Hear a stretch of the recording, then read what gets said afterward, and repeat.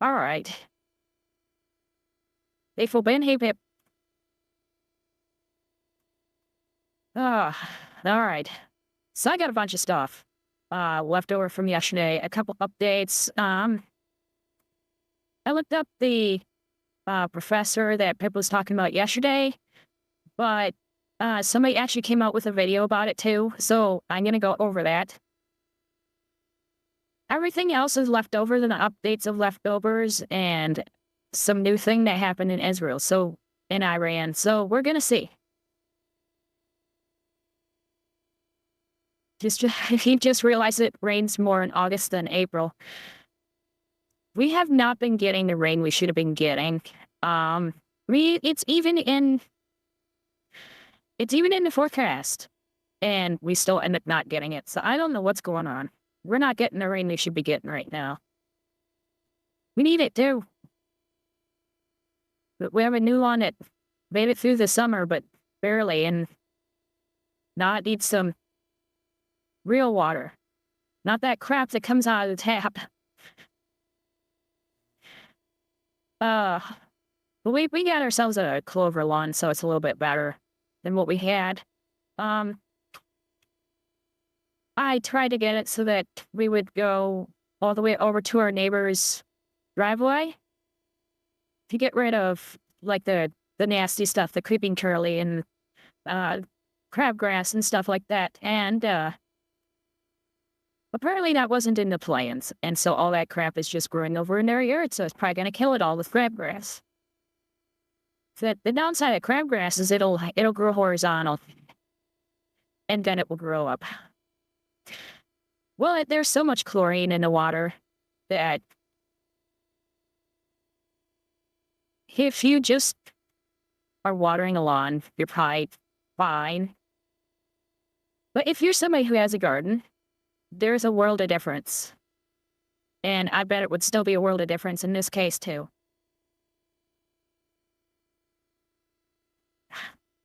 I did not drink enough earlier. And I was outside. I never learned my lesson. So yeah. It'd be nice if we actually got some real water on there. It has more stuff in it that plants want. So hopefully all the dead spots will grow, but we'll see. I didn't expect it to be perfect. We're gonna probably put some compost down and put some more seed down. But not yet. That happens later. So, oh, drinking it bad? Depends on where you live. Where I'm at now, it's gross, but not bad. When I was in Ohio, that stuff was that chlorine was so high and the fluoride in it that I would not drink it. And in Florida, I forget if I really even gave that one a chance. I don't think I really did. I think I always got some sort of bottled water or some filter or something. I don't think I ever really drink out of the tap except for medicine. Do a gardening stream? Oh, that would be for my roommate. Her happy ass can do a gardening stream. Not me. I stay out of it. I'm like, I want the lawn to look nice. I take care of it, all that stuff. I wanted to fix the actual yard, not just the lawn. If we just went over like 2 more feet, I wouldn't have all the problems that we're having right now, but she didn't want to go that far. Because our neighbor would have been fine with it. He did not care at all. He's fine either way. But we'd had our entire yard contoured so that we didn't have a water problem. And his side is still up higher, so it actually screws with the water. And then he had all the really, really bad weeds that you cannot get rid of. You pretty much have to kill the lawn to get rid of them. And so that might end up being what we're doing. You love the smell of chlorine? Yeah. Not a fan. And drinking it is kind of gross. So yeah, not my thing. Not my thing.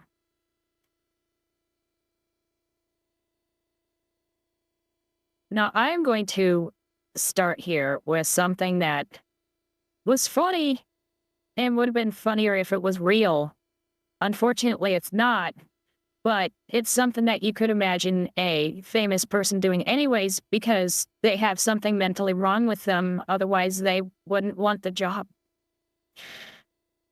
And that would be this, which, of course, I forgot to zoom in again. 150%. So yeah, this is talk about stupid. George Clooney's $25 million penthouse in New York City, technically his second home, because whenever he comes to New York City to shoot or direct, he uses his residence. And therefore, it falls under Mom Downey's wealth tax. Mr. Clooney apparently very upset about Mom Downey's wealth tax, said that he had said in a podcast that he does a lot of charity work and considers himself exempt from the wealth tax, but he still received a letter from Mondami's government demanding that he pay it. Mr. Clooney said, "I voted for Mondami to help out the poor and was ready to bear a little communism." That should have been a hint that everybody picked up on that it was bullshit. He was able to bear a little communism, but it's gotten way out of hand. And honestly, if he could have voted in New York, and I believe his main residence is in LA or in California somewhere near LA, yeah, he would not be able to vote there. So, as funny as that would be if it was real, it's not real. But, to be fair, I could easily see some famous actor saying something stupid like that. Really easily see somebody say something like that. So it is funny anyways. And so we're going to go with that. It's a lie, but it's still funny. Remember, kiddies, you can vote your way into communism, but you have to shoot your way out. Historically, the two largest destroyers of life have been Islam and communism. The Democrats have embraced two of the deadliest ideologies in history. So I had those two. So, we are actually going to go into, when do we have this one? Yes. We're going to go into lanterns, and so I'm actually going to start off with this because it's short. Because it is a short. And I've never seen what Pro actually look like. That's what Pro actually looks like. It's weirder seeing or hearing that voice come out of a real person and actually seeing it. He sort of has an inhuman voice, I'm sorry. Anyways. Disney spends to make movies. A lot of that has to do, and especially the ones that, a lot of that has to do with being... Come on. Of course you don't go straight to the beginning. God damn it.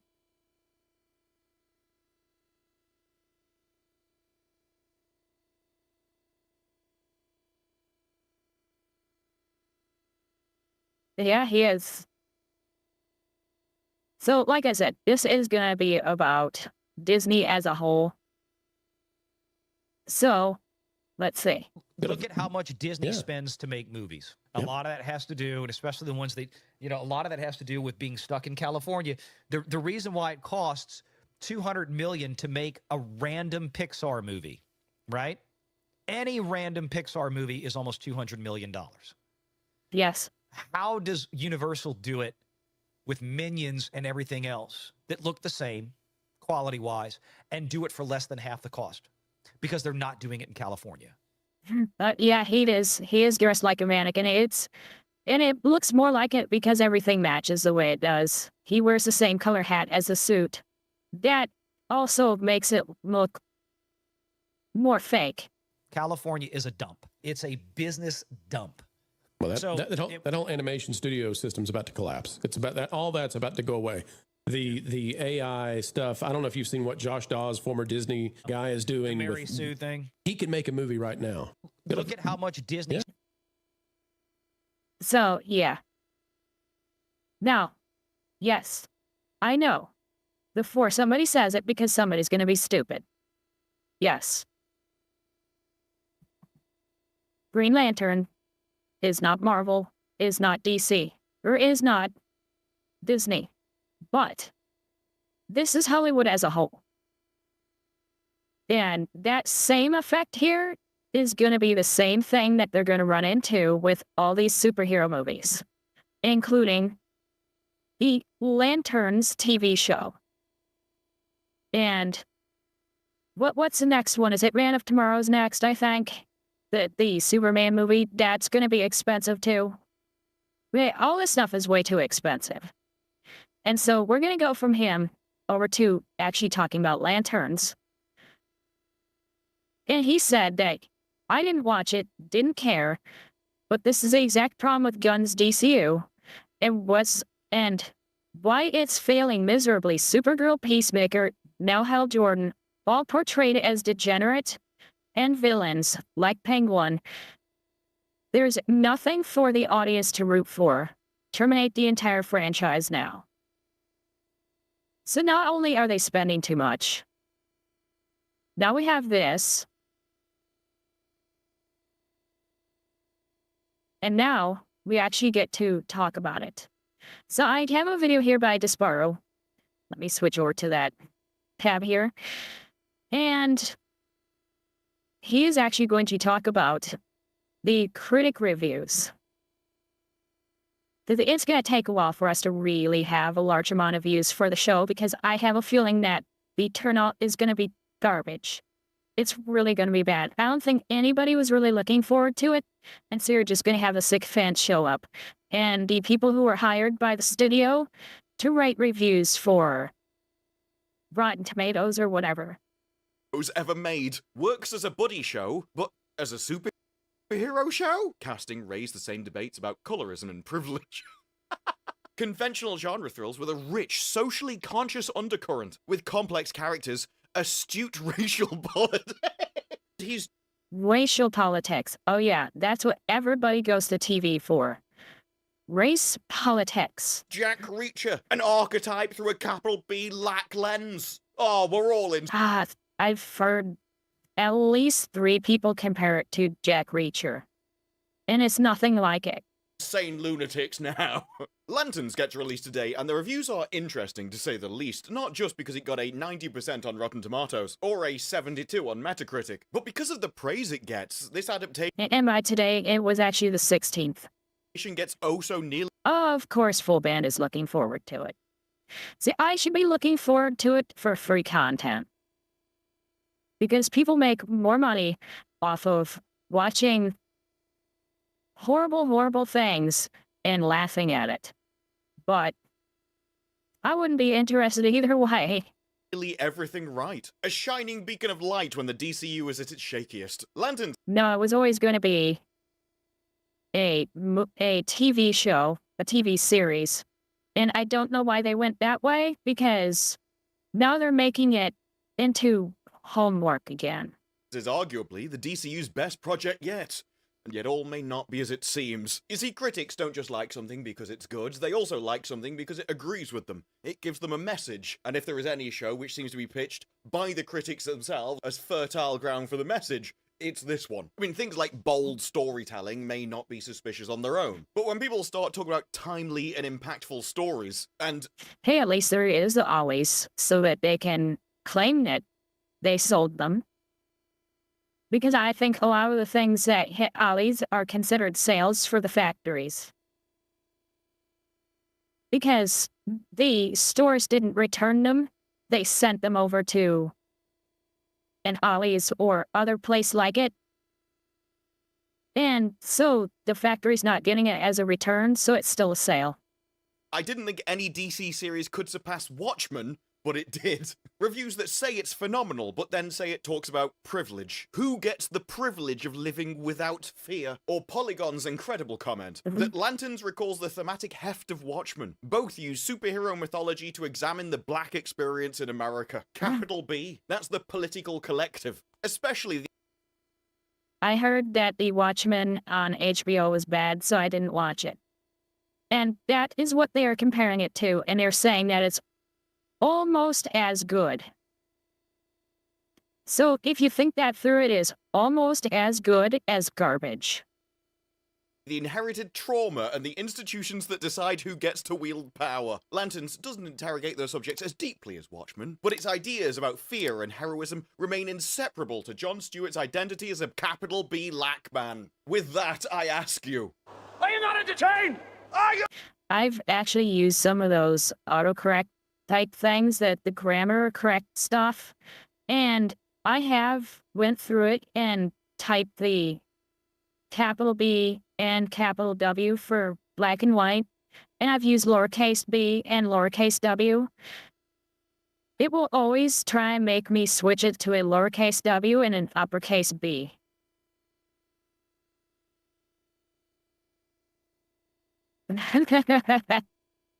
Nice. Nice this today. Uh,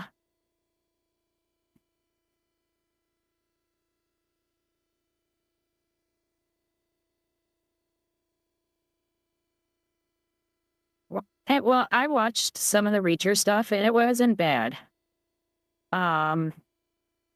It did add the dirty chick in it, which was just an excuse to add a woman in it, but I'm not sure if that was in the books or not.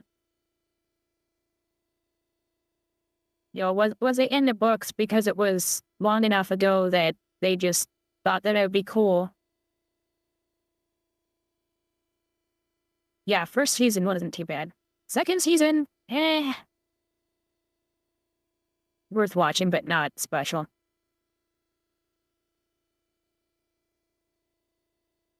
Yeah, they kept upping the girl power and the black people. They did do that. They should have Todd McFarlane do the toys. They could have a literal pile of shit and have Todd McFarlane make the toys and they'd sell because their toys are just that good. Yeah. Yeah, and you'll buy them. I mean, I could easily see them having Steven Universe come to them and say, I want you to make toys of our characters, but make them Todd McFarlane cool. And they would sell out.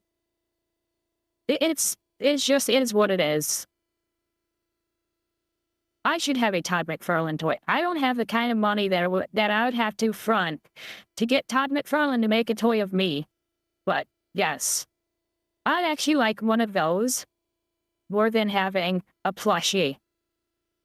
Have a figurine made. Yeah. That'd be funny. That'd be very funny. Mid-African woman into an Asian. I didn't know that. Oh, geez. See, I didn't read the books, so I didn't know. I just watched it for what it was. So I never read any of the books, any of the Reacher books. You're not entertained! Is this not why you are here? By the way, for these videos, I group tabs into topics. I put He is entertained because here I am watching him. this review under positive. Lanterns brilliantly asks if becoming a Green Lantern is worth the price. We ever seen that before? You just don't understand. I'm a black man carrying the stars and stripes. What don't I understand? Is this another show about a man with such a low IQ? The answer to that question is everything. No idea how I heard they're more brutal. complicated this situation is. You know what? You're right, and that's a good thing. But like anything with this message, of course, the critics loved it. It looks like James Gunn is about to have the last laugh. This time, casually Nice. admitting he's failed every other time, but not this time, eh? And with that, the narrative was born. Lanterns is arguably the best DCU project they produced. It's about a murder mystery, you see, that trusts its own story completely. Goes straight to the deepest corners of Green Lantern lore, which is questionable. I mean, Variety said that the actors are great, but the drama is overshadowed by its own influences, and follows it up with Hal almost Oh. never wears the suit, a symptom of his disillusionment that lets him sport a more understated brown jacket. If Lanterns exercises so much of what characterizes this corner of the DC universe, then what exactly is the show's interest in the Green Lantern? This is a clever... Well, the show had no interest in Green Lantern because they called it Lanterns, because they thought that green was stupid. I wish I was kidding. For action comedy, which needs to transcend its lackluster superhero backdrop. A gritty ground level show that occasionally has to pander to viewers They're all paying moonshine to make a figma of me. Yes. because they want a sci-fi set piece or a friendly carnivorous plant. In other words, Just remember, I have my limits. There will be no, absolutely no. How do I put this? Crazy stuff made of me. Ever. some superhero stuff. I'm sorry, but your DC universe is getting in the way of our murder mystery. Well, I'm sorry, but you can go and watch Inspector Poirot. Of course, that wouldn't have its foot on the socio-political gas. I mean, some viewers will be relieved that occasionally it does that, but this reviewer was not. And this isn't some hallucination or bias where the reviewer is reading into this. Everybody agrees that's what the show is. It's a consistent thing across all the reviews. The only difference between whether you like the show or not is how much you agree with that. How much you think that should be in the show. For instance, I shouldn't have to agree with what's in the show. The show should just be what it is. if you are the kind That they're making these things this way. To where it's supposed to be. Like, for somebody, instead of it is what it is. That they've made it so that you are supposed to be represented in shows, and then when you're not, it feels off because they represent the worst of us. kind of person who loves dialogue like white men have the privilege of being eccentric. White men with money. They can do whatever the F they want, says Zoe, who understands the pressures of being an outsider in this cornbout town. She's got a minge, you see. That makes her spiritually, capital B lack, I'm sure. Bristling with annoyance and anxiety that Jagger Nathan nails. Jagger Nathan. A small town in which undertrained and overarmed civilians rant about illegal aliens and talk of insurrection is less wild. I say again. Are you not entertained? Is this not why you are here? I've got to be honest, I was expecting this TV show to be boring, but with this, quite frankly, I can't wait. Goes to the You can't even make a Facebook post. deepest corners of the Green Lantern lore, such as, what does it mean to have a giant chip on your shoulder as you're surrounded by your betters? Lanterns is one of the best superhero shows ever made. My favourite thing that DC has ever done. It's weirdly also about what we think we're owed in life and what we're willing to do to protect that, even if it involves making an intergalactic mess. Let's face it, it's probably about the English Empire. What are we owed in life? Earth. I mean, now that's a message I can get behind, at least. That's why when I read things like Lanterns as the Green Lantern story that we've mostly been waiting for, after these reviews, I agree. I've not been to any comedy shows recently, and I'm ready to wet myself. But this idea I like that. Whoever is free can do anything they want, except have a heartbeat in South Africa. that it's one of the best superheroes ever made is also done in Is this why you're banned from Facebook? many of the reviews. A narrative started to be developed that finally honed dynamic duo lighting the way. A critical return to form for the DCU. I'd question what form. I mean, I'm assuming they're referring to James Gunn's sort of time period. I'd love to know where they think that peaked. Because they give Lanterns an 8 out of 10, but they also gave that to Peacemaker, so I think we've already got our bar for comparison. Lanterns might just be the project to pull DCU out of its slump. But I thought James Gunn's DCU was amazing. What do you mean it's in a slump? How can you not like Lanterns? You wouldn't be banned, you'd have the police at you, that's why you don't use it. Nice. I mean, it's better than terrible. That's the kind of compliment you'd get out of England. It's not too bad. I didn't feel like eating my own foot so I could feel something again. But my favourite stan out of everybody is, if you slandered Gunn for Supergirl, then you have to praise him for Lanterns. You don't get to pick and choose, and I agree. I think James Gunn should be held 100% accountable for Lanterns in his decision to sign on a show that recalls the thematic heft of Watchmen. A show that presents fearlessness as something closer to a psychological wound. How womanly of you, David. I guess now it makes more sense why your last name is Linda. Loth. Pierre finds a thoughtful, emotionally guarded man. A stoic man. And he deemed that bad. But I'm in good spirits about this. When a show is this much of an obvious car crash, don't worry, we're gonna get a season 2. What do you foresee for Lanterns on television? We came into this with the sort of attitude that this was a mystery. That is the image of a man that I think appreciates a strong, masculine hero. He understands stoicism, I can tell. With a beginning, Yeah. middle, and end. The glasses are a dead giveaway. Wait, With a beginning, middle, and end. am I losing my mind. We had a story to tell. We decided that story should have a beginning, a middle, and an end. This person gets paid by Hollywood. Yes, we decided for our TV show that our story should be a story. We didn't think the story needed a happy ending. To be fair, a lot of people forget the end part of the beginning and middle part. So, that whole beginning, middle, and end has been largely forgotten. And we need to bring it back. Because this is Hollywood. These perpetual series and these never-ending movie anthologies, it's gotta stop. You need to have beginning, middle, and end. And so, I know he's making fun of him for it, but if it has an end, that's a good thing. And we had enough of that during casting. We had a story to tell about characters that we really cared about. Did you really care about the characters equally? I need to know. Of course, if it's successful and people love it, there's a lot of runway. Before we crash and burn. Chris Mundy, it's been reported, has already started a new writer's room. They're already writing it, people. This made my day. What could possibly go wrong? Well, I suppose it could be the other Green Lantern movie, but let's be honest. If that had as much of the message shoved into it as this show, That movie was hopeless. they would have liked it. It's one of the reasons they're so confident comparing this to Supergirl, and they do, and he's not the only one. You can tell DC is much more confident in Lanterns than Supergirl, based off the marketing alone. All of the marketing is just pushing how much this is like. Just because you're confident doesn't mean you're right. Watchmen, bound to be a winning tactic. You can be confidently all sorts of fucked up.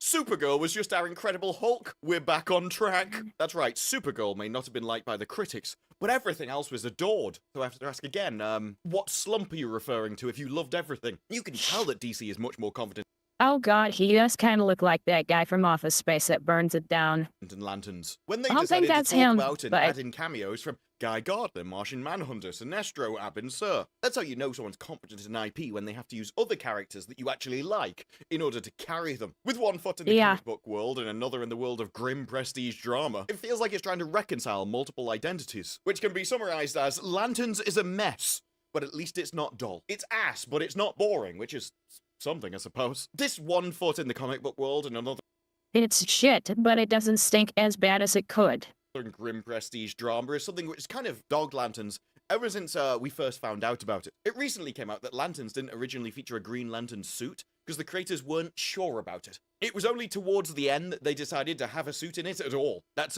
probably why Hal almost never wears a suit. It's not a symptom of his Okay, this would be the second time now. Because they did the same thing with Supergirl. She only had the suit at the very, very end. disillusionment, but the creators' lack of confidence. We saw as far back in 2024 Which I never could make it through the movie long enough to actually see. how the creators don't seem to like the superhero part of the IP at all. You just announced a Green Lantern show. It's called Lanterns because we all agreed that the green was stupid. So now it's just Lantern. The green was stupid, the suit was stupid, the superhero stuff is barely in, and we wanted to make something about a mystery crime drama. But none of us have the talent to do that because no one would watch, so we have to use one of your IPs instead. My Yeah. favorite part about that clip is Lindelof actually came out and said he was sloppy and careless with his response to that. Turns out that's just a feature Really, you think so? of his life rather than a bug. Lanterns isn't just about privilege, but it's big, bold, ambitious stuff. Maybe a shade shy of Lindelof's Watchmen, a show that was embarrassing for the It's not so much the fact that it doesn't have the costume. It's because of what it means. It means that they're not going to be the superhero. comics creator. Also, I'm not sure about this bit where Watchmen was a hit for HBO. It may have been a hit with the critics. I mean, Watchmen was leading the Emmy Awards, apparently. Yeah, it was a hit amongst the critics, but it was barely watched. But then it got cancelled, such as the legacy of Lindelof, a guy that has written things such as Lanterns, Watchmen, and Star Trek Into Darkness. Oh yeah, and a lot of Lost, that great mystery show that everyone was satisfied with. Certainly not a TV show that ruined television by creating just a plethora of absolutely useless mystery box shows. What a legacy. That's why when Watchmen, if you rewatch it now, it's a time capsule from the woke era that people are already pretending never happened. I was Yes, exactly.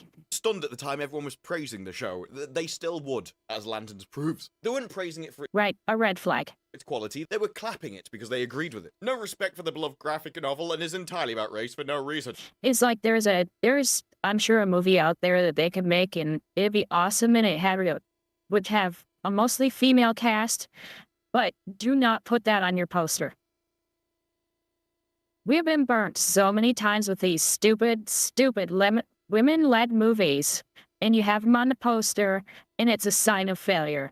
Because every single one of them that you made activist for the sake of activism, instead of a good movie that mentions to have a woman in it. And so, yeah, maybe it's just not the time to make a Supergirl movie.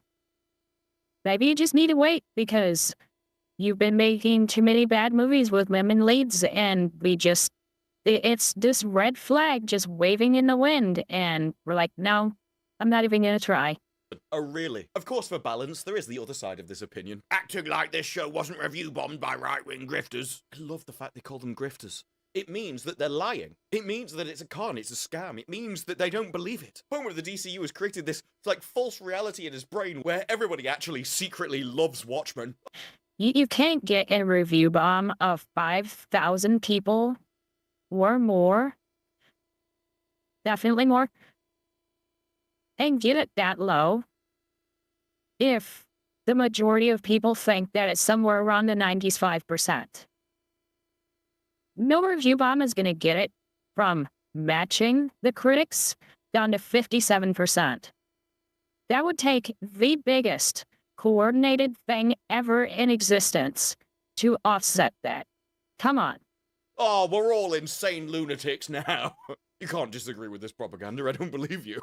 Well, and the Watchmen comparisons are another thing which everyone agrees with, whether they like the show or not, gets overshadowed by influence such as True Detective and Watchmen. Grace Randolph came out, it said it's like Sorry, Pochito. Lanterns, True Detective, Slow Horses, another piece just of the message. They're all in, and Watchmen. This is maybe the closest we'll ever get to a continuation of Watchmen. And frankly, after reading these reviews, I want to... Sadly, Slow Horses kind of looked like it would be a good thing, but given where it was and who was a big part of it, I'm like, nah, I don't need to see Gary Oldman that bad. I'm always picky about my comedies anyways, and I don't know. I just didn't trust it. So I didn't even give it a chance. I didn't want to risk it. Watch Watchmen. And as long-time viewers of this channel will know, if I'm interested in your show, if I want to watch it, it's either incredible or really bad. The shows I don't like are usually really bad. Everything in the middle. My interest isn't necessarily a compliment, folks. I'm very happy Lanterns is getting great reviews. Then again, after The Leftovers and Watchmen, it feels almost silly to doubt Damon Lindelof at this point. So why is it being cancelled? Lanterns is ballsy. It's the best DCU project to date. It's a success, incredibly watchable, even with its flaws. Clear eyes, full ring, can't lose. I have a feeling several people involved with the show do indeed have a full ring. Lanterns is really, really good for the most part. It takes a big swing. And then alongside all the incredible praise of this is the best superhero thing ever, we're restoring DC, this is basically better than your own family. Because at least this has the correct beliefs. You start to get into the more, sensible, honest, less ideological responses, and look, and when I show you the places which are doing that, even I was surprised. Like, this is more True Detective than DC, and that's okay. I mean, it would be for a show that wasn't in the DC universe, with complex characters, astute racial politics. No, seriously. Are you not entertained? Oh, it weaves a rich tapestry of intriguing elements. Did you know that this guy can't tan? That's why I'm here, to watch one of them shoot another one. John at least has ethical standards he won't betray. I mean, he may be too easily seduced by ambition and women, and he's almost jauntily cognizant of racial injustice. But he is a vegan, you know. Why is that a plus? We all know what we think of vegans these days. Nobody's perfect. To forgive sending Hal and John on a mission made more for Woody Harrelson and Ali. It was for me. But it may not keep every viewer's power ring charged. Don't worry, I don't think the viewers of this series will have any problem with their ring. None more than normal anyway. As Lanterns is better than terrible, I was concerned that I may not enjoy it, but I was happy when they reassured me that knowledge isn't required. Lanterns isn't as sophisticated as Watchmen. I mean, if you expect Lanterns to be at the same level of depth as Watchmen had, you're going to I think they must be referring to the graphic novels and not the show. it might actually hurt it. Watchmen is renowned for its depth. A lot like Lindelof himself, I'm sure. Lanterns may have made a bigger impact if it came out 5 or 10 years ago. Probably because more people would have been insane back then. You would have had more power. People wouldn't have been able to critique the show with the truth as much. When the People would have watched it more just because it had a black man in it. MCU and DCU, we have less patience for their tropes or their politics. No, this brings DC space cops down to Earth, because that's what you want for space cops. It's like making a dinosaur show that doesn't have any dinosaurs in it, just birds. It's like, wow, they were around at the same time, it's close enough. And then we get the general shame of being in the DCU at all. That, you know, it adds realism and humor to the superhero genre, because for the last decade, people haven't been constantly complaining that you need to get rid of the humor in superhero movies. Marvel humor is a universal insult at this point, but it gets bogged down too much by its comic book mythology. Yes, this superhero show gets bogged down by the superhero part of it. That's repeated where DCU stuck on the ground. Suffers from a failure of imagination, overshadowed by other influences. Lackluster superhero backdrop. Ambivalence about how much it can or wants to be a Green Lantern story. Why is it like getting good reviews? Works as a buddy show, but as a superhero show? True Detective with superheroes. For better or worse. Echoes of True Detective and a sparing use of sci-fi. It's the latest show in which being a superhero is no fun at all. Well, I mean, you've sold me. The cure for superhero fatigue is clearly to make a superhero show which has nothing to do with superheroes. Instead, it should be about having a chip on your shoulder and an inferiority complex. It has a prestige TV sheen. But once it starts piling on the mythology and explosions... I know, but just remember, PETA did put out the sexy lobster. It loses what made it distinctive in the first place. It's a really good show, and then they started adding superhero parts to it. If you're gonna sell yourself, sexy lobster can do it. Ew. Got a feeling that the reviewers also agree with Lindelof that we just don't like superheroes. Ugh. Oh, it's not very prestigious, is it? I want art, darling. The initial episodes are nothing flashy, and that's a compliment, because then that's not the superhero part. It's low-key and grounded in humanity, and we get dashes of deadpan humor too. I'll be the judge of that. I would appreciate it if it was there. I'm just not sure people in Hollywood can do it, to be honest. Well, the magic ring is fun and all that kind of stuff. Lanterns works best when it's playing it straight, keeping the supernatural bells and whistles in the background.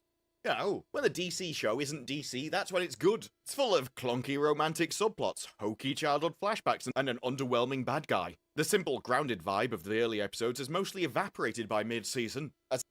Okay, it's talking about romantic subplots. And the picture right below it is two dudes. Tell you what, you are really selling it to me. I know it didn't mean that, but, you know. Lanterns loses a significant amount of zip when Hell isn't in the picture. I wonder if that's a reference to the rumors. But the bottom line is it gets off to a strong start, adding realism and humor. But it gets bogged down by too much of being a comic book. My favorite reviews are the positive ones, which just crap all over the movie and they don't realize they're doing it. It's like everything they love about it is awful. John will replace Hal if he ever retires or can't continue his duties. This impasse paves the way for plenty of asinine ego-checking, betrayal, and eventual understanding. In other words, this guy is an absolute prick. An egotistical prick. That does explain that previous headline though, doesn't it, really? It's hard to say if Pierre himself makes sense for Lanterns. His casting raised the same debates about colorism and privilege that have plagued capital B lack Hollywood for decades. Maybe tell them where they can go and shove it then, eh? Maybe if people cause trouble, you stop hiring them. Hire normal people, not identitarian lunatics. John's co-creator, Neil Adams, designed the character. I know, Poti. I don't get it either. Why get the IP if you're not making it for the audience? To be dark skin. Well, I mean, just make something else. More do you want? A concerted response to the trend of light-washing capital B lack characters. This seems like friendly fire at best, right? That choice shouldn't be undone for just anyone. Lanterns eventually, if feebly, acknowledge the privilege. The light-skinned, green-eyed John might have over, say, brothers who find it harder to tan. Oh my god. Oh, they were really jerking themselves silly over this, weren't they? You don't understand. I'm here to save them. They need me. I have improved the world with this paragraph. But with 8 episodes, it doesn't have the space to tackle something so thorny with the nuance it deserves. Anyone who uses the word nuance is generally an idiot. Like, they don't understand what nuance even is because they can't comprehend nuance. Oh, it's so complicated. No, you're just thick. Just because you can't understand something doesn't mean it's nuanced. You're probably just thick. It has a hard enough time unpacking his baffling origin story. Yeah, I think you're just thick again. John has grown up believing he deserves the ring more than anyone. Oh, so, you know, at least we're handling his egotistical privilege correctly. But because of the prejudices that instill existential fear into men like him and allow men like hell to cut the line, he feels cheated out of his birthright. Have you considered maybe he's just an egotistical prick? Someone that's got given everything in life for no reason, through special privileges, through special promotions. Your normal, average, run-of-the-pill person who has just been uplifted far beyond his capacity. Maybe that's why he's annoyed that his betters are still above him. Is just one heavy-handed analogy decide to drive a wedge between himself and hell? To justify their mutual resentment. The beats are infernally stale, but it makes when he cracks a joke feel amazing. Hal, though, struggles with the feral wounds of a man who's put off his own mortality for far too long. The same could be said for Lanterns as a whole. The series tried... Are they trying to be nice, or are they trying to say it's shit? I'm trying to figure it out. It's too hard to turn this story into something it's not, and in the process, pushes everything that makes it special out of frame. Love, we know what you think finds it special. And I think it's more than just crayon eaters. I think they sniff the glue. Assuming that anyway, what are you? Livy Scott. Oh, what a surprise. I could never see this coming. You really have to ask, if everyone's equal and the same, how come I can predict who's writing the article just by reading it? Bringing the show down to earth is its defining idea and central limitation. True Detective was practically stitched into the manifesto. The show assumes you're familiar with Green Lantern lore, with its more colourful elements and curious self-consciousness, practically mouthing, "We know this is stupid," after every mention. That's what I want in a superhero show. One that's ashamed of itself and its own lore, although as I'm going to be reviewing this show, no, that is genuinely what I like about the shows that I review. Deconstruction. Yeah, if the ones that you review, of course you like it when you review it, because it's insane. Is the goal, but there is you know, you can sell it more than the show can. No structure in place that can be torn down, as this DC universe is just too new for that. You can't subvert expectations that haven't formed, but the HBO drama Lanterns is just that, a HBO drama. Instead, the show focuses on all kinds of questions about worthiness and what really constitutes earning one's ring, which as far as I can tell, seems to be down to what level of chemicals you have in your skin. Its conclusions don't land with the same force as its predecessors, but they're also not positioned as a twist or reveal in the same way. Ray's is simply weaved into John's reality. As opposed to what? Is it just like part of some sort of normal person's fantasy reality that we go around and it's like, oh, did you know? It's a grand Jew conspiracy. I'm like a unicorn. I don't even know what you mean. I don't think you know what you mean. I think you're scared to say what you actually mean. Alongside his passion for birds. You people can't be real. I don't believe it. We're gonna have to do an author check again. Allison. No, that makes a lot of sense, actually. If there's anyone that knows a lot about the ghetto, it's her. She grew up in the gutter. Particularly in how it feels to practice extreme self-discipline while forced to play second fiddle to an arrogant, less qualified white guy. I swear I didn't know that coming when I went to look at the author. This is someone that's never met a person inferior to them, let alone had to work under one. She graduated from the Columbia University and lives in Los Angeles. If stereotypes are so wrong, how come they're always correct?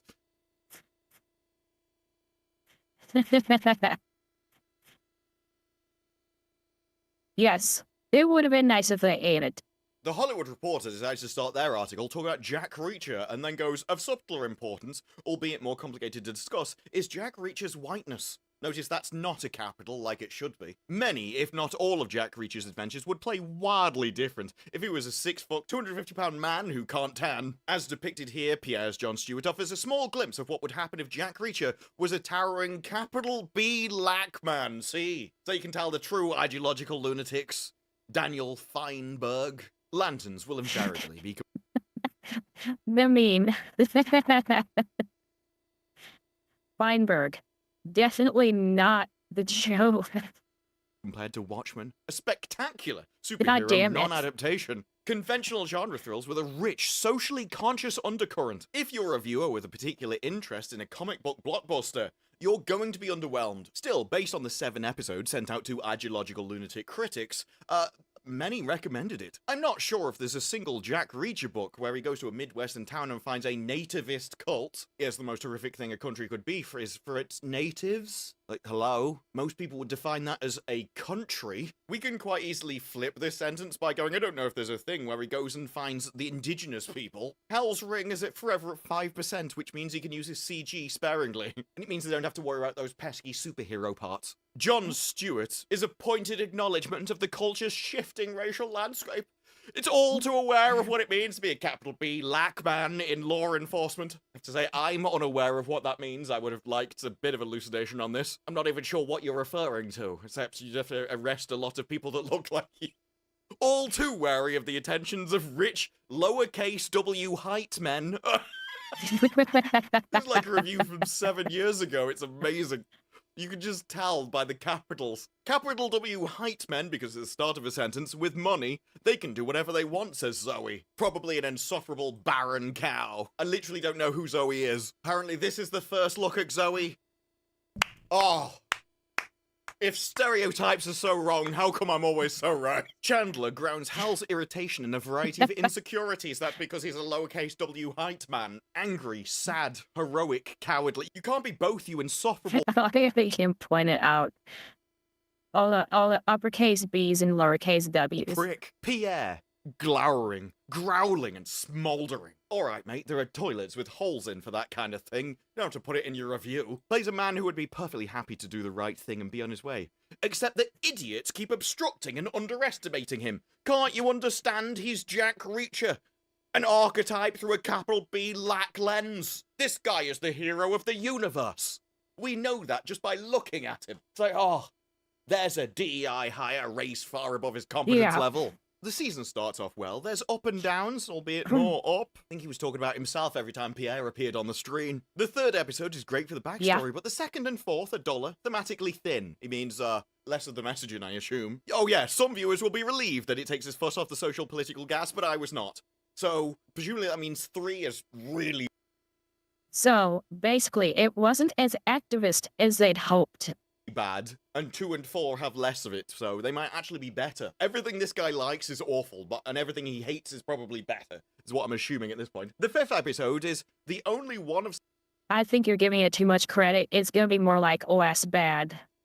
7 that goes full-on high-octane action. Actually sounds quite cool. Yes, this is a gritty and grounded show that has to occasionally pander to its viewers, but my emotional investment It's not pandering when you buy an IP and you stick to the IP. That's not pandering. That's using your IP. Where if you didn't have the IP, you'd be able to create whenever you wanted and you wouldn't have to make anything just cause. Pandering would be adding something to an IP to add a different group. which grew in the 6th and 7th You know, like changing a character that's always been white, black. That is pandering. episodes. Oh, imagine how evil those are gonna be. Became entirely in the characters. I'm not interested in Green Lanterns. I just don't care. But I would, however, happily watch Pierre. Of course you would. Coming to a shower near you soon. With his depleted ring, quarreling and Yep, he's straight. raising a ruckus for 8 episodes every year. I've got to be honest, after these reviews, I'm so excited for this show. Not because it's going to be good, but for the exact opposite. This is being constantly compared to Watchmen. We have direct quotes from the lunatics in the show, and the critics all agree that they think it's amazing because of the message. This could be one of the most insane shows since Watchmen, and that is right up my street. Because the more seriously they take this kind of thing, the more they keep repeating it, and the more they think it's vital and important to the socio-political reality of the universe, that we all need to be taught to be as evil as them, the more I enjoy it, and the more I enjoy taking the piss out of it. Because the more extreme they get, the funnier they are. And after that Hollywood Reporter review, I can't wait. So I hope you'll join me for the Lanterns reviews that will be coming up, so we can explore together just why this guy was watching this show, unable to understand whether the Eiffel Tower was in his pocket, or he was just really pleased to meet Pierre. But for now, those are my thoughts. Let me know yours down in the comments below. Like the video if you like the video. Subscribe, more videos like this in the future, and I will see you in the next one. Bye-bye. God. That show does not stand a chance. I'm just saying. With the way that they are talking about having the activism in it, they are not going to get a new audience because they don't exist. And the Green Lantern audience isn't going to like it. And the fact that they're never in costume isn't going to help anything either. And it just doesn't sound good. I don't even know what to say. It just doesn't sound good. At all. Which, of course, for a content creator, that's great because they can laugh at it. But for people who want a good show, well, they're going to have to go to YouTube so that they can watch people laugh at it. Because they'll be disappointed if they actually turn it on themselves. Okay, I see this thumbnail here. It's not that we're going to watch it. I just wanted to read what's on the thing here. You tased my nuts. Okay, on to the next story. So now we're going to go from Lanterns to Hollywood as a whole. And this basically has to do with the Paramount stuff, so that's why I'm going over it. It's the Grand Paramount theory, I guess. I don't know. Because it's like they want Paramount to fail, but they're afraid that Paramount is going to take its money and run.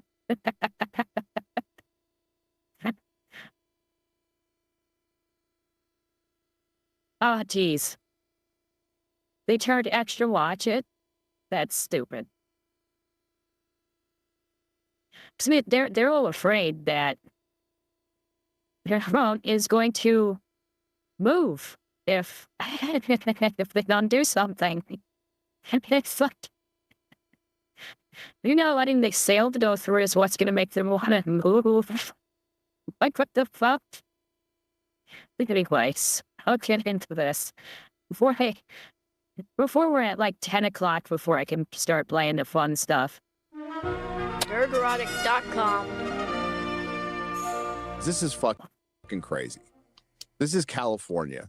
This is funny. However this turns out, this is funny. So David Ellison came out and said that if they don't start negotiating, it's a state of California and a coalition of 12 blue states. The merger has been... No, I must have added one, because it was, quote-unquote, 10 states, and I always figured that it was 10 states plus California, so that'd be 11, and now it's 12. Whether you like the merger or not, everybody wanted Warner Brothers to be autonomous. Yes, I'm with you on that one. Of course. This is the better of two bad choices. Netflix would have been really fucking bad for Hollywood, and I think for culture. And Warner Brothers stuff would have never made it to a theater. Paramount is the slightly better version, but it's been approved in Europe. It's been approved by the feds. But we have a 12-state coalition, which is, I guess, essentially led by Rob Bonta, the AG of California, who looks like a fucking realtor. And he does. He's holding it up just to hold it up. And the reason they're saying, and this is true, by the way, a lot of it's true, is CNN. They're balking over CNN. But it's also because of Ellison's dad's relationship to the president. So, because if that relationship wasn't there, this wouldn't be happening. None of this would be happening. But I did talk about it months ago when I said, you know what will be one of the roadblocks of this merger will be fucking CNN. And just because it's... And it is. That's why they're blue states. They're blue states that are afraid that CNN will change because they have to change. And then they won't be the mouthpiece that they are right now. It's cable and not broadcast, I didn't think made a difference. I think it's more of a certain political party really likes their mouthpiece and they want it to live. I don't think CNN survives no matter what. But It won't. Ellison has threatened to leave The only thing that is keeping it alive right now is the fact that Trump's back in office. They were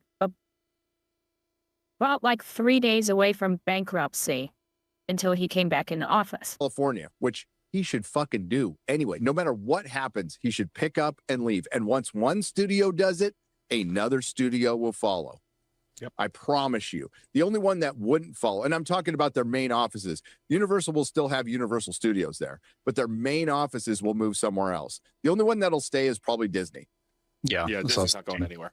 And people have talked about the cost for them moving, but one of the reasons it's being delayed is because there's a clause which costs them $7 million a day after a certain date. So the longer they delay it, the more it costs them just to exist. It's going to cost. That's what I was talking about yesterday, where they had the $1.88 billion that they wanted those states to front, so that if they won, they would get paid back for all that they were losing by them stalling. And so there it is right there, 111 billion to wait for the court date. Well, no, sorry, it's later in the article. No, it was 1.1. It probably ended up being close to maybe 3 billion. By the time you're all in, billion. So they did the math on how much it costs. Isn't it like $7 billion per day? I read it in their article a couple days ago. Sorry, that's what they paid. So it's going to reach over $1 billion by the time they get to the March court date. To uproot and move, it'll pay for itself depending on the state they go to. It pay for itself in taxes alone. In like, I don't know, 5 years. I mean, they'll save tons of money just by not paying state taxes. Especially once they sell or rent out all their fucking lots or whatever. Imagine they take. I mean, a city and state would be willing to have them not pay taxes for like the first year just to draw them in, because it's worth it later. Because they've hired all those people. They have big offices. They have all sorts of taxes. They're going to be doing a lot of business there. And so they're going to end up making that money back in taxes later on in spades. So that is why they will give those tax benefits that you hear about. The tax cuts. Well, that's because it's worth it in the long run. And people just see and they think that they're getting like a refund, that they are just giving them tax money to move there. And that's not the case. It's just, all right, well, we really, really want you here. If we don't charge you any tax for like the first year, we consider us, it'd be worth it to us in the long run. And it'd still be less than what you're paying where you're at. Take the Warner Brothers lot and turn it into like a theme park or something. And then they take all the Paramount stuff and all that and just sell that off for billions of dollars to some random fucking Chinese real estate developer or something. You know what I mean? If this merger doesn't go through, Netflix gets a piece of Warner Brothers, Amazon gets a piece of Warner Brothers, Tencent gets a piece of Warner Brothers, and now I'm blanking on their name. That European Embracer gets a piece of Warner Brothers. They'll all just buy it for parts. But yeah, so Paramount would be on the hook to pay around $1.2 billion to WBD shareholders by the time the trial is scheduled to conclude. But that's in part because they technically own stuff, but they don't realistically own stuff. And people assume that Warner Brothers owns more than they actually do. They really don't own much. No, the American legal system in this regard, if they just pulled out of all the states, but if they just pulled out of all the states which a court like don't want this to go ahead, would that kill the lawsuit? No. Is that why he wants to move, or is he just going, well, if you're causing me trouble, I'm going to cause you trouble by taking away tax revenue? You would have to prove that you don't do any business there for it to like, which would be very difficult. Could be very hard. You could theoretically do so, but you'd basically have to, like, you couldn't work with anyone who lives there. You couldn't work with any actors, any writers, any guilds, any delivery people. anything. Like, it would be a nightmare. David Ellis. Well, if they were to move where I think they would end up moving, I know they've mentioned it before, they're thinking Tennessee. That puts them with a different union for the writers. That's the WGA East versus West. And even though they both say WGA, it is not a united front. They are two completely separate things. Ellison says he'll pull you got to have a good pullout game, guys. David Ellison says he'll pull Paramount out of California starting October 1st if states refuse to negotiate settlement in antitrust suit. And he's just asking for negotiation at this point. And Bonta doesn't want to do it. Yeah, I hope they don't move to Nevada, though. That'd be a huge mistake. They know they're going to lose. He's out there talking a big game on X. This is going to destroy Hollywood. They need to go at least 3 states over. At least. Either way. And this move was just like that one state senator who basically told Elon Musk to fuck off, and he did. That cost the state billions and billions of dollars. This will do the same thing because I believe he'll uproot and leave anyway. He's promised 30 movies a year, which is insane. So he's and big release windows. Well, probably one of the reasons he was committed, like would publicly say he was staying, would be to avoid something like this. So if you're doing it anyway, now you give them the excuse that he will want to leave and go somewhere cheaper. So like they're kind of playing into his hands at that point. It's interesting though that they keep complaining. The moment he said, "Well, if you act on me, I'm going to act back," they lost their minds. And it is the case of, well, we didn't expect you to defend yourself against our attacks. No, but they're under the belief that they truly think that you can't make movies outside of LA, even though all movies are made outside of LA now. If they stop the merger, everything will just go back to the way it was, and Warner Brothers will be autonomous, and everything will be fine, and all those jobs will be kept. That's not the case. That's why Warner Brothers is selling. They are billions in debt, and so is Paramount.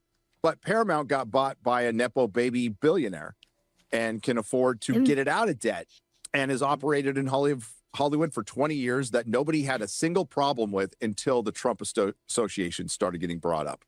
Yep. And then everybody had a problem. We've seen some of our friends who were like, yeah, Ellison. And then, once that got brought up, they're like, oh, end it. And the thing is, this is your best hope for keeping jobs in LA. Union members, this is your best hope for keeping your job. So Me too, Pip. Pip says, I'm looking forward to this merger destroying Hollywood. Have IATSE and Christopher. And I think it should kill Hollywood. And everything disperses.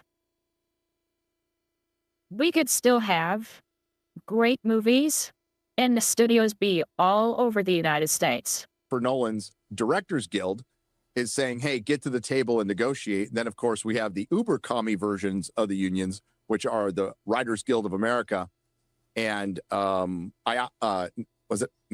it was Writers Guild of America. God, what was and the Teamsters just came out against it. I love Joseph Kahn put up a post that basically said, the WGA, we need to stop this, my commie brethren, and IATS. The Teamsters are always against everything forever for any reason whatsoever, always. The Teamsters are fucked up. They've always been fucked up. They will always be fucked up. The last time they were useful is when they were able to kill people. And now that they're not able to kill people, they're ballless, and they know that they're ballless, so they speak and speak and speak, and nothing ever happens. Screen Actors Guild, too. And was saying, no, let's negotiate. And then they go to the Film Actors Guild, and they're like, I'm a dolphin. They have no say on this at all.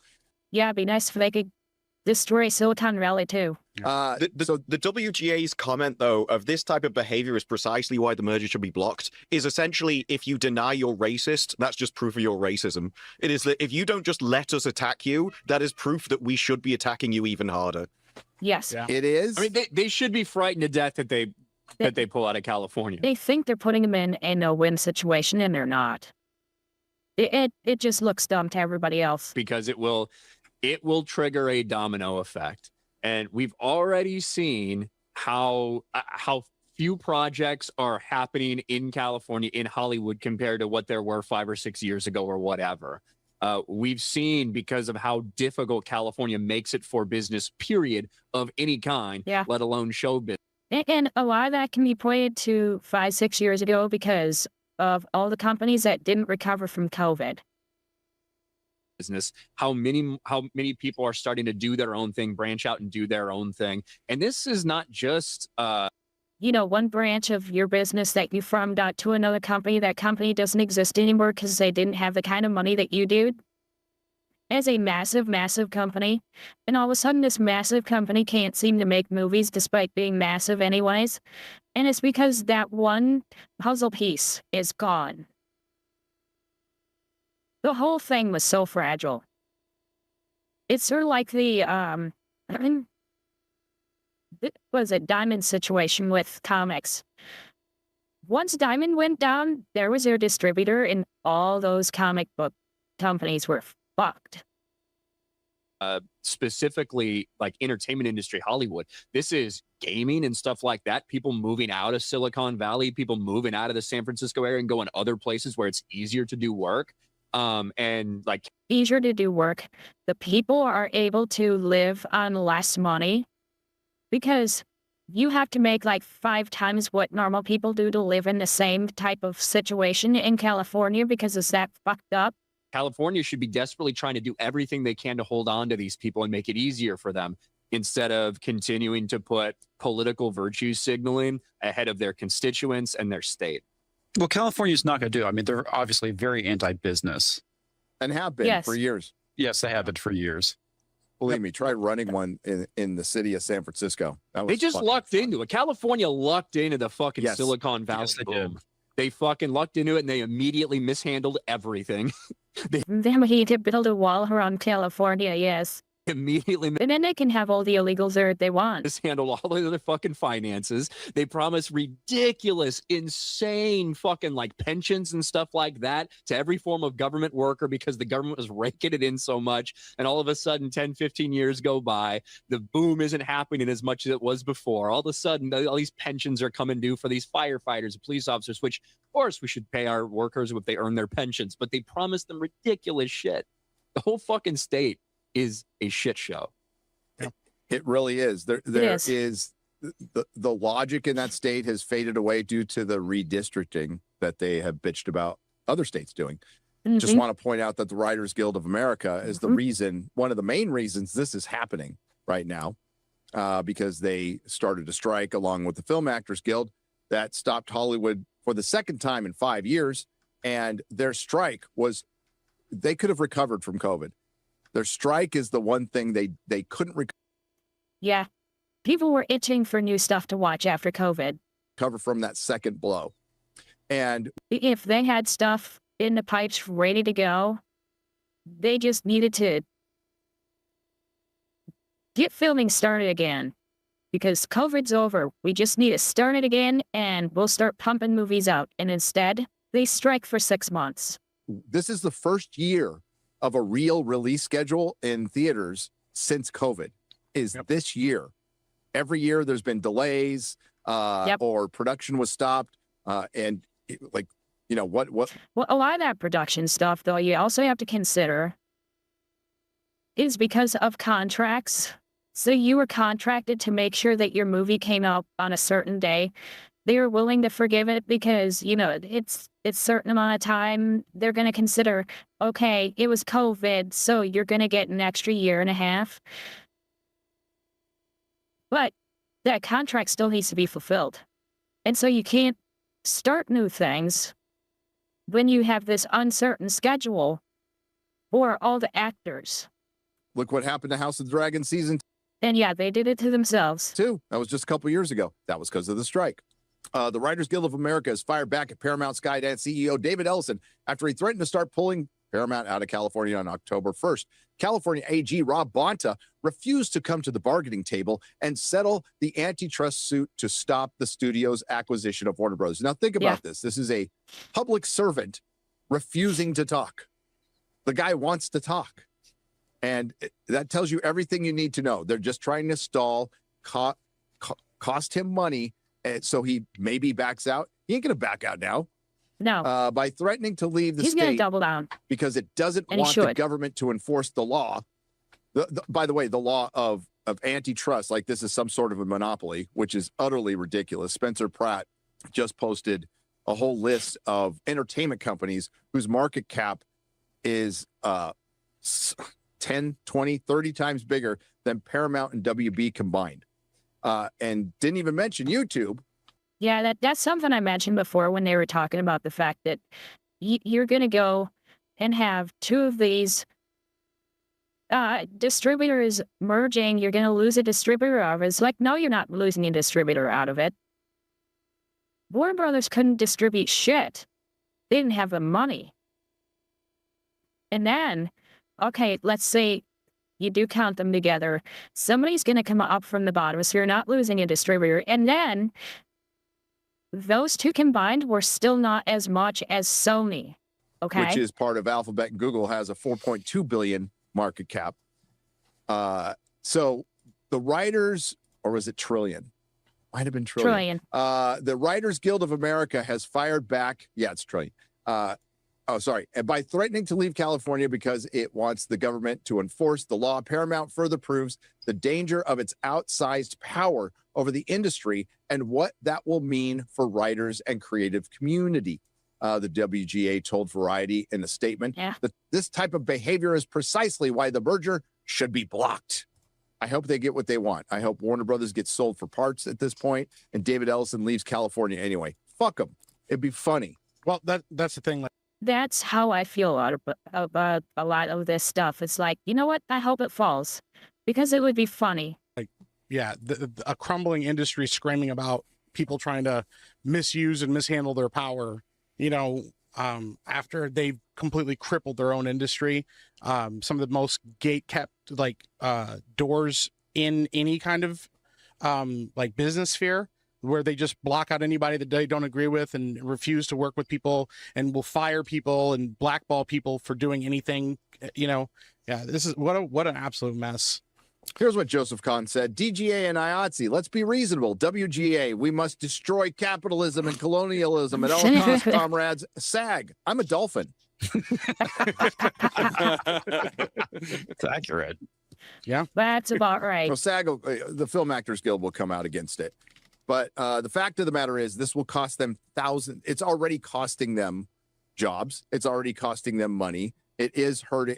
There's IATSE workers out there and WGA workers out there going, we got to get this worked out. Because, again, it's your best hope for keeping jobs in Hollywood. Hollywood is a centralized location making entertainment, which is pretty cooked at this point. Now, we had an article come out basically saying, if Hollywood's dying, why is everybody going to the theater right now?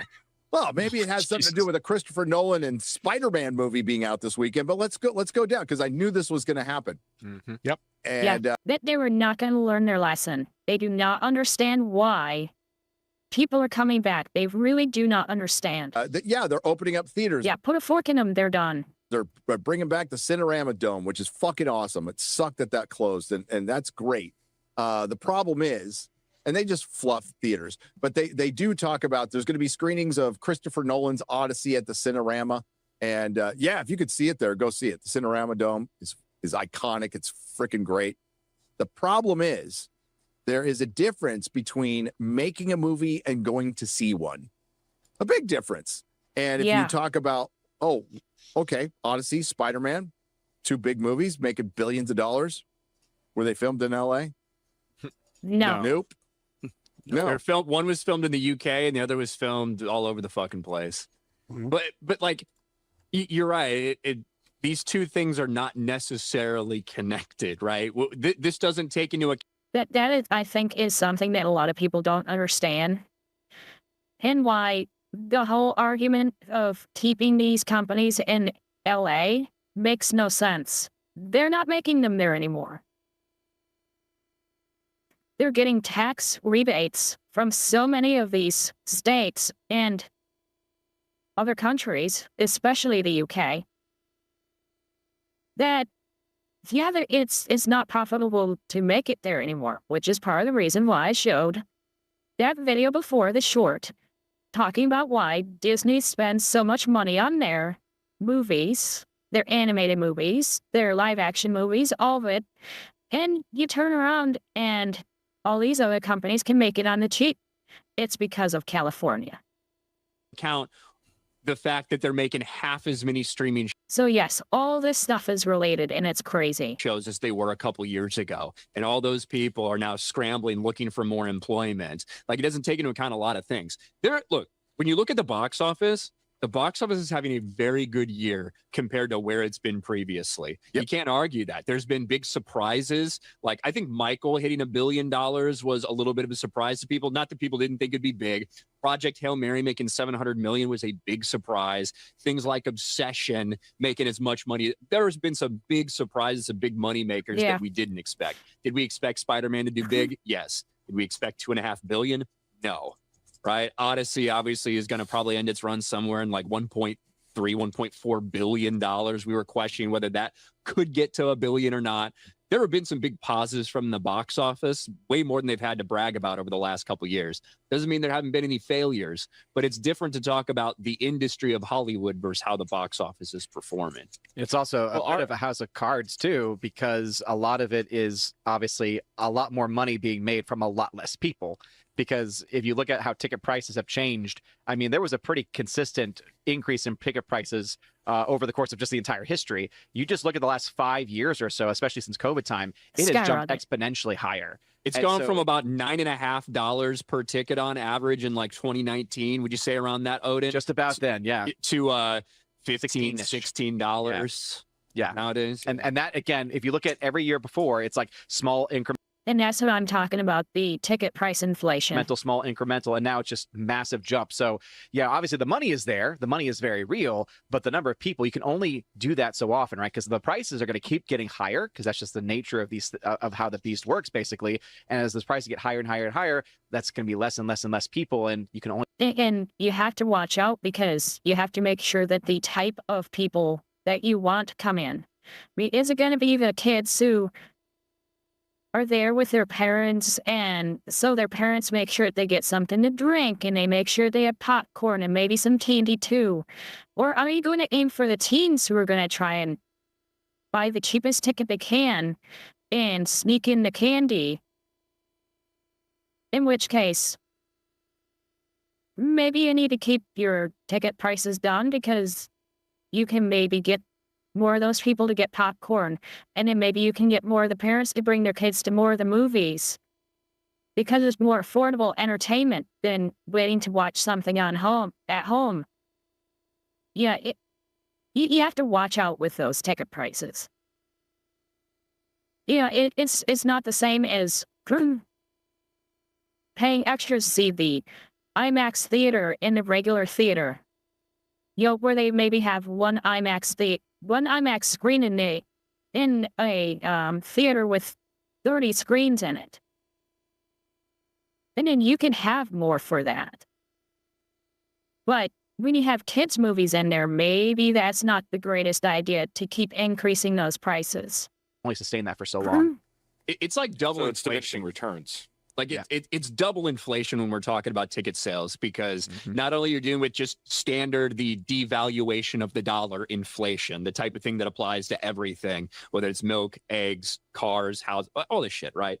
But then the tickets themselves, because so many theaters have gone away from the, hey, let's cram as many motherfuckers as we can in these things to, okay, we're going to give you a recliner. We're going to limit the amount of seats, but we're going to make it a premium experience. So it's like ticket sales have gone far and above where they should be standard inflation wise.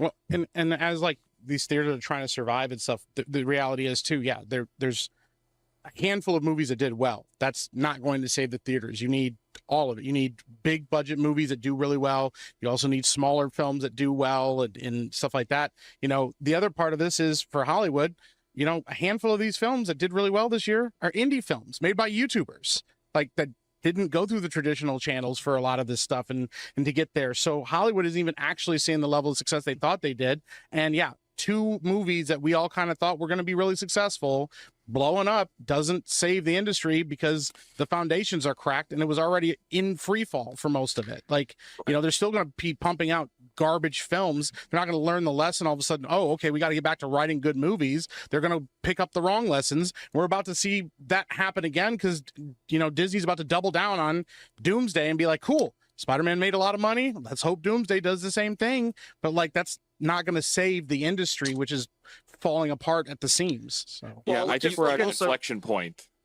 We are at a cultural inflection point. Not even just for the culture, but inside of Hollywood. I think they're starting to realize, and to take it back to the streamers are not producing as much new content now. Why? Because they can't afford to do it, and every time they do it, it degrades the value of the franchise they're making an expansion to.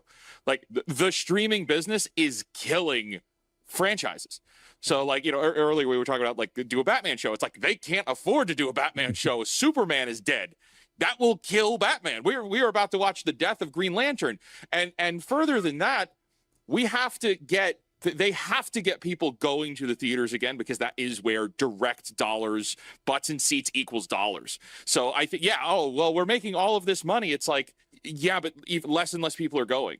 And I think they're starting to recognize that. And I think no, part of the reason less and less people are going is because it's so goddamn expensive to go. Say all of this to say, I think the messaging that they really want to push is not going anywhere, but it is getting more covert, more so than ever before.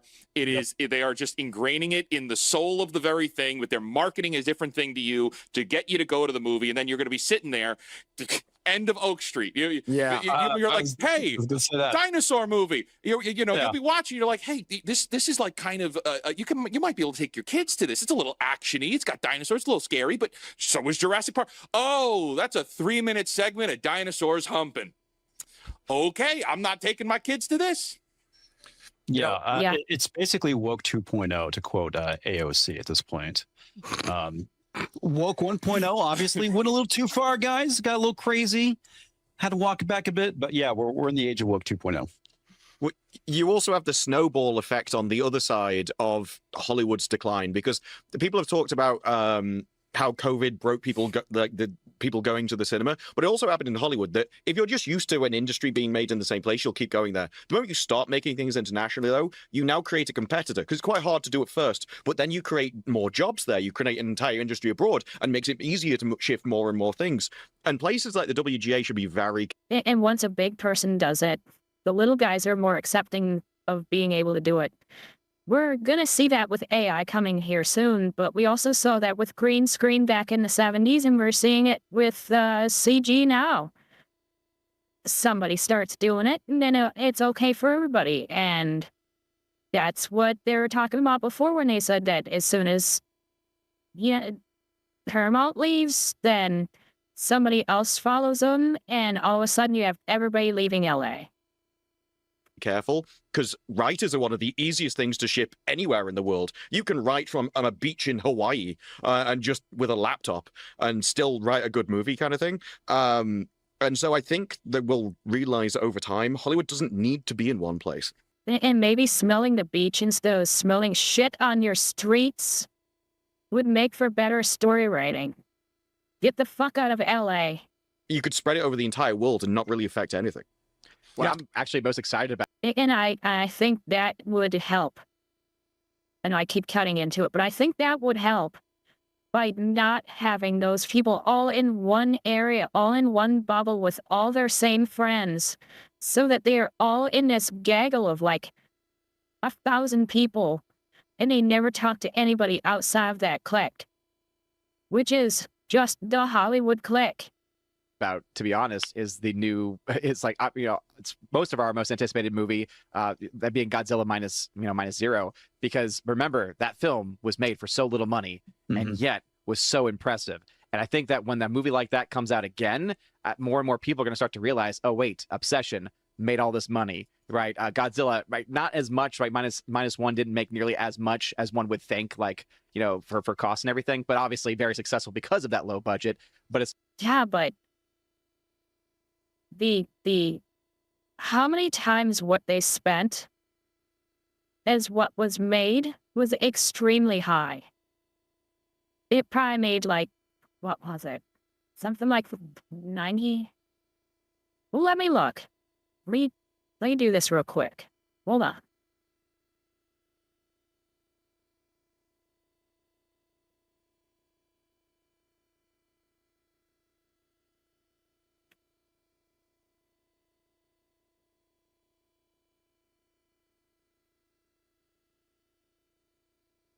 Okay.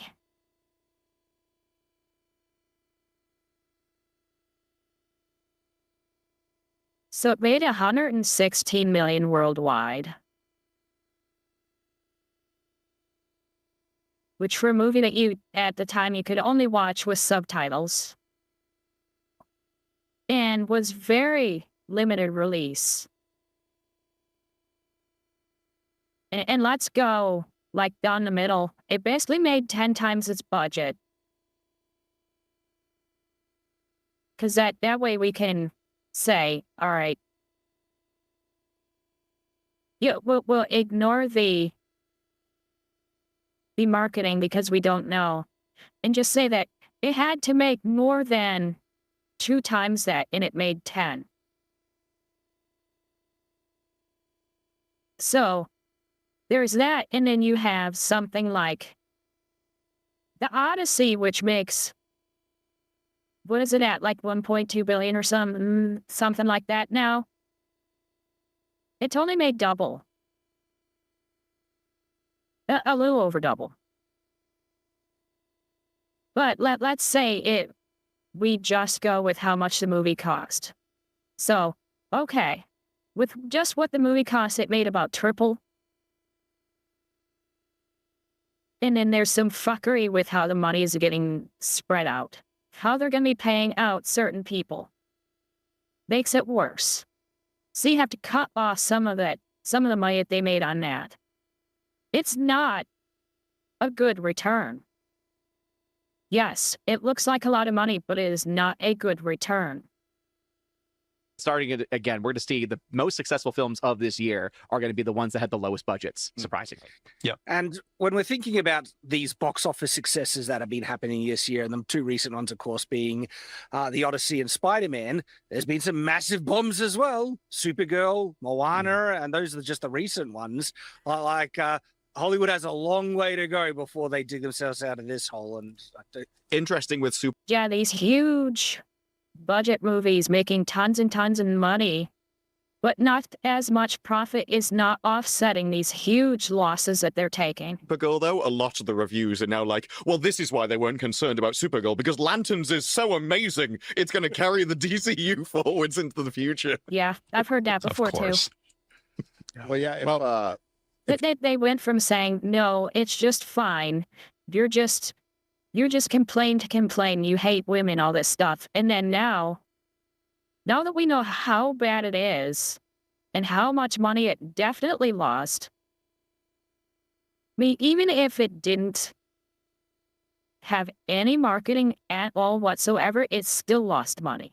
If you look ahead to September major movie releases, Practical Magic 2, Resident Evil, Forgotten Island, Avengers Endgame re-release. New footage. Heart of the Beast, By Any Means. I have no interest in rewatching Endgame. Onslaught, The Uprising. Infinity War was better. Runner, Tom and Jerry Forbidden Compass, and Mayday the following month. Digger, Other, Mommy and Big Girls Don't Cry, The Social Reckoning, Street Fighter, and Clayface. So we're not talking about. So really, Clayface is the only big-ish movie. Anything that's going to be a juggernaut at the box office. So and it's going to be big in a horror movie type big, which is not that much. Pretty much from now until November, it's back to basically you're going to need Odyssey and Spider-Man to carry you through for the next 3 months, which they won't. They won't. I mean, they'll probably do fine in August, but we'll be back back at the same situation. Yeah. So unless you release a Nolan and Spider-Man film every fucking week, I wouldn't go out and start saying Hollywood Van, they have to release a new Spider-Man every month for like the next 10 years to start turning a profit again. That is how fucked they are with how much money they've lost on so many movies. Is back, and particularly the industry. It wouldn't have to be that long if that was the only thing that they released, because then they wouldn't have 10 bombs to every one good movie like they have centralized now. industry that is breaking up and has been for a while now, for a long while now, and to These studios are in more debt than people realize. the point where you'll see an article in 2 months going, "What happened? Why is we just had 2 big movies? What happened?" You know, what happened was Rob Bonta and your state and city government that keeps you from making anything, plus your unions. You know, which nobody in Hollywood will criticize They will never address that issue of the unions fucking things up. at all, ever. They're like, I'm a union guy. That's the kind of fear they put in your heart. The thing is, though, they obstruct you from being creative, from being innovative, and right now it's just filled with redundancies. We did an interview with the producer who said they had to get a specific guy to hit a smoke button. They had the wrong guy to hit a smoke button, so they had to bring in a union guy to hit the smoke button. No joke, Gary. I was talking with one of the bigger artists in the industry recently, and Dad, I wish that smoke button thing was a joke, but it's not. he was telling me, because he has all the contacts with all the other big artists, he was talking to me about a guy that worked for Disney in the concept art department, and he got fed up and left the company because they had 4 people doing concept work where one guy would do a sketch, then they'll pass it on to one guy to kind of fill it out, then they'll pass it on to another guy to do the final rendering, and then the last guy would do 3D modeling of it, and there was no artistic actual direction. Like the artist just wanted to make some really cool stuff, cool concepts, anything like that. But unions force additional people being hired for redundant jobs where it just creates a sterile, factory line production thing that creativity can't even be expressed. And that's just one example that I was told of recently. And we've, those strikes that happened recently to force additional writers in the writing room and things like that. It's like, as a You can have a show that did absolute gangbusters and had 2 writers, and all of a sudden you have to have 12 anyways. And you only make 8 episodes, and you still have to have 12 writers because the union says so. Right, I would hate that, trying to balance creative ideas with 10 other people to try. Especially when they're black people and women, Shad. Imagine that. That was rough.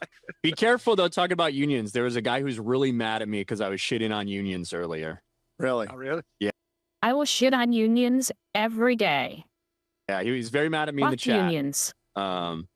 I mean, I've had multiple family members that have been in unions my entire life, and I had to work right alongside lazy dog shit union workers for about 4.5 fucking years. So I've had my fill of unions. In my opinion, people that love unions are the type of people who are so shitty at their jobs that they desperately need a union. Otherwise, they'd get fucking fired. Unions had their place. A wonderful example of this. Unions had their place in the fucking 1910s when people's arms were getting chopped off and falling in like hamburger machines and stuff like that, right? And they had their uses. They're completely and totally irrelevant now. All they do is bloat the system. All they do is line their own pockets. All they do is make everything less efficient. Unions are fucking trash anywhere you go. The only reason they exist is to line the people at top's pockets and to protect people who deserve to be fucking fired, either because they're massive pieces of shit or because they're lazy, inept workers. Fuck unions. A great movie to show this is On the Waterfront. It's one of the best films ever made, and it talks all about the fact that unions are so corrupt. If at one point you go, we have to organize so that we can protect people from bad situations, because the Hollywood machine grinds people up that are in unions too, and they don't really give a shit, and bad stuff does happen. But yeah, at a certain point, people have to start justifying their jobs when everything's safe and everybody's happy and everybody's working. So you figure out new ways to create new fees and add new things and tack things on. And the smoke button thing is like That happens all over the place. People have been fired on movie sets for picking up trash because they were just like, oh, I saw a cup on the ground and I picked it up. Or literally you could be fired on a set because a piece of set equipment fell over and you grabbed it and picked it up. And then you took that job from the guy that just stands there hoping for something to fall over. And that's not a joke. You get fired from that and then have to pay fucking union fees. And the other part of this that we've talked about before too is that when they're not working, these people are sitting at home hoping to get a fucking job and still having to pay their fucking union fees and their union dues. And then when they get called up by a friend, they go, hey man, I'm going to make an indie film. And they go, hey, all right, I got to call the union. They go, hey, my buddy's making an indie film. I want to work with him, you know, blah, blah, blah. He's going to be $100 in a sandwich to work for him. They go, nope, that's not enough money. You deserve more than that. Go fuck yourself. You can't work with your friend. And that is a real thing that happens all the time. I've worked with union people that go, hey, don't fucking mention this to anybody that you worked with me because I could get in so much trouble for being here right now. Like, because but I just want to fucking work. Like, and that's the thing. Like, people are like, I work for way less than the union offers, but I can't because I don't have any other option. You know, it's a fucking mess over there. And it's a huge part of why the industry is in the state that it's in, which is why Arch was going to give an example. Yeah, go ahead. Well, it extends into gaming. We've seen a fantastic example of how destructive it is in Bethesda right now, the 14 levels of management. There was one of their little TikTok things from the laid off people where you see a lead head character design artist, like a character designer at Bethesda, a company that hasn't made anything but fucking Lego men for 20 years. This is just nonsense. Like, everyone who was laid off had a double title in the name. I think one was like lead bilingual customer support in German. What? These are just made up titles where you just stack title upon title to justify keeping fucking people in employment. And then you try to fire them, and the union goes, well, that's not legal. We're going to drag you through the streets now for 6 months with negative PR, with lawyers fees, with demands, with exit packages. Like, oh God, there's no end. I mean, it's like, fine, then we will go out of business. I'm going to move everything I want out of this office, and everybody can go fuck themselves. If anybody wants a job, I might start another place in a year, but it's not going to be in this city. It's going to be in Tennessee. the eventual endpoint is here in Europe, where you are literally not legally allowed to fire people. You cannot fire people without providing documented evidence to the government that you need to. And even then, you need to wait like 6 months for them to go like, well, you don't need a sound designer, but couldn't you retrain him into being a janitor or something? Anything to keep him on space staff. That's what unions have always done. They essentially uplift the lowest people, drag down the people in the middle, and the people at the top don't care because they can make their own agreements. And this isn't like money is a zero-sum game. If those lower people just got out of the industry, all the middle people would get paid way more because they'd be doing more work, and you'd get better quality work. Like unions are damaging on a quality level as well. And people are like, well, they need jobs. Well, they can piss off and get jobs somewhere else. They are not owed a job in this specific industry. We don't have to create fake jobs for people. And if they did go, but that is the California way as well. Somewhere else, you'd probably find they actually had other industries and other places to go to, and it would be distributed into the system anyway. Unions have always been way more damaging, and it is like the same as minimum wage. You were talking about people can't get a job. When you increase the minimum wage, you don't raise people's wages. You just make all work below that no longer able to be done. And this is why AI and automation and self-service checkouts and everything have taken off. And this is also why, like, and then also with the minimum wage thing, people used to be able to go to a job, and it's a long time ago, to where, you'd say, okay, you're not paying enough for, 40 hours. Can I just work like an extra 10? That'd be enough for me. And then I don't have to go anywhere else. I'd be working 50 hours. I'd be covering all those shifts. Yeah, I'm fine with this. And with minimum wage and all the legal stuff they have now, they have to say no. Because for your 10 extra hours of work, they're going to be paying, double time. plus benefits because now you are owed benefits. And so they're like, no, for the price that would cost you to work an extra 10 hours, we could hire somebody part-time and get another 20 hours of work out of them. They'll have to go somewhere else. And it's like, well, shit. That now I need to not only get enough money to drive to this job, but now I have to have enough money to drive to the other job and hope that they can work around the schedules. And I have to have 2 jobs with 2 different types of clothes. That they're not all going to be one right after the other, so I might have to go home for a few hours and then go to the other one. When I could have just worked like a 12-hour day, a few days a week. And it would have been fine. But no, we can't do this. The budget.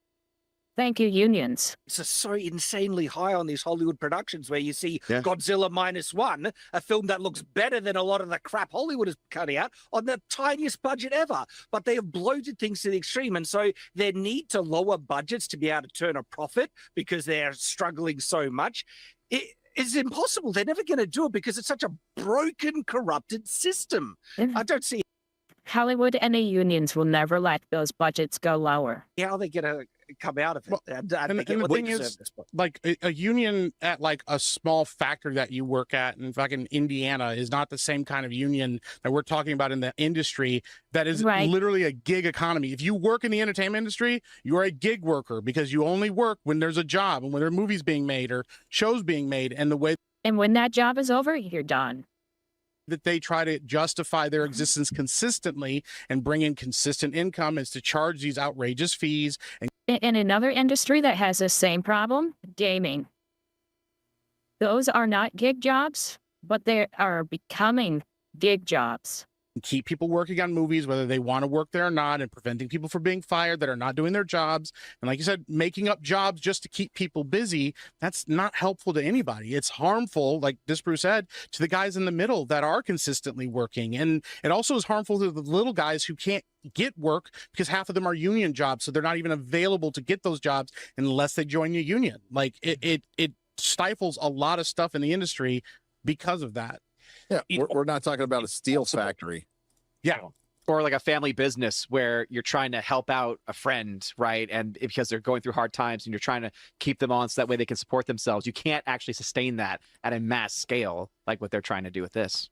Now, I don't know what it's like in the US, right? But here in Australia, we have standard occupational health and safety legislation and standards that make so many union things. That's like our OSHA in the US. Redundant. Like I've done factory work, I've done sales work, I've done multiple different in multiple They are parasites. Industries, office work and everything, and I've never joined a union and never needed to.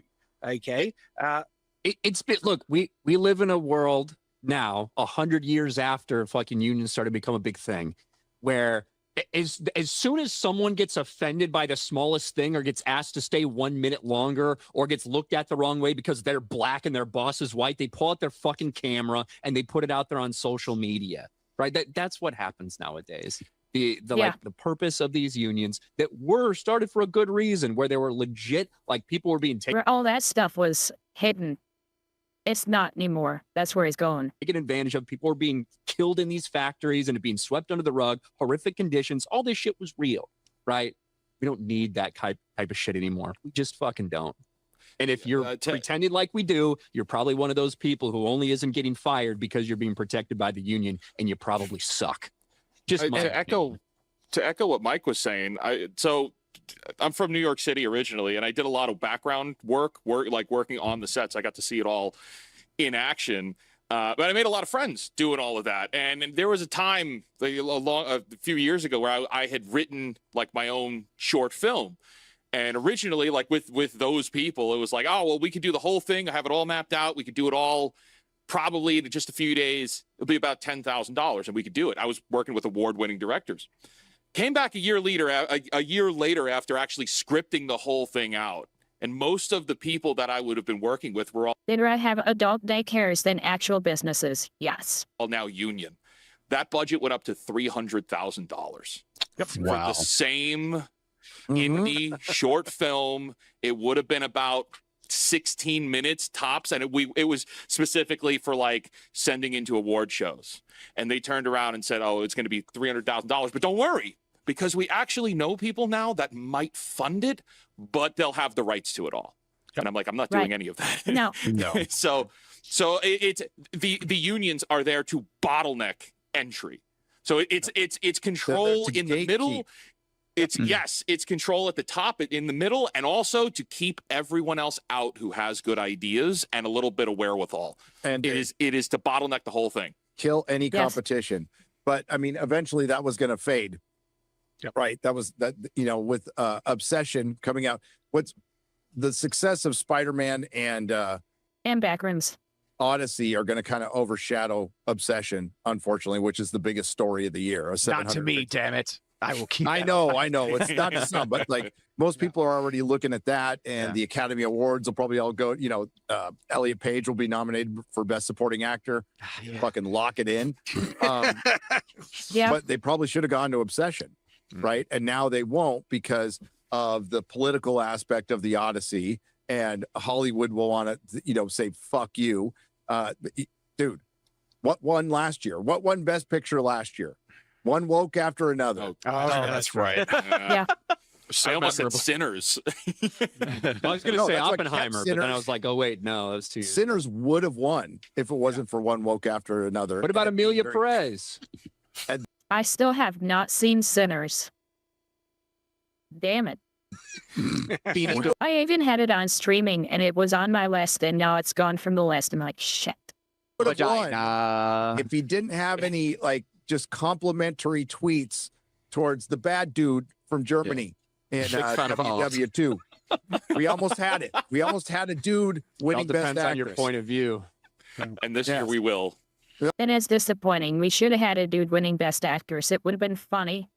No, I think Elliot Page gets nominated. Now, is it the Golden Globes? Is it Critics' Choice? Is it the Oscars? Your guess is as good as mine. But all of them probably fucking happening. Oscars for sure. I promise you. Yeah, and that was the whole point of the casting, and that's the whole point of what's going on and what Disbrew and Comics were saying. They just rebranded and got a little smarter.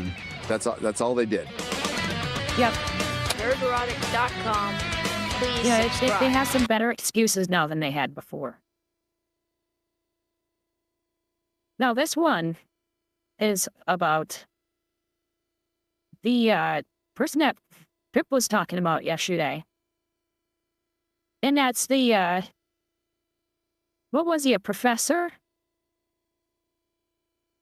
It was a guy in Cambridge. Yeah,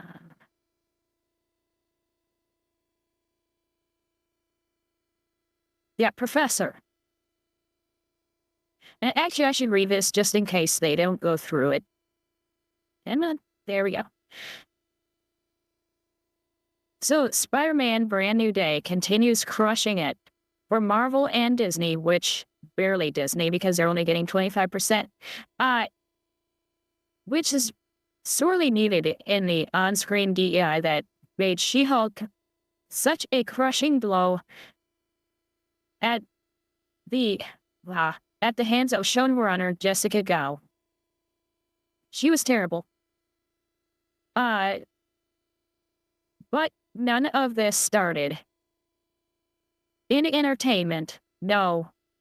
It was forced there by big business corporations' interests, but originated at the campus of universities like Cambridge.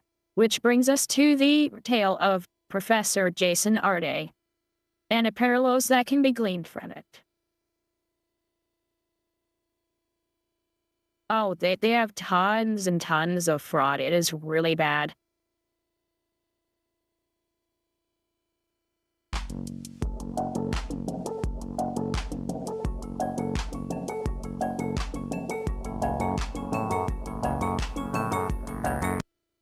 Yes, lots and lots of kickbacks. And just remember that one of the unions in LA was so bad that their union members unionized. So that union has a union because they were so bad. Unions are fucked.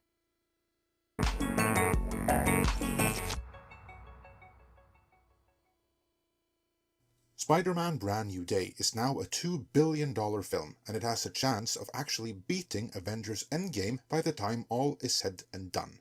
That would make it the biggest MCU movie of all time. While that's a great win for Marvel and Disney, it still got to hurt for Kevin Feige and his yes men over at Marvel that of the 3 MCU films to break the $1 billion threshold since Endgame, 2 were Spider-Man movies, aka Sony co-productions, and the last was Deadpool and Wolverine, the one movie that came through Bob Chapek's DMED, which Feige and his team had the bare minimum of involvement with, and which Feige himself actively lobbied against. Yeah, fake professors. As for the pure Kevin Feige productions since Endgame, every last one of them was a DEI showcase first, highlighting women, diversity, and messaging long before story, and every last one of them was a And this is what I was talking about earlier with the grifting. commercial failure, despite sometimes winning over the critics. Disney and Marvel's high-profile insistence on DEI in all things was so in your face and so poorly executed that it created a backlash that went way beyond just Disney. As a result, today DEI is a naughty word in Hollywood because everyone knows it's audience repellent, and now they're all backtracking more or less. Even James Gunn is seeing his many female-centric DC shows and movies get cancelled midway through development left and right. Because after Supergirl, there can be no doubt. Keep in mind, midway through development doesn't mean that they have actually gotten to the point of filming yet. So, they haven't spent that much money yet. So it's a good place for it to get pulled. The audience never asked for DEI in the first place, and they're now extra tired of having it rammed down their throats anyway. The backlash is here, and it's real. The business world is feeling that burn too, where billions upon billions have been lost in various catastrophic DEI. I hope they never get first place with Bud Light ever again. Friendly they deserve rebrandings. this. And that's not even counting Jaguar, whose queer mobiles don't hit the market until next year. Still, they already fired the marketing agency responsible for the Heinerscheidung of their brand, which should indicate they're not overtly optimistic about their It's funny, somebody brought them up just yesterday and we saw something about this. future prospects. But while it was the corporate world that forced DEI upon the public, even by way of entertainment, it originated in academia. And even there is backlash. And that backlash, in turn, can have tragic consequences. Which brings us to the main topic of this video, Jason Arday. This is a story that is huge in the UK, but so far it's getting limited and mixed coverage everywhere else due to the complexities involved. Failures. Jason Arday himself is tragically no longer with us. The reason he isn't, the reason he chose to leave a wife and 2 daughters behind, is that he had been hyped up to a comically elevated position in academia, and when he got exposed as a DEI hire gone wrong, that fall from grace was simply too high to cope with. Let's take a moment to dive into this, because there are implications here that extend far beyond academia. Good. Jason Arday, for those who have not heard yet, was a British academic specializing in the sociology of education. He rose rapidly to prominence and was appointed Professor of Sociology of Education at the University of Cambridge in 2023, becoming the institution's youngest black professor. A fact they broadcast far and wide, making him famous and making them appear very, very virtuous, even though, as it turned out, Arday wasn't actually qualified for the position. Not only did many of his students claim the lectures of this specialist in education were utter gibberish, he was accused of grading white students lower than other professors would have, and then accusing these students of having white privilege if they complained. Beyond Nice, Oscar. Nice. Oscar says, we need to start our own Me Too against wokies for non-consensual, sexual-motivated, intellectual abuse of the masses. I like that. Beyond his obvious shortcomings as a lecturer, he also faced growing criticism for extensive plagiarism in his 2015 PhD thesis. Imagine my shock. Now, this is where defenders will claim that a review cleared him. To be fair, colleges constantly hire people who have plagiarized things. But if you look deeper, that review did in fact confirm numerous instances of plagiarism. They simply made an exception and cleared him anyway, attributing everything to honest and reasonable error, linked to inadequate supervision, plus his autism and learning disabilities. Because that is another thing. Ade was reportedly autistic and claimed to have been nonverbal until his teens. In other words, the reviewing body that cleared him did so by lowering the bar just for him. If anyone else had been caught doing the same as him, they would have been washed out of academia forever. All might still have worked out though, if Ade had simply taken some shortcuts in his thesis, but then gone on to become a maverick academic who impressed everyone with amazing skills and keen insights. Except that he didn't have any amazing skills. Alas, that is not what happened. I don't mean to rag on the man here, but as it turned out, his later work was also incoherent, riddled with plagiarism, fabricated data and quotes, as well as inconsistent. Well, once you plagiarize once, you're likely to do it again, so I'm not surprised. And the fact that they approved his plagiarism by proxy basically meant that it was completely okay for them as well. Or impossible data.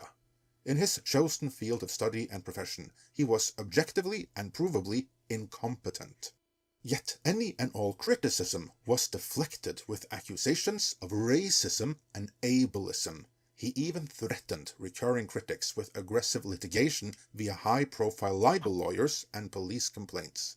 And obviously, he had the full institutional backing of Cambridge, which framed any kind of scrutiny as targeted attacks. No of course one they did. better out their superstar young black professor, who by implication should be better than anyone else, as a DEI hire gone wrong. But alas, that is what he was. Adding to that, he sold the media a narrative about himself that was so blatantly untrue that there eventually was no covering it up anymore. So when the cracks first became visible, the dam instantly burst, and the backlash was swift and brutal. He resigned from his position in disgrace, and a few days later from everything else life has to offer as well, as it were. That's where we are now. I don't feel sorry. So, were the British media too mean in their coverage? I'm sure the case will be better without the dad. Did people hound him so much Fuck him. on X because he was black? The brother of Sacha Baron Cohen, himself a noted academic at Cambridge and an alleged strong DEI advocate, has certainly suggested so, as have many others who would shame anyone that question him and call on them to do better. In my book, these are dishonest attempts to divert attention away from the people, the ideas, and the system that made this whole sad story possible.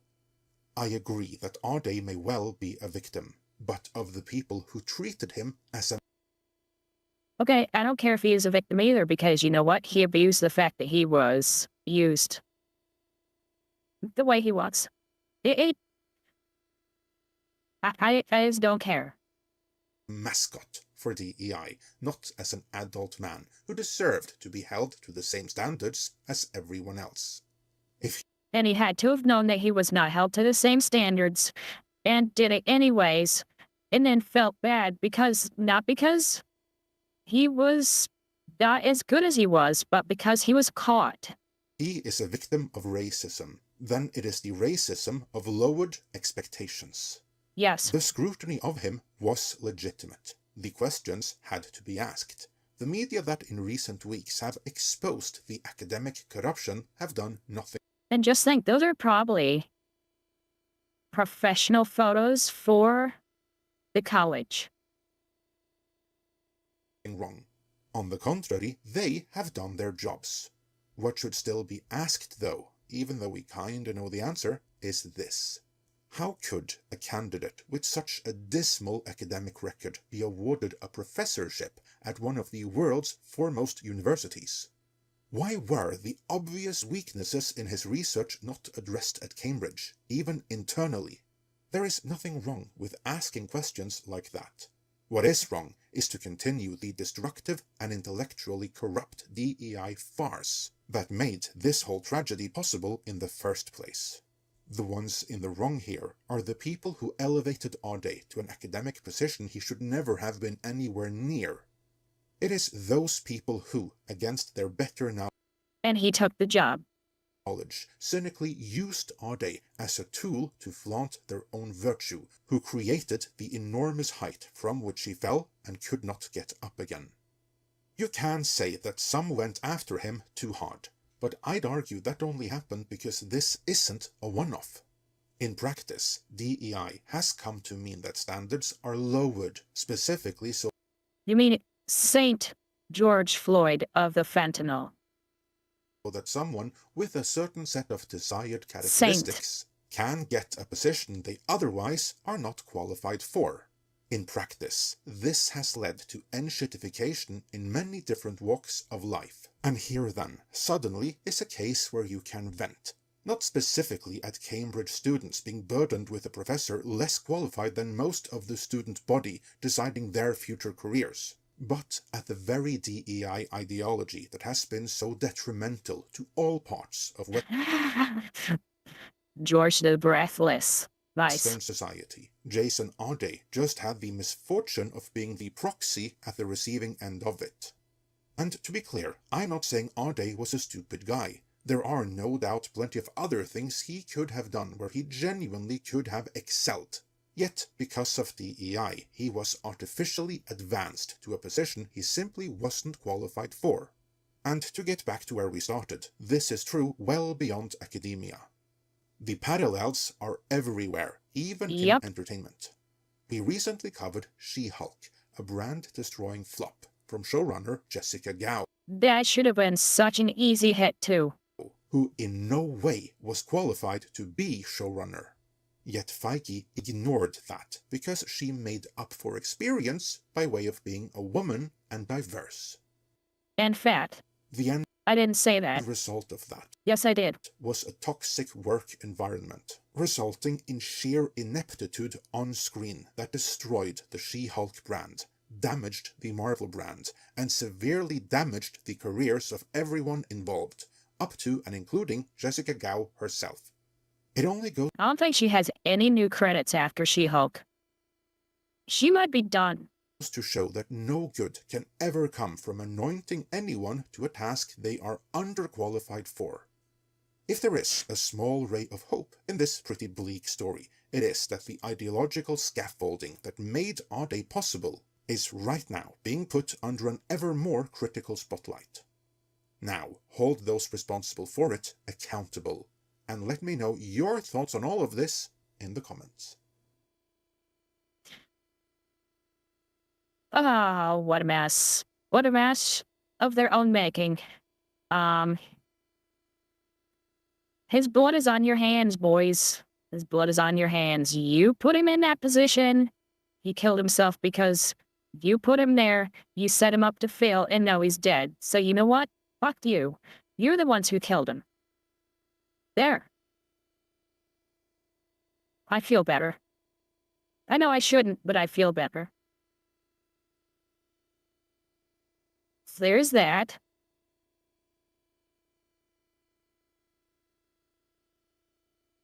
If I zoomed in, it would have been funnier.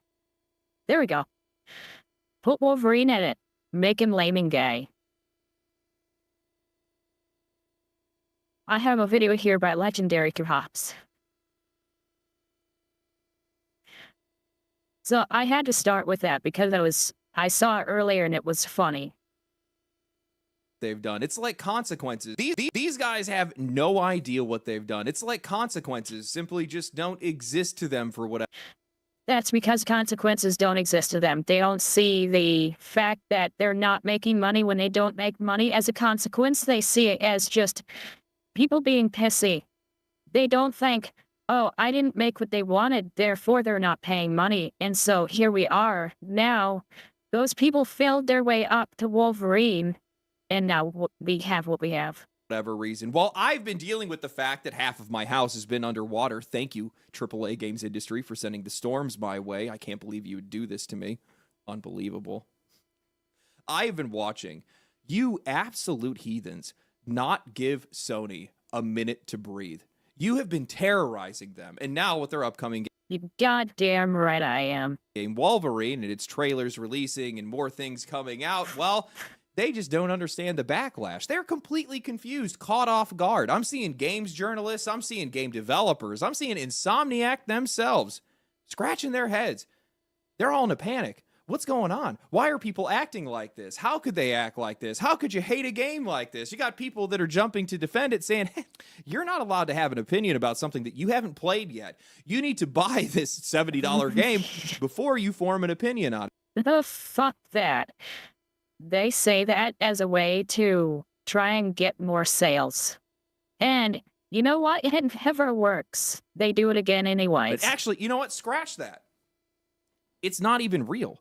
This is just the algorithms that are making people negative. That's the whole reason all of this is happening. Great idea, by the way. Just go ahead and discount everybody's anger and try to pretend like it's not even real and pretend that they're all too stupid to realize that they're being manipulated by internet algorithms and none of their opinions actually matter. Yeah. It has nothing to do with the DEI hires. Oh, wait. Look, everything is related. It's almost like months, if not now years, of the games industry just riding the audience. It's funny how I can go from industry to industry to a college to another industry, and all of it is fucking related. As hard as they possibly can just doesn't exist to these guys. Like it all happens inside of a bubble, inside of a vacuum, like moment to moment, and then we just move on from it. Like it's a crop dusting. Yeah, but they also try the, well, just don't buy it. And that was Battlefield 5. And Saints Row. It was beautiful, yes, it is. It's right up there with, what's her name? I can't remember. And if you don't like my politics, don't buy my book.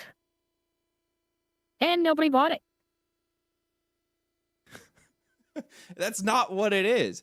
You have physical media that's been going away. You have games that have been getting shut down. You have prices that are going up, whether it's the hardware or whether it's the games themselves. You have people that are locking trailers behind paywalls now for whatever reason. Dude, I cannot... Yeah, locking trailers behind paywalls.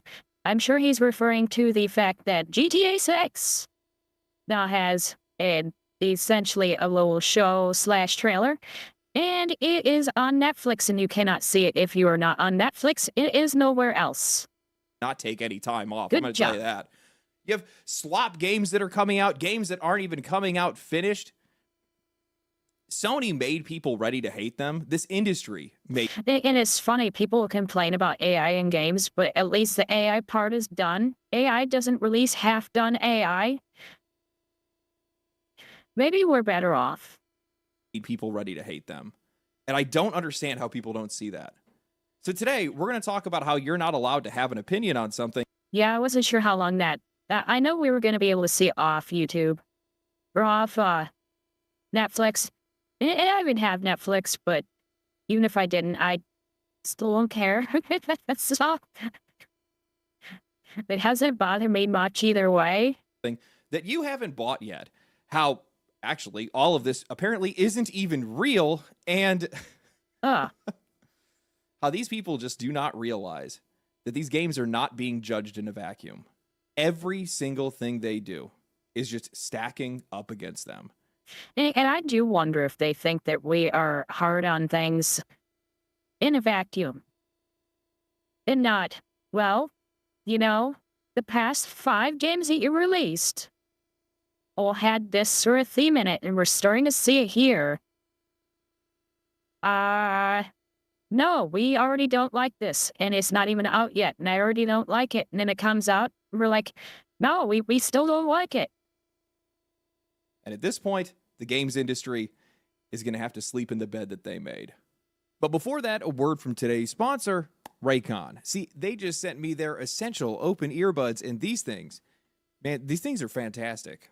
I've been using Raycon's essential open earbuds, and these things are honestly perfect for the times where I want to be able to listen to something without completely shutting out the world around me. They sit just outside of whatever chaos is going on around the house. They are ridiculously light. I mean, you can barely even feel these things when they're actually on your ear, and because the rotation. I mean, at least the open ear ones have an ear hook so they actually stay in, unlike regular earbuds. But I still don't like them. Hooks, they stay in place without getting uncomfortable. You get 8 hours of playtime, up to 36 hours with a charging case, and with multi-point connection, you can swap between your phone and your computer without constantly having to reconnect them. The essential open earbuds are the oh god, that was a Planet Fitness. The perfect back-to-school companion, so open to get less than a year ago when Wolverine got its. I prefer headphones too. But if you're in a place where headphones don't make sense, like being out on the road where you kind of don't want to block out your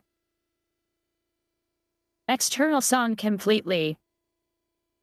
First gameplay trailer, a lot of people, myself included, were pretty excited about it. I wasn't a huge fan of the or where they're just too big. The art direction or some of the character direction, and given my aversion to modern millennial writing, I am definitely already skeptical about the story, seeing as though Insomniac is not adapting an existing comic run, but instead writing their own story from.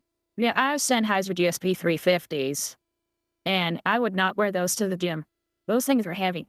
Scratch, but I'm a huge X-Men fan, and I love character action games, and the trailer, the game's combat, actually looked pretty insane, and I liked how brutal and bloody it was, and how disgusting some of the kills were, and how sick some of the team-ups looked, and what they showed looked good enough for me to be at least cautiously optimistic, but over time, that optimism has completely soured. Every decision that Sony and the wider industry has made over the last year has grated against me a little more every single time. And these guys have left me a bit raw, to be honest. And where I would have once given Wolverine the benefit of the doubt, I now look at every single new trailer and every reveal just predisposed to hate it. And judging by what I've been seeing over the last couple of days, I am clearly not alone. Social media has been absolutely hammering this game. You have people that are posting clips of Wolverine. Maybe people like vibrators. Why does everything look so fucking fake? I know. Wolverine running through these long 1-minute platforming sections while he's following somebody's scent trail. They're holding controllers up to a camera, just pushing the left stick forward while Logan is just running through explosions and the player is doing absolutely nothing else, essentially making the game look like it's mixtape. I mean, I guess it kind of actually is in this case. They're clowning on the game for having an arm wrestling QuickTime event. There's an airplane sequence where Wolverine jumps out and he's flipping somebody off with his heckin' claws, man. So cool. And most infamously, there is a Sentinel fight where a giant robot slams their arm into the ground and then you can attack their weak point. It is the kind of boss fight that we've seen 1,000 times by now. And man, this stuff is just getting tired. This game looks tired. And somehow the response to this has been complete confusion by people who seem totally disconnected as to why the audience might feel this way or be acting this way. I have seen huge Twitter accounts that have been saying that the hate for Insomniac is forced because they've carried the entire PlayStation 5 generation. That is not the flex that you think it is. There's also people that are asking why there is suddenly this weird hate campaign against Wolverine when he still looks weird. And I can't place it. It's something about the proportions. Insomniac has always made good games. I'm pretty sure there's some people that would probably beg to differ with that. Others have also tried to make other games look equally stupid to try to deflect some of the criticism. You've got other people that are trying to argue that Wolverine is a game that you can't judge until you play it first. You got to buy it first, guys. Or they've all just dismissed. Yeah, give us the money and then you can speak. No, I'm saying that there are reasons here on screen that tell me do not buy.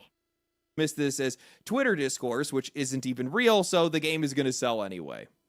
And of course, games journalists couldn't help themselves, so they had to jump in too. You had The Gamer that published an article calling out the comparisons between Wolverine's Sentinel fight and a boss fight from Ben 10, Protector of Earth, arguing that giant enemy fights are a trope. Wolverine, of course, isn't the only game that's doing it, but what else would you expect a guy with claws to do against a giant robot? These guys can't be serious. Then we have Insomniac's marketing director, James Stevenson, who chimed in saying that algorithms amplify and force negativity onto people so relentlessly that he is considering whether or not developers should even look or post on Twitter. The implication being that what we're seeing right now isn't actually representative.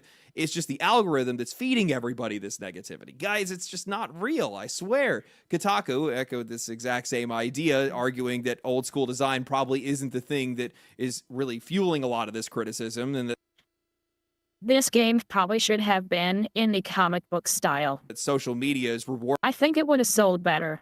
Bad faith, fast takes, and trashing games before they come out is just an event. Not sold as in money, sold as in, like, visually. I would have been more sold on buying it. On itself right now.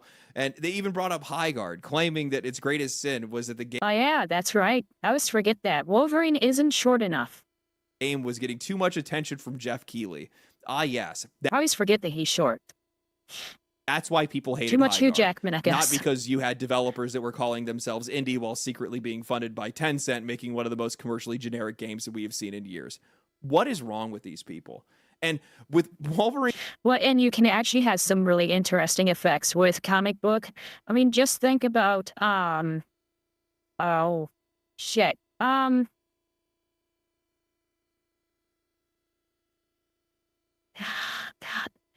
What was the game? It was... I'm gonna have to look. Marketing director. I mean, how fragile can these developers get at this point that they need to be shielded from? Valkyria Chronicles. When you're playing and you're moving and it has the tat tat tat or sound, and it pulls up that pop up like you see for the sound effects in a comic, stuff like that. Have that be in the design of the characters. And maybe have some of that pop up with your special abilities. Stuff like that would work. It could make it visually interesting. It would have been easier on hardware. It would have been easier to make. You wouldn't have to do all the crazy mocap stuff for absolutely everything. It just would have ended up being better, I think. I mean, maybe they still would have fucked it up, but it would have been, they would have been able to at least have made it cheaper. From memes and criticism on social media because it's apparently too much. Yeah, Arkham Asylum. Much for you guys to be able to handle. These are products. You are selling products. This is not a charity, and this is not your high school art project. Yes, kind of like how Borderlands was textured. That had a bit of a different texture than a comic book, but same general idea. I actually like the designs in Borderlands, and it's one of the first things I played on here. If you're putting something out there and you're asking people to spend money on it, they're going to judge it positively or negatively. And if you can't handle that, I'm sorry, man. You guys are in the wrong line of work. I mean, how are any of these game developers supposed to be able to make a game that's worthwhile if they can't even face the audiences that they are apparently making these games for? And how is any of this criticism ever going to be able to break through when you have these giant walls of toxic positivity that are being constructed on all sides by either the media or these sycophants that want to run around, bend over all the faces are fucked up backwards and cry about how everybody else is being too negative when these people are rightfully and honestly justifiably roasting this game for its tired ass design. Some of this stuff is so copy paste. You know, Insomniac's marketing director tried to ratio people with their Metacritic scores. How pathetic is that? Now, I'm not. Oh yeah, I saw that. Oh God, that guy was so stupid. People were calling him out and saying, it's like, okay, so when was the last really good game that you guys came up with? And he would pull up these other games that got these critic scores, and we're like, well, we were constantly complaining about all these things in these games, yet he's pulling up the critic scores. going to say that the studio hasn't made great games. Of course they have, but guess what? So did every other studio that spent the last few years disappointing people. That's not anything new to anybody else. Those scores don't mean what you think they mean anymore. If anything, flexing your critic scores while the audience is actively telling you that they don't like what they see is honestly the biggest problem I've ever seen. You are more interested in validation from games journalists than listening to the people that you are actually trying to sell this game to. And guys, I am so sick of this narrative that every single firestorm of criticism that props up around one of these games somehow isn't real. That whatever you're saying doesn't even matter. It doesn't have any impact, or maybe it's not even warranted in some cases. You got people that are scratching. I know, if you're not a critic, you're not even human to them. Gamergate still lives in their heads. Lame host ring, they love the default authority because they know they're full of crap, yes. And they can get away with it. We've let them get away with it for too long, and then Gamergate came out, and I hate to say it to people, but we kind of lost that one. And it was because they are the media. And so even though to each other we won, to the masses, the non-gamers, we lost. Scratching their heads, and they're trying to read the and the non-gamers are the ones who own these companies. So things didn't change. tea leaves as to why people are acting like this, and I'm just going to state the obvious here. This is a reaction to marketing. Now, yes, there are some things that are definitely built. Yeah, that is why they're favorable to them. Building up to this reaction, but people are looking at what Sony is showing. A lot of their reviews are just straight up fake. Showing them, and they are forming their own opinion. That's the entire point of these trailers. That's the entire point of this marketing and the previews that they're showing right now. It's supposed to make you excited. It's supposed to convince you that this is something that is worth your money. And after years of dwindling trust in the industry, in PlayStation, in games media, hell, even in some content creators, what you're seeing right now is the unfiltered response of an audience that just does not care to give any of these companies the benefit of the doubt anymore. So when I'm seeing some of these people that are saying that, oh, how can you judge Wolverine without playing it first? What are we talking about? Nobody needs to spend $70 before they're allowed to decide whether something looks good to them or not. I'd rather save $70 than wish I hadn't spent it. I'm going to tell you that right now. And yeah, and you know what? The next AA game that comes out is going to be cheap enough that I can probably buy that and something else and end up with 2 games for $70. You're not making good games, and the price is higher. What are you doing? especially with how we've been seeing a lot of these games come out today, being hesitant usually rewards you a hell of a lot more than blindly jumping into the front of the line. I mean, what's the worst that's going to happen? You see something, you don't like it, you roast it. But there's cell shading, and then the comic is a little bit different. Online, you don't buy it, and then maybe find out later that it's actually better than you expected. Great, you lost nothing. You know, I've been watching a lot of... Because it has like the printing dots. I forget what those are called. The coverage. I've seen the trailers, and this should be a game that I should be excited for. This should be a game for me, but man, I'm not in it. Not at all. The dialogue between the characters, it's another face your past Wolverine story, a Sabretooth whose voice cracks like a 13-year-old every 5 seconds, probably one of the softest looking Logans that I think we've ever seen in the X-Men or in any of these universes. Something also is just weird about this writing. It just doesn't feel right. There's this scene where Wolverine and Sabretooth are fighting with one another, and it doesn't feel like these guys are actually trying to fight or kill each other. It just feels like a lover's quarrel. I'm honestly surprised that these guys didn't just start crying in the middle of it. And then I saw was a Valkyria Chronicles AAA at the time. I mean, we'll never see him do it again. This post that I think summed up all of this and this entire reaction pretty well. I don't get how this game cost $300 million in 5 years to make. Most of the design is copy-pasted, and that's the meat of the game. They aren't building their engines from scratch. Graphically, it's not anything we haven't seen before.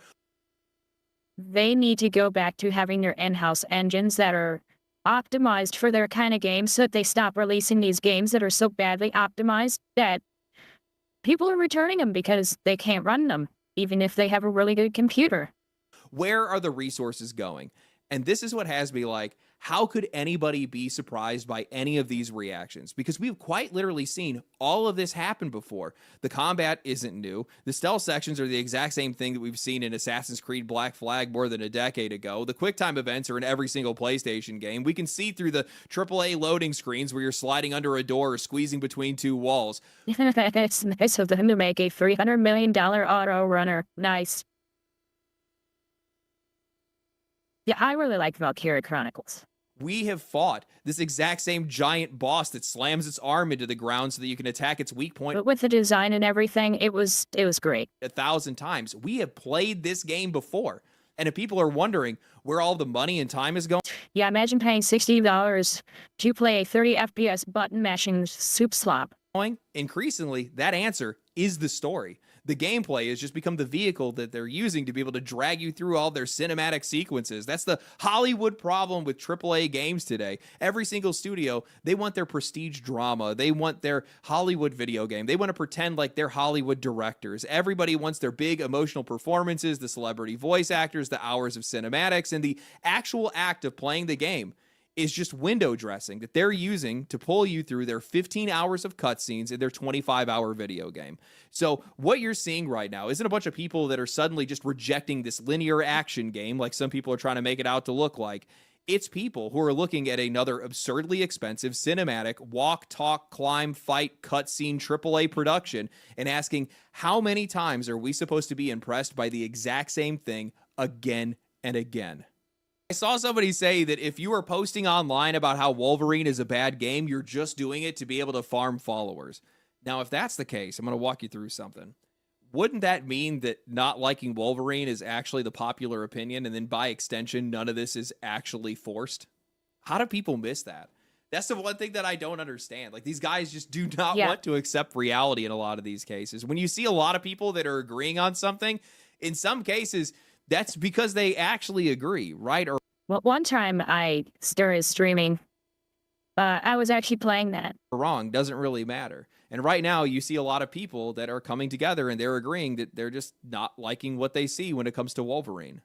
You know, and we've seen this happen countless times. I think that's the one thing that really bothers me with this. When I see a lot of people just try to brush this off, they're so quick to just hand wave a lot of this criticism, call it nothing, say it's all just social media, pretend none of it actually matters, when in most cases, this is a canary in the coal mine. This is the audience telling you that something's wrong, and if you're not there to be able to catch that in the moment and understand what it is, how are you going to be able to get out of it? Some games can break through for sure, but not all games do. No. I mean, and not all games should have to. They should be able to just maybe only make back their money. But you're spending so much goddamn money on them that they have to break through the masses instead of feeding the need of your niche and then having it maybe break out. I've now heard for years that I know I keep saying stuff like that, and I think that's how more of this stuff, games need to do this, TV needs to do this, movies need to do this, it's all entertainment. All of entertainment needs to do this. They need to fit within the niche that they made or are making for, and don't try and go outside of that if it's going to cost more money. And then if your game is good enough within that niche, maybe it can break out, and then you're good to go. And just keep in mind the size of that niche that you have is going to be smaller, and budget accordingly. Call of Duty couldn't fail. Until it did. Now I'll be clear, Wolverine. We weren't. Bob Iger was thinking the same thing about Star Wars. He thought that he wouldn't really even have to advertise because it's Star Wars. Until it wasn't Star Wars. Is going to make its money back. It's a PlayStation exclusive, even at $300 million. A game like that only needs to sell like 5 million copies for these guys to be able to make their money back. But the problem is that Sony doesn't need another game that just makes its money back. Sony needs a windfall because they've been burning money like crazy. They've been in a lot of trouble over the past couple of years, and they need this game to be big. And the more games that you thinking about VC2 on Navita have that come out that have a reaction like this, the further you are going to get away from actually winning with any of these games. And I think that's the important part, because None of this is coming out of nowhere. Wolverine might have plenty for people to be able to criticize. There's things that people don't really like about it, but there's clearly something else that's behind this, that's fueling this reaction. And we all know exactly what it is. Sony has spent years now burning their reputation, burning any goodwill that they've had. And they're the ones that started this firestorm. They're the ones that dried out the woods. We're just the lightning that's striking. And now every single new game they have, and probably every new game everybody else has. We're the symptom, they are the disease. Our reaction is just a symptom of their disease. And their disease right now is Wolverine. Is going to pay for it. And I think it's only going to get worse. And just like AIDS, it's still going to be successful. I didn't say that. God damn it.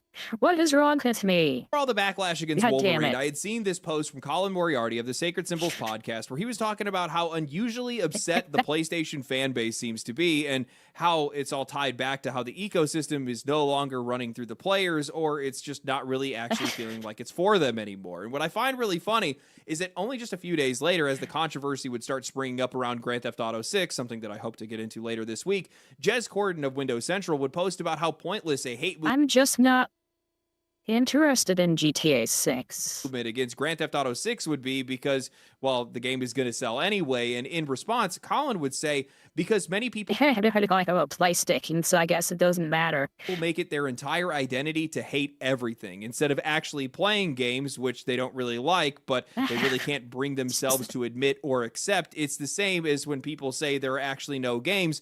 Okay, Chief, if you say so. And I reflected on this recently because some of these people get so close to understanding what's actually happening, what's actually motivating people right now, where a lot of this backlash is coming from around a lot of these games. And then immediately they fall back onto this idea that people have just made hating things their identity. Like everybody just collectively woke up one morning and said, you know what, I'm going to be a contrarian. And I just think that that's just such a lame excuse and such a lame argument to make because It's because they willfully do not understand why we hate certain things. And it's because they think that they can't make something bad. completely ignores what's And so any of our arguments that may be on the nose have to be wrong.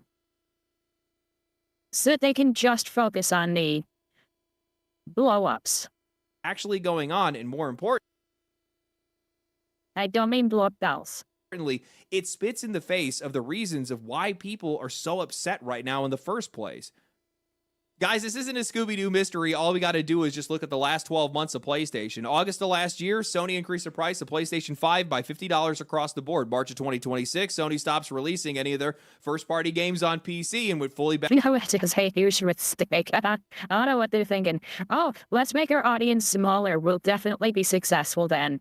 When we don't have the kind of install base that we need to make the extra million, the 10 million in sales that we were going to make on PC by releasing on day one. So maybe even if we release it later, it was only going to be, a couple million copies. We still can't make that money because we don't have the kind of install base that we want. Why?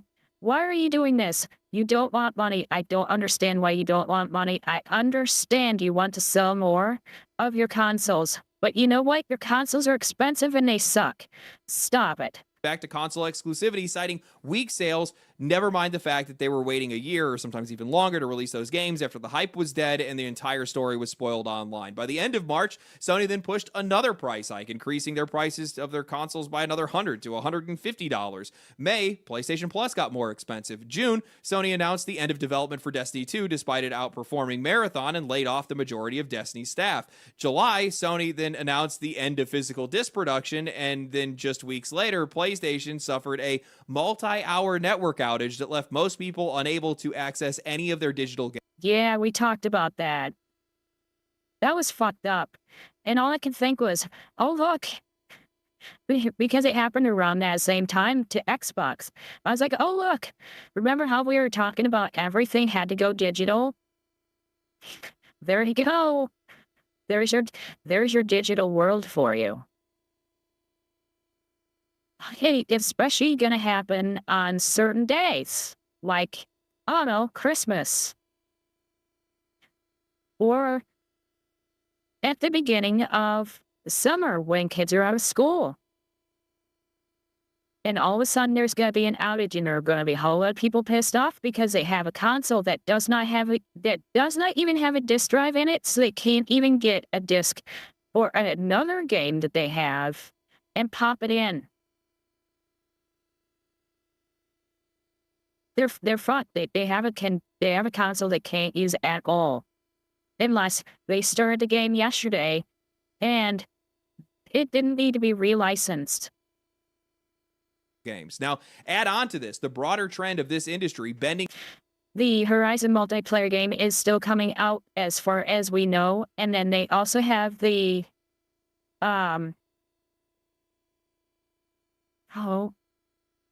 what is it? It's I forget what kind of game it was. It looked really nasty. There was another game they were coming out with in that series, and it was looking bad. Players loses money, shrinks audience, spends more money, raises prices, adds more fees, sells less games to sell more add-ons, repeats. Why are we not making money? Exactly. Over at every opportunity, higher prices, more microtransactions, these massive budget games with barely any gameplay, barely any personality that don't even work properly. Yes, I can actually see them saying something like that. Just like, who said that before? It was Xbox, right? Where, oh, if you don't like it, we still have, like, the Xbox One. And it's like, but the new games are coming on a new Xbox. Oh, with the 360. Okay, now it makes sense. Yes. Okay. It had to do with the internet then. It's like, well, if you don't want to be online, you don't have to be online with our previous generation, the Xbox 360. Yeah, no. Really at launch and increasingly all look the same and play the same and they're just the same, man. They're all just the same.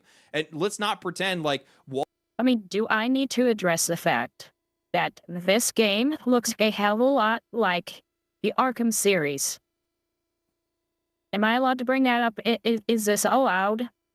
Am I allowed to say that? Wolverine is existing outside of that. That's the whole. I mean, according to a guy who keeps posting on Twitch or on X, all the stats from the old games that even we hated several of them, but because the critics like them, it's okay. And it's like, guys, you remade Arkham Asylum. What are you talking about?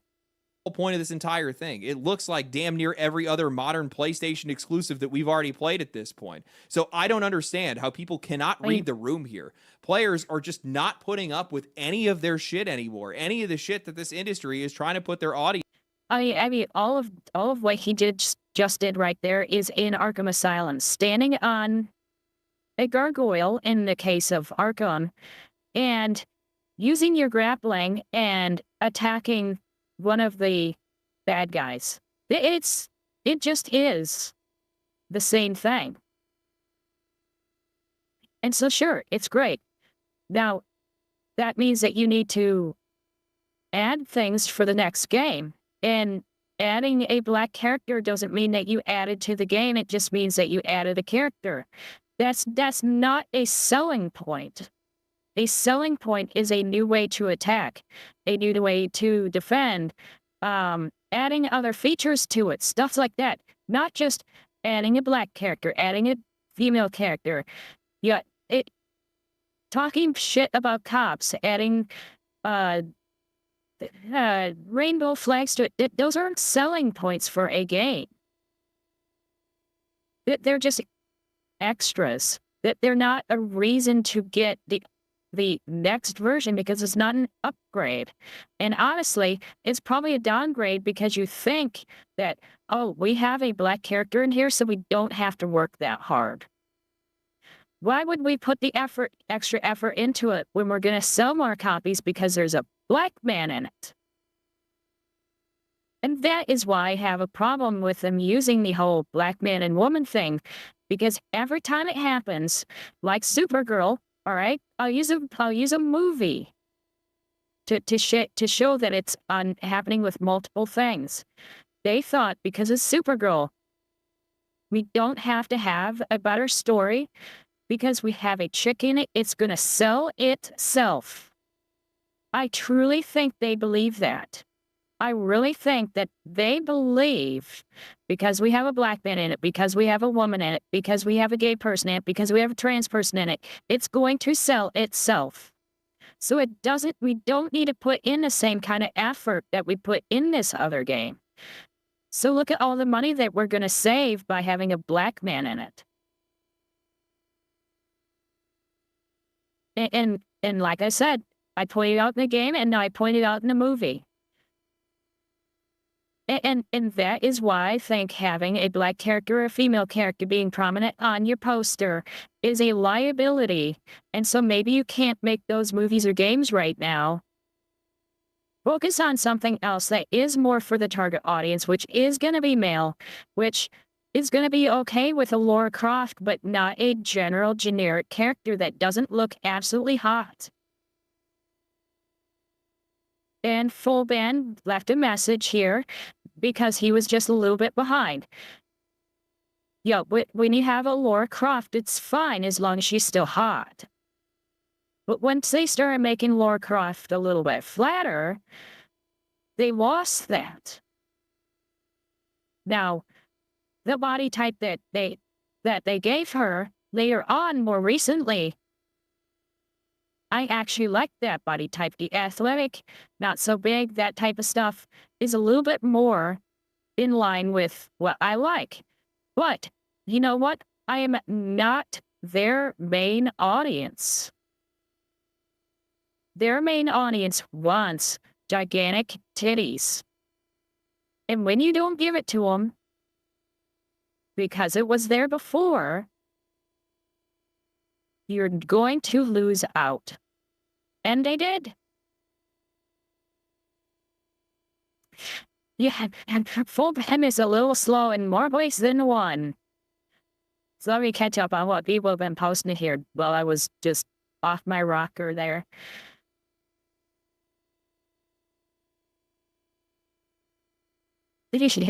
But getting back to you.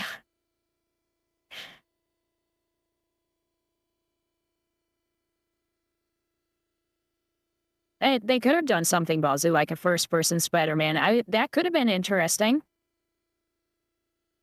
It'd be like a first-person shooter, but you have your webs, and you have to move around, and yeah, I could see him doing something like that.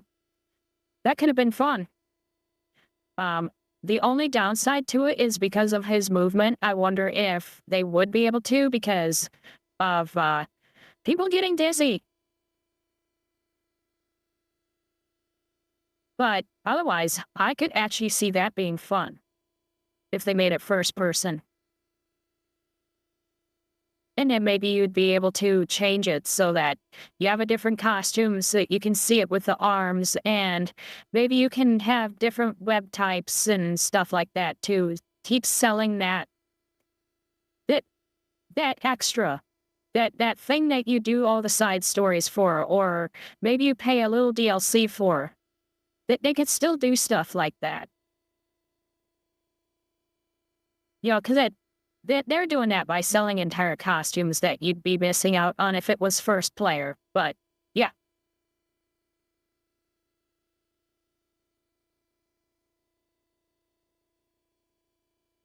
Motion Sickness Edition, yes. But, and as far as they can play the other 100 third-person Spider-Man games, you really can't make that argument only because it's Spider-Man. You have a core audience and you really have to be careful and make sure that your core audience can play each of the different things that you make with the character that they have already been sold on. That way, this one game that is first person doesn't kill all the third person games that come after. So that's the only downside. That's the only downside I can see. Maybe a dual mode. That's what I was thinking. Maybe have a third-person mode. And even if it's just third person, like Fortnite is third person. Instead of like what they have here. But to where it's more over the shoulder. That would get rid of that vertigo, motion sickness type issue that you have. That you are also seeing with the people who can't use VR. Like, I probably would not be able to use VR.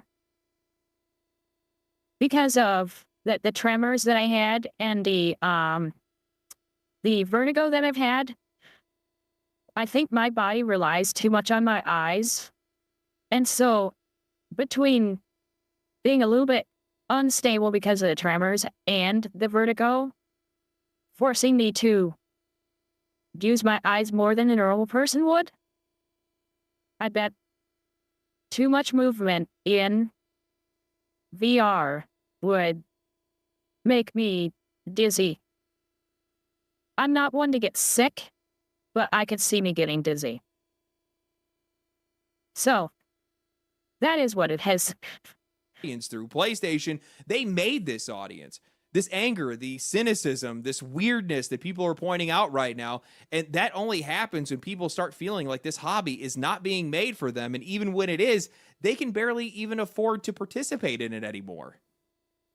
I mean, are we just going to ignore the fact that Sony has been getting torched under damn near every single social media post for like the last month or 2 months at this point? Players have been community noting their posts, have been flooding their comment sections, roasting them over the death of physical media. A planned blackout for purchases and logins is in place right now where they're going to be protesting the PlayStation Network. And somehow these guys are confused when that same hostility is flowing into Wolverine. These people, this is the problem that I have with these guys. They treat every single decision in every single game like it's something that has to be judged in complete isolation. These guys cannot see the forest through the trees. Customers don't experience a company a decision at a time. They accumulate an experience. One thing pisses them off, then another, and then Sony comes back 6 months later and says, hey, guys. Yeah, I think they are ignoring that pattern that we are noticing. We aren't noticing the issue in the game. We're noticing the fact that the things that you are showing us in this game are not unique, and you've done them before. And we're seeing it again, and we didn't like it before, so, we should have a DEI ton. Nice. I'm going to read this and try and not laugh. We should have a DEI toggle that is non-canon, which allows us to have normal games, and then they can have their mode that turns on gay, trans, lame, female, fat, ugly, and full of, and it cut it off. And then it picked up at minorities and foreigners. So I like where it cut off. So I left the and it cut off part there. Sorry, it's funny to me. I have low standards. You know it is. You know how it is. Reminds you of the gotcha meme? Yeah. But, I mean, yeah, maybe they could have some sort of toggle or some sort of setting to where it's like canon mode and some other mode, and you can have stuff that's old that you would only find in the comics, and it wouldn't pick up stuff from the movies. And so it wouldn't have movie-specific costumes and stuff like that. It'd have the comic costumes, and then they'd keep the gay mode out of it.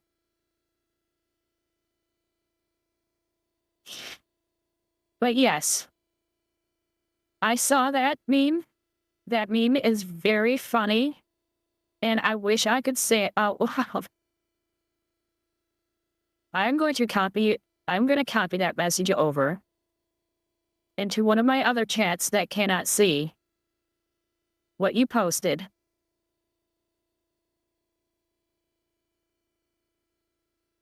Because it is very funny.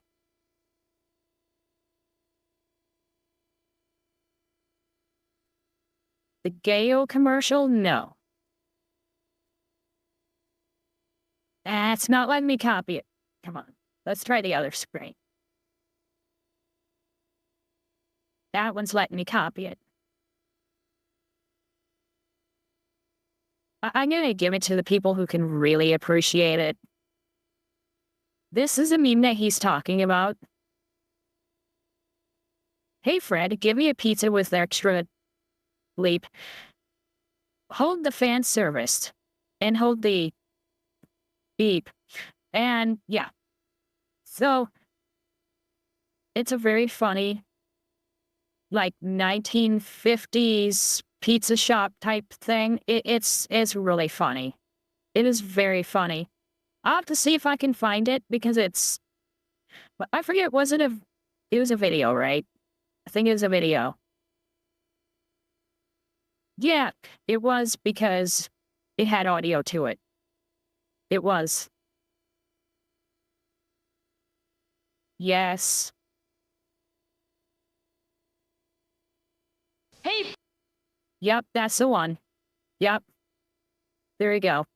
There you go, guys. I wish I could post that, but I get in so much trouble for 2 of those words.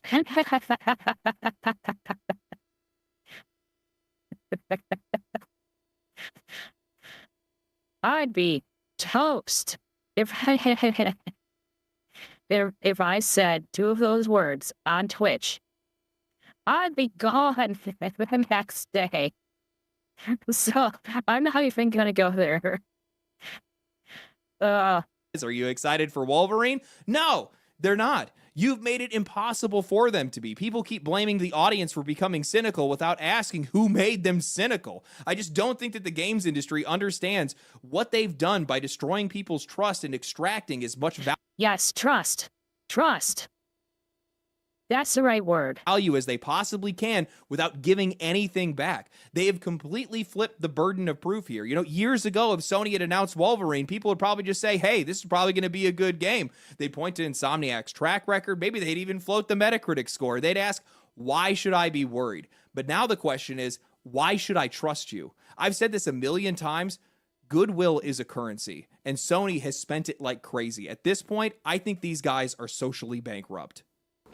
For years, a lot of these companies could get away with damn near anything because the platform was worth it, the games were worth it, and people just kind of trusted these guys to deliver. Even something as goofy as that Sentinel fight, honestly, probably would have slid by without anybody even paying attention to it. All right, see you later, Pochi. But it just goes to show just how irritated people are right now, that after seeing that... See, I don't trust people, so I'm gonna have to watch that after stream. that fight 1,000 times, maybe 100 times or whatever. Now all of a sudden they pipe Your arms can't be trusted. up and say, you know what, Wolverine? Oh, great, it's another one of these games. I don't think that people understand just how catastrophic that is for a game that is this expensive. A $300 million game. For the record, I love my perps. I love you guys. It's just, I just can't trust you. That's all. To buy it, it needs people that are going to be excited enough to buy it immediately and then push those sales even further and get other people to buy that game immediately. You cannot build any kind of business around an audience that doesn't trust you anymore. And the scary thing for Sony right now isn't that just people are memeing on Wolverine. It's that they've ruined their entire reputation so badly that Sony can show people one of their biggest games starring one of the biggest characters on Earth from one of their most successful studios, and the audience's first instinct now is to say, what's wrong with this game? Wolverine at least had some built-in grace. People like Marvel, people like X-Men, they maybe like Insomniac in some cases, and that even... You have to keep in mind that this is still the part of Marvel that hasn't been bastardized. Not to any extreme degree. Yeah, they were able to still make an insane amount of money, like a batshit fucking crazy amount of money on their first weekend of the newest Spider-Man. That IP is just fine, even though the rest of Marvel is fucked. And I think X-Men and Wolverine are still fine. It hasn't been enough to be able to put a dent in some of this criticism. So what does Sony think is going to happen with games like Fair Games or Horizon Hunters Gathering or whatever other game that they're going to... Horizon Hunters Gathering, that's the name of the game I was talking about. They had the bad graphics. You have a game that had really good graphics. I mean, not perfect, but really good graphics. And you make it into Fortnite. Don't. At a push that doesn't have a giant audience ready to defend it. If Wolverine is getting this much hate, those games are going to get absolutely obliterated. What drives me insane with all of this is that we have people that are out there that are trying to convince themselves that none of this is even real. Like, if they can just explain away this backlash hard enough, then maybe somehow this problem's just gonna, I don't know, disappear. GameSpot just published an article that was titled, "Wolverine is another victim of the internet's endless gaming negativity," where they're sitting there. It's not gaming negativity. It's pointing out the pattern. We're just pointing out the pattern, and you don't like that pattern pointed out. They're trying to explain away all of this by citing a recent University of Toronto study claiming that Twitter's recommendation algorithms and just algorithms in general favor high engagement, inflammatory, and polarizing content. Essentially, like police killing people. But like that inflammatory stuff that's not real. Just suggesting that people are only saying this stuff because they're being manipulated by noticing equals negativity. Exactly. Negative. And they won't let it go either. Algorithms. Then, of course, pointing the finger at YouTubers like myself, talking about how engagement baiting and thumbnails and bad faith takes are all rewarded, and that's all part of this as well. You know, the funny part, God forbid we notice things. Part is the study that these guys cited don't actually say anything that they're claiming. It was actually community noted over on Twitter. The study is talking about how people feel on social media. It wasn't something that was actually proving Twitter's algorithm is specifically boosting negative opinions just because they're negative. They just tried to twist this. TikTok is actually worse about that than anybody else. Worse than Facebook, worse than X, even worse than old Twitter. The old Twitter algorithm was terrible. Facebook's algorithm knows whether you have to take a shit or not. And TikTok, holy shit, TikTok. People complain about Instagram and kids, like that girls are killing themselves because of TikTok or Instagram. No, it's because of TikTok. Is to be able to suit their worldview and to cope. It's hilarious. I played with TikTok for a while to see if I would just accidentally run across things like you see all the time talked about, and I didn't. I followed a few things, and it kept feeding me the same thing. So people go in, they hear something bad, they go on a TikTok, they look at one thing, and then boom, you're inundated with bad, depressing, what do you call it when you have something that makes you feel bad, like women see when they end up going anorexic. It's that type of stuff, and all of a sudden, it's like, holy shit. They feel bad now. Well, it's because they search one thing. Yeah. Mr. Daylight says, when my sister said she deleted the app, I was so happy. Yeah. Because that app pushes negativity really hard. And so I would find a few things outside of the stuff that I was looking at. And it was, normally pretty much regular stuff. There would be a little bit of rage bait, but really not much. But man, the instant I looked up one like enraging thing, my entire feed flipped. The whole thing flipped, and it never recovered, ever. As soon as I saw one, boom, whole thing switched. I started looking up the old stuff. This is all a test. I didn't give a shit what my feed looked like. I looked up some other stuff, and it never flipped back. Once I looked up one thing that was rage bait, it was done. It was never recovering. I tried a couple days to try and get it to switch back to see if maybe searching for too many things close together would screw it up. So look at it and then try the next day. Try and look up stuff, give it another day to see if maybe that day between would help flip it. Though absolutely would not switch back. It was done.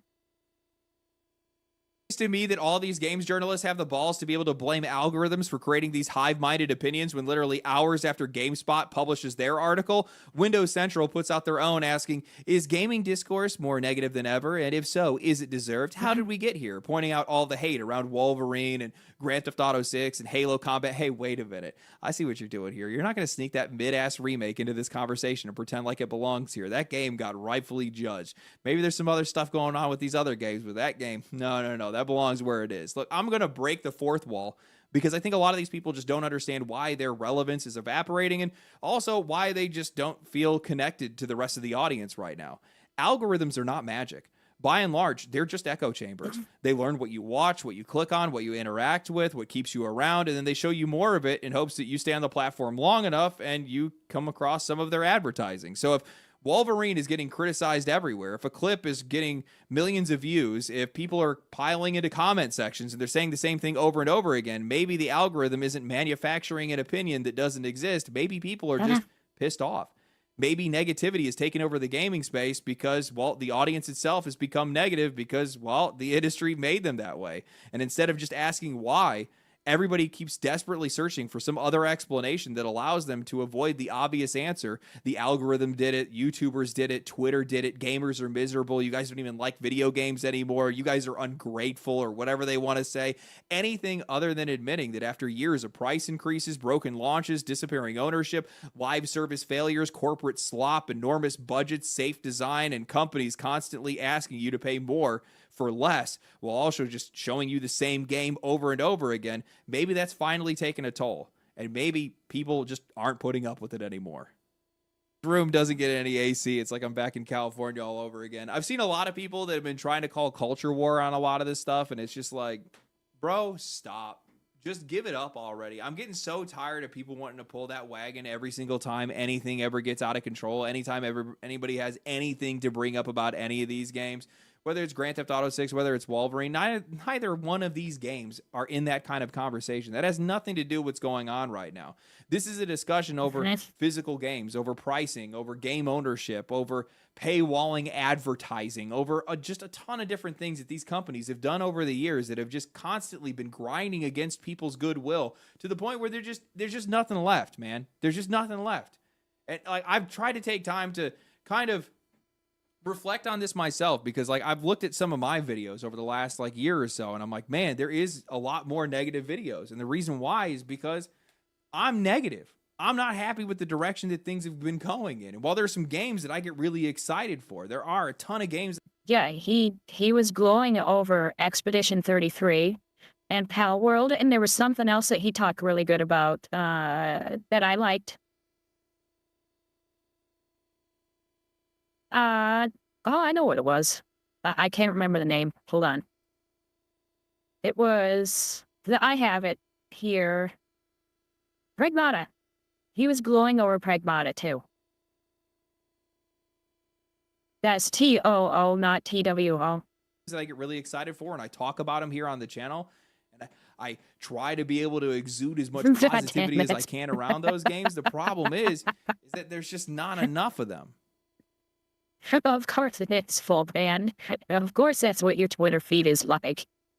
There's not enough of them. And the industry that holds the part of the industry that holds the most influence and the most money and the most developers is the worst part of the games industry right now.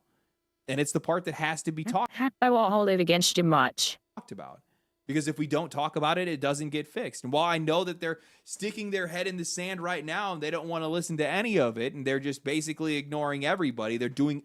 No. He makes fun of me a lot for, like, being a Jew. And so he said, this is what my Twitter feed looks like. And it was Netanyahu. So... everything they possibly can to Of just course. pray and hope that we just suck up the slop and shut up. We just have to keep screaming. It's all we can do. These game developers and these journalists need to wake up to the reality that the most vocal parts of the audience are the ones that you need to be listening to right now. And while they don't share your same values, tastes, or priorities, without them, you're not going to have a job. You're not going to have a studio. You're not going to be in this business. You're going to And like you said, it's because of the patterns, not because one bad game.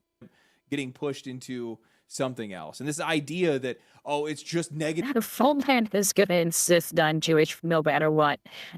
Discourse that sells. That's the reason why it's taking over everything right now. Then explain all the positive discourse that's been around games that we've seen every single year. Expedition 33, Baldur's Gate 3. I still like that image that you made, despite the colors. But then again, I like the fact that it said Scarface on it. So that's a plus too. This year was Pragmata or Pal World or there's like 5 other games. There's a bunch of indie games that keep coming out. Why is it that the indie games are constantly getting so much praise? They're somehow just immune to all of this negativity? I don't think that's the case. You know, I recognize that I'm a See if I critical can guy, find the old and I one. recognize that's the kind of content that I make, but I've also kind of come to this conclusion more recently, and it's something that I'm blessed with. I'm not special. I'm not some crazy good content creator. I'm not an incredible writer. I'm not even really good with editing or anything like that. I am incredibly lucky. And I'm lucky in the fact that I am milk toast. While maybe my opinions might be a little bit more pointed or maybe well worded in some cases, I am no different than any other gamer. And because of that, there's a lot of people that end up liking me. There's a lot of people that end up agreeing with me. There's a lot of people that end up watching the videos and supporting me. That's Yeah, because you're speaking the same thing that they're thinking. the benefit of the echo chamber, I guess, in this case, is that I am just an average gamer. I'm not good at them, not particularly. I guess some maybe, not really. But I just like video games. And I like a bunch of different kinds of them. And I'm very opinionated about them. And I don't like losing and spending money on something that I don't end up liking. And that's why I talk so much about them. And that's why I end up being so negative about so many of them, because that's just the state of the industry today. And that's why people are acting the way they are. Anyway, that's all I have. The only thing that I wanted to kind of end this video with is, you know, I was talking about that lucky part. You guys have no idea how lucky I am. I mean, I don't have any idea how lucky I am. I basically just lost an entire floor of my house due to massive storms and power outages that ran for over almost a week. And I think in most cases, I probably wouldn't have been able to recover from it. And I'm in a position that I can. And that's because of you. And not only did you guys help me get out of California and move across the country and be back with my family, but you also put me in a position that I could even suffer through a disaster and still make it through on the other side. And a lot of that actually is just the general support that you guys have shown. And I really appreciate that. Hopefully we can get the studio back in a decent amount of time. I don't know. We'll find out. Anyway, let me know what you guys think of the video. It sucks losing a floor of your house. It really sucks. That happened when I was younger. And our house had a sump pump. And the power went out, and we were at the bottom of a hill. And so it filled up really fast. And I think they didn't know the power went out because it was in the middle of the night. And woke up the next morning, and the basement was flooded. It wasn't a finished basement. We had tons of stuff on the floor. And then our washer and dryer were down there too. And so they were flooded. And they survived somehow. And that washer lasted another 20 years. I think that washing machine was 35 years old when it finally died, and it wouldn't spin out anymore.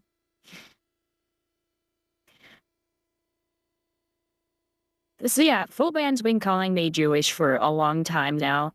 And this was the first one that he sent me. He even remembered to switch the earring. He's that much of a dick.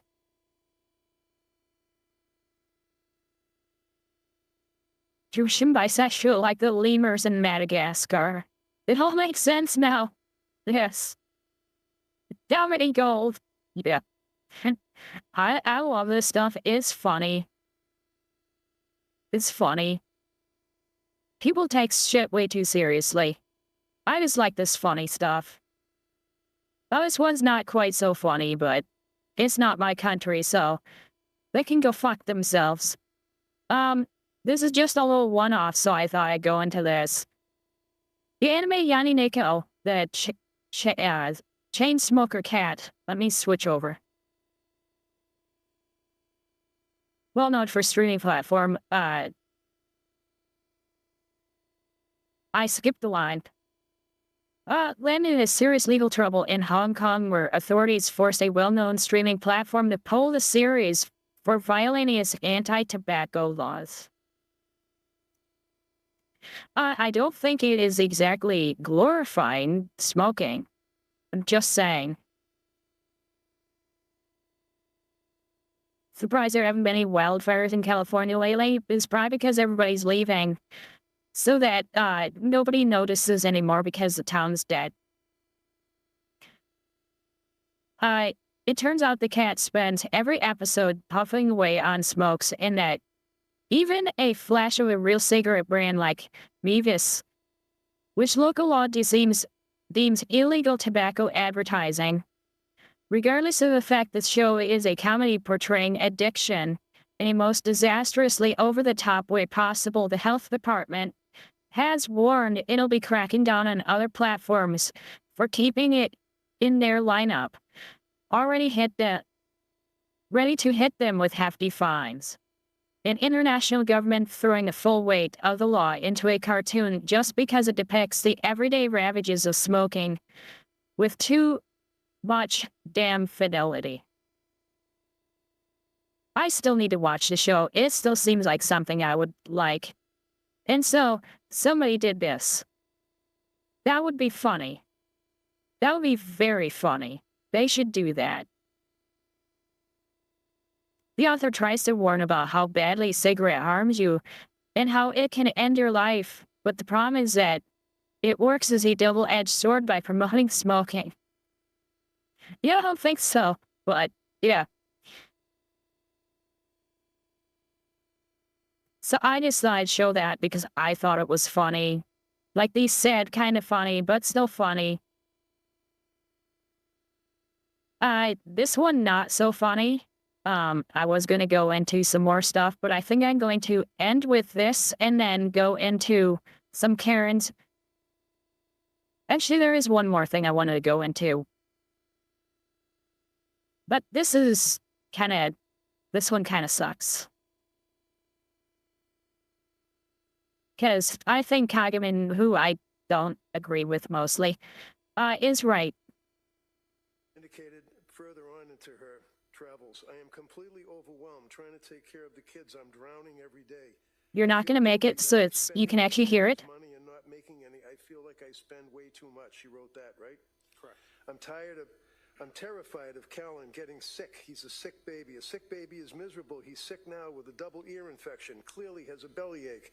It's miserable. I feel like the other kids are going to get him sick all winter long. She wrote that, right? Correct. I'm going to forget to turn this back down. I just know it. I feel like it's abusive. Okay, let's try this again. Further on into her travels. I am completely overwhelmed trying to take care of the kids. I'm drowning every day. I feel guilty that I'm spending my family's money and not making any. I feel like I spend way too much. She wrote that, right? Correct. I'm terrified of Callan getting sick. He's a sick baby. A sick baby is miserable. He's sick now with a double ear infection. Clearly has a bellyache. It's miserable. I feel like the other kids are going to get him sick all winter long. She wrote that, right? Correct. I always feel strongly against sleep training. I feel like it's abusive to let the baby cry and not respond. But I made the decision. I did it with Cal. It is way Then change your mind. Then change your mind. Too much crying. It's incredibly stressful. She wrote that, right? Correct. He's okay. He will be okay. Yeah, it's not glorifying. It's not harmful in any way. The doctor said it was okay. Plenty of people sleep train their kids at that age. It's necessary as a third child, is what she wrote, right? Correct. I feel incredibly sad and guilty about not breastfeeding anymore. That was the one thing She deserves to go insane. A woman who has her hair up like that deserves to be insane. could do to help his immune system, and I can tell he really doesn't like the formula. I'm very sad about this. I know. Then stop. At this time, it's what I needed That immediate switch is probably what's giving it the stomach ache. to do for my mental health. She wrote that, right? Correct. And then the statement You don't always metabolize it correctly. And kids are bound to not metabolize things correctly. They're still building up the ability to actually digest things. started getting smaller and smaller as time went by. One occasion, it's like I'm desperate to get a mental break from taking care of everyone. My mind is trying to make something physically wrong with me. My mind never shuts off. It's constantly thinking of the next thing someone needs. I can't shut it off. I desperately want to go back to work, but now I don't know how I'm going to function, and it worries me. Wrote that, right? Correct. There were two pages that were blank that she didn't even write on. And then on the third entry, affirmations. She wrote affirmations. On November 22nd of 2022, I am calm. I will remain calm today. There is nothing that needs to be on my mind. The weight is lifted from my mind. I will sleep tonight. She wrote that, right? Correct. Continuing on into November, I slept well last night. I will sleep again tonight. Today will be a great day. I will go back to work on Sunday. I will thrive. I can feel like myself again. That was November 23rd. She wrote that, right? I believe that's the day, yes. Gratitude. I'm grateful for Sue, who's always listening. That'd be a mother-in-law. You knew that, right? Yes. Sue, I'm grateful to Sue for always listening and trying her best to help me. Kids are sleeping great for Pat. Pat is handling nighttime stuff. Julie for making a plan for me. A big thing is I feel disconnected with myself. Time, reality. I think going back to work will help with that. She wrote that, right? Oh. Ta-da.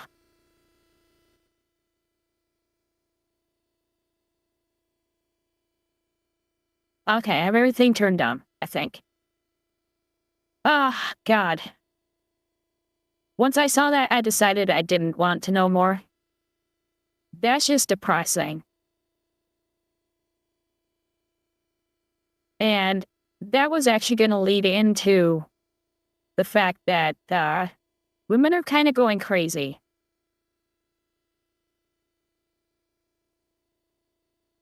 And then there's this one, yes, it is all men's fault.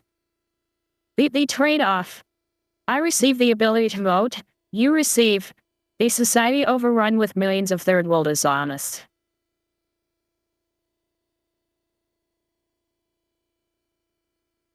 I hate the TikTok beep. People always have it so much quieter than the TikTok beep. I hate it. I've always hated it. It's honestly one of the reasons why I don't watch TikTok. Because it's not something I can set off to the side and just listen to while doing something else. So even if I did get a list of stuff that I could just keep watching and just listen to it, I still wouldn't do it.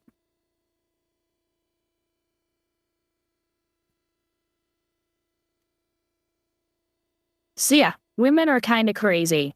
And then the video I was going to go into, women are starting to see the damage. It's the damage that they cause to themselves. And that was the idea of what we were going to watch. And that is a part that we are going to skip. I had a video here on teachers quitting. So I'm going to save that for later because it's not timely. But I did want to still go into this one because it is. And then we can go into just body cams and stuff. Declared the Strait of Hormuz to be new U.S. territory. Okay, good. The audio is fine. Oh, God. I hate TikTok. Listen. Last week you said that you would soon declare the Strait of Hormuz to be a territory of the United States. Could you elaborate? Well, I just think it's a territory. Great idea. Yeah, I mean, we control it. We control it with the blockade. We have a blockade. We control it with the blockade. And I like the idea of declaring. Yeah, it was a bad parent. And they did not know what they were doing, even though it was their third kid. And it was honestly abuse that the way that they were raising it in a way where it was almost ignored.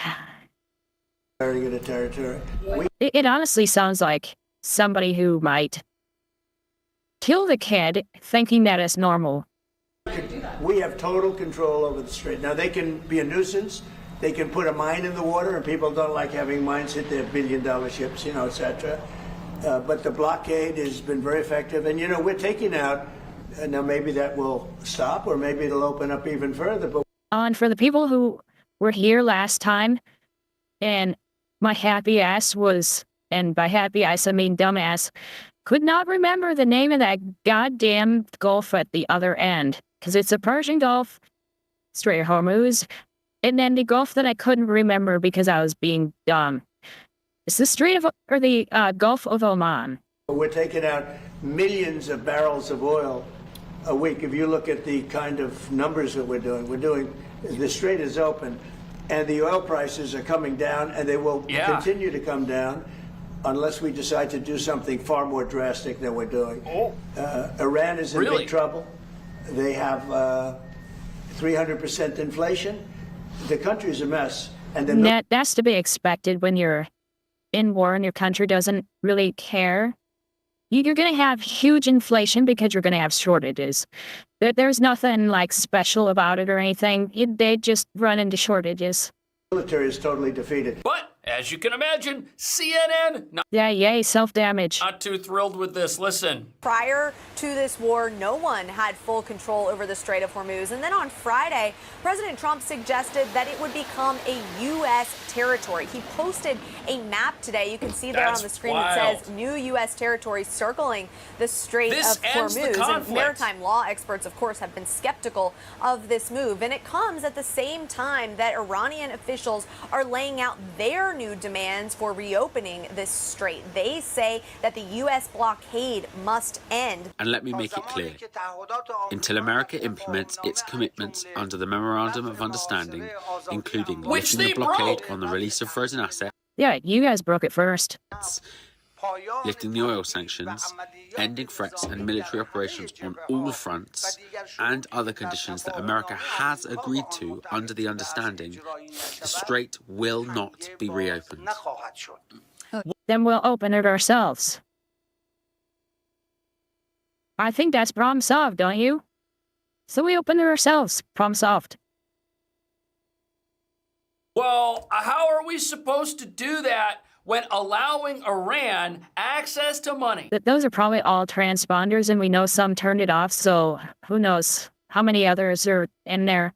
Just gives them what they need to continue being a hostile aggressor in the Middle East. And at the same time, it looks like the U.S. is already Yeah, see, that's what I'd like to do.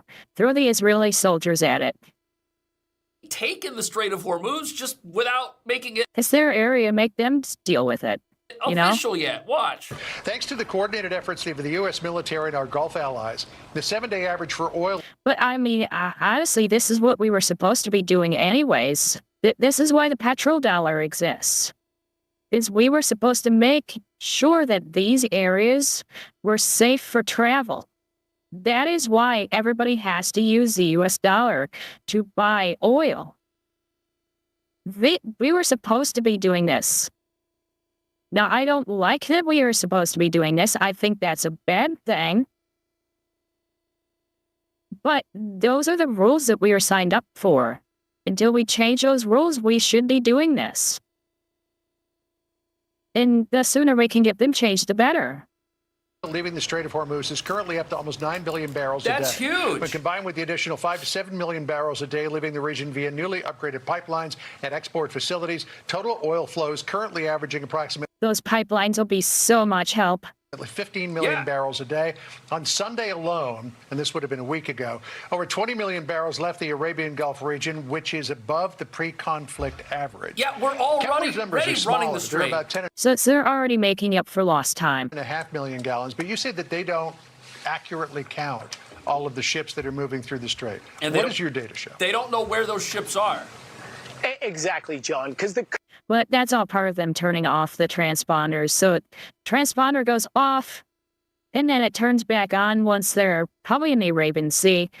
And so we're not exactly sure which ones have gone in and out, at what pace. commercial things, they're looking at ship tracking devices, these so-called AISs that all ships use. Yep. Well, we're in a conflict zone right now. So the ships have all turned these off. Of course. We have military escorts every day. We've been doing this since early May to bring oil and gas out. I get a report It just makes it difficult to track. every single day selling which ships went out, what they were transporting, Wow. where that ship came from. And you know who's not getting that report? Hostile. It's the same as we have in aircraft, to where an aircraft will have the information like where they're coming from and where they're going, and then their number. News networks that might expose how successful this whole thing is, but we've got the numbers. The price of oil does not show the $100 to $200 a barrel America's enemies were hoping would happen so that Trump would fail and collapse. And there's Yeah, and they already have a big enough military. If we were to make it so they could go in and leave it to them, I'd be fine with that. And then, but if we were to do that, then we really need to make sure that the oil is able to get out, which is what the pipeline is for, which isn't done yet. more. Listen. What they were transporting, where that ship came from. So I think the docks were going to be in the Arabian Sea. So they wouldn't even have to go through the strait. They shouldn't even have to go into the Gulf of Oman, I don't think.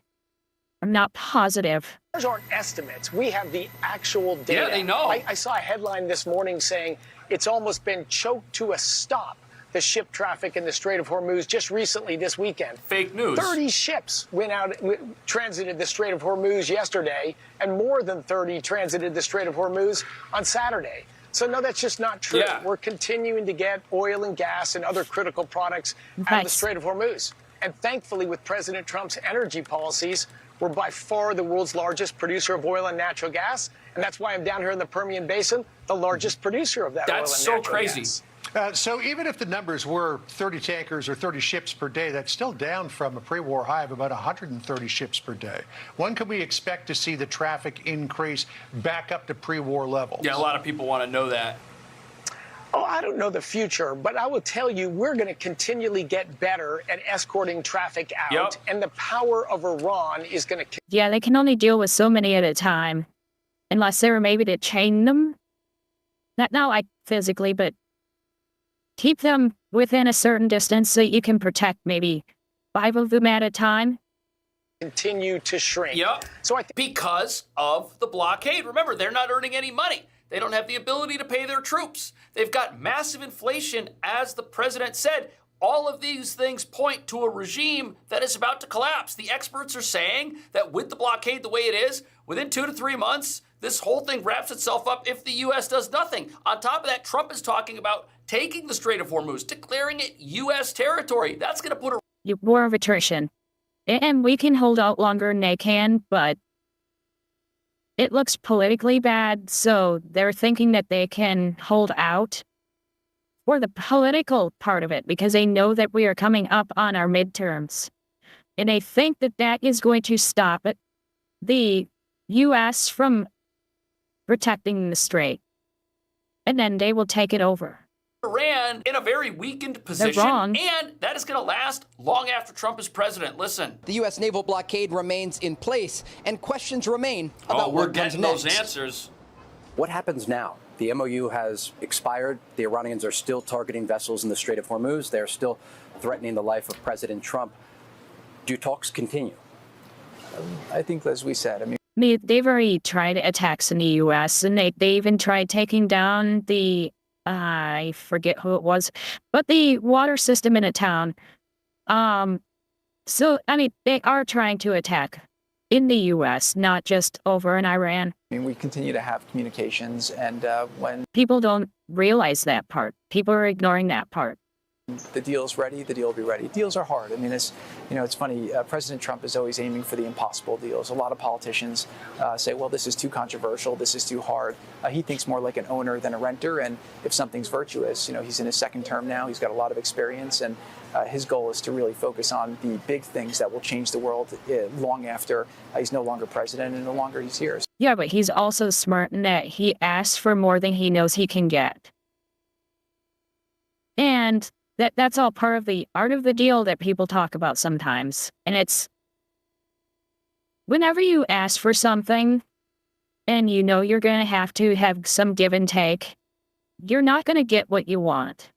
So you ask for more than what you want and hope that you can get parts of what you want and just talk down the parts that were nice but unnecessary. Yeah, maybe it would be good to have this thing. But we don't need it. But as long as we have the Strait of Hormuz opened up, then we're okay. But maybe it would have been nice to have this other thing here. But that's okay. It's that type of stuff. The give and take means that you should try to take more than what you need. And try and just make sure that you get, during the negotiation, what you want.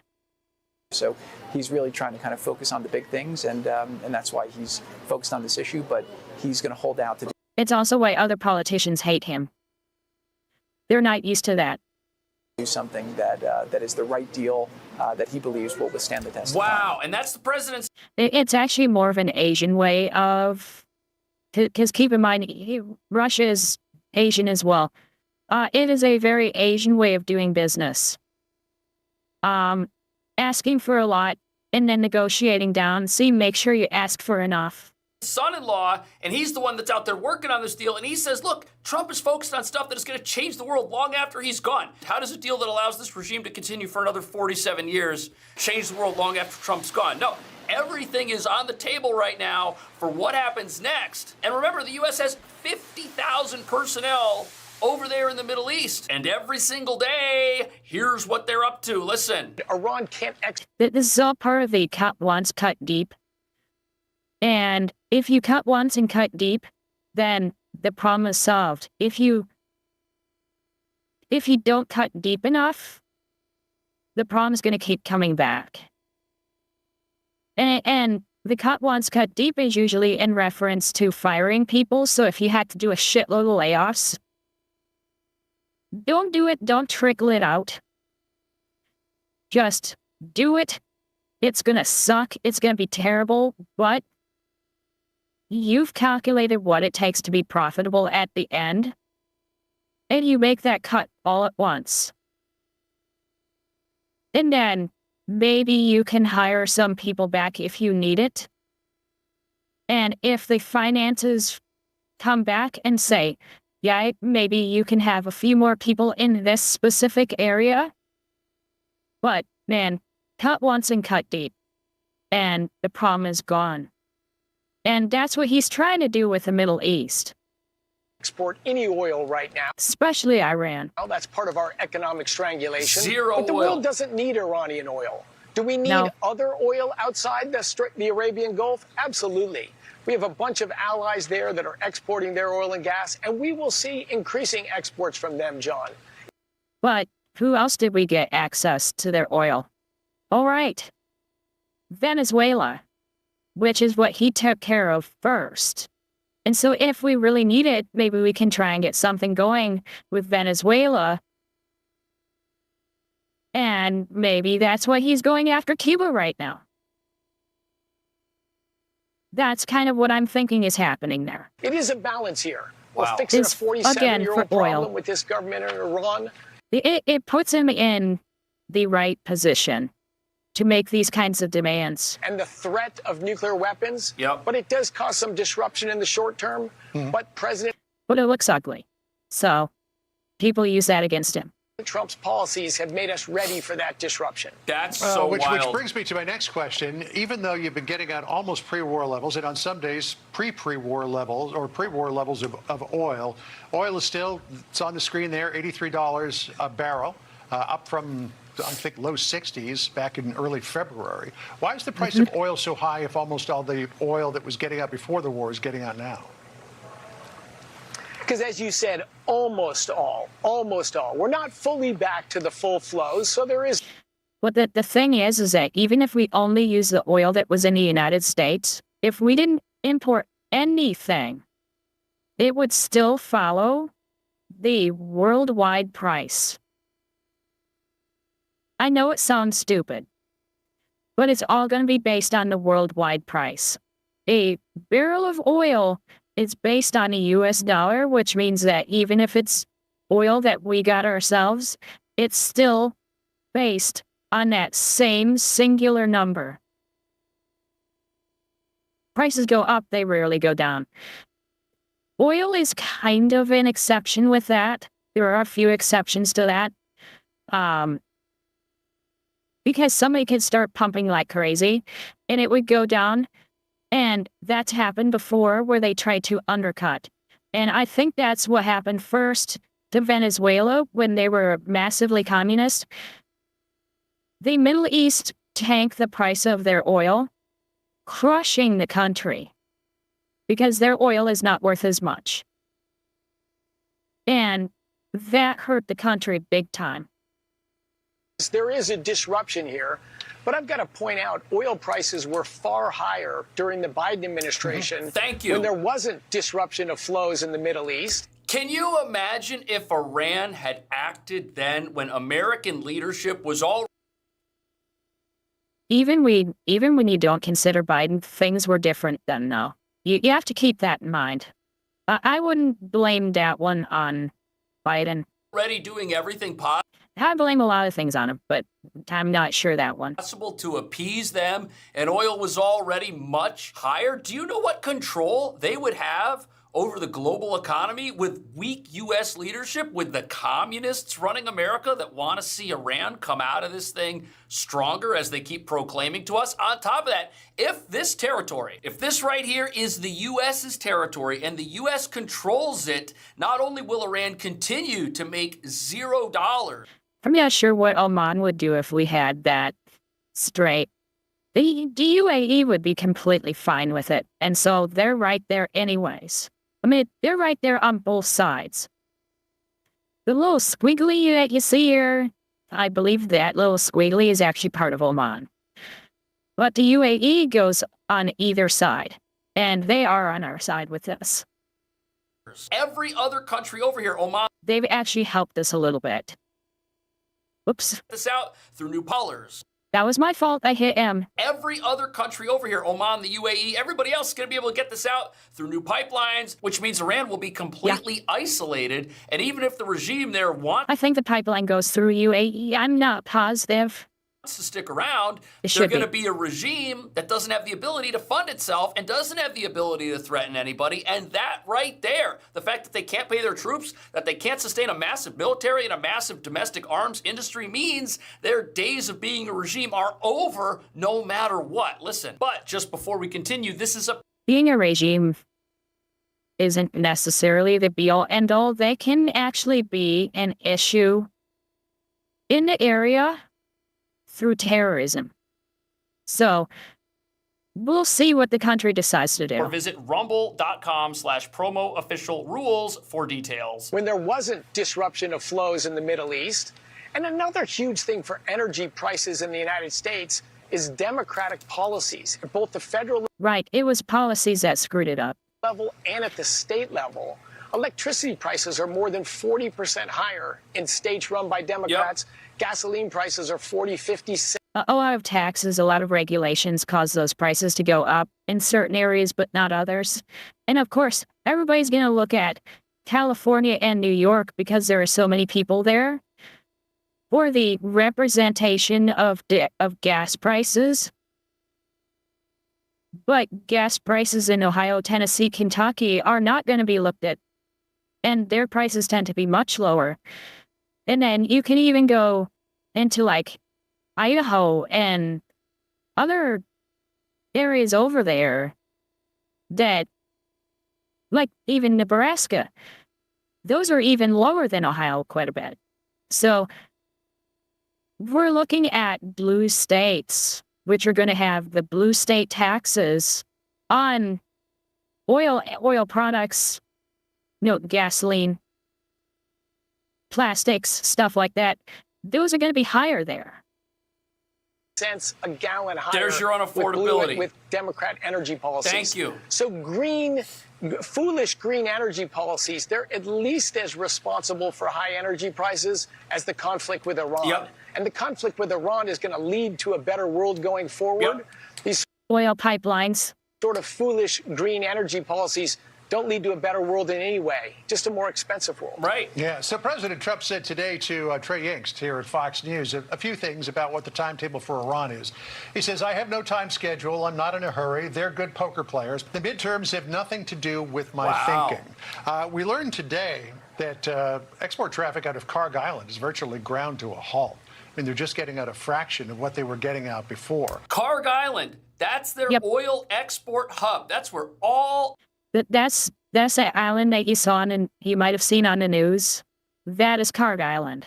Of Iran's oil is coming from. The blockade has exposed Iran's biggest economic vulnerability. So here Iran is, they're thinking that, hey... We were actually threatening to bomb it.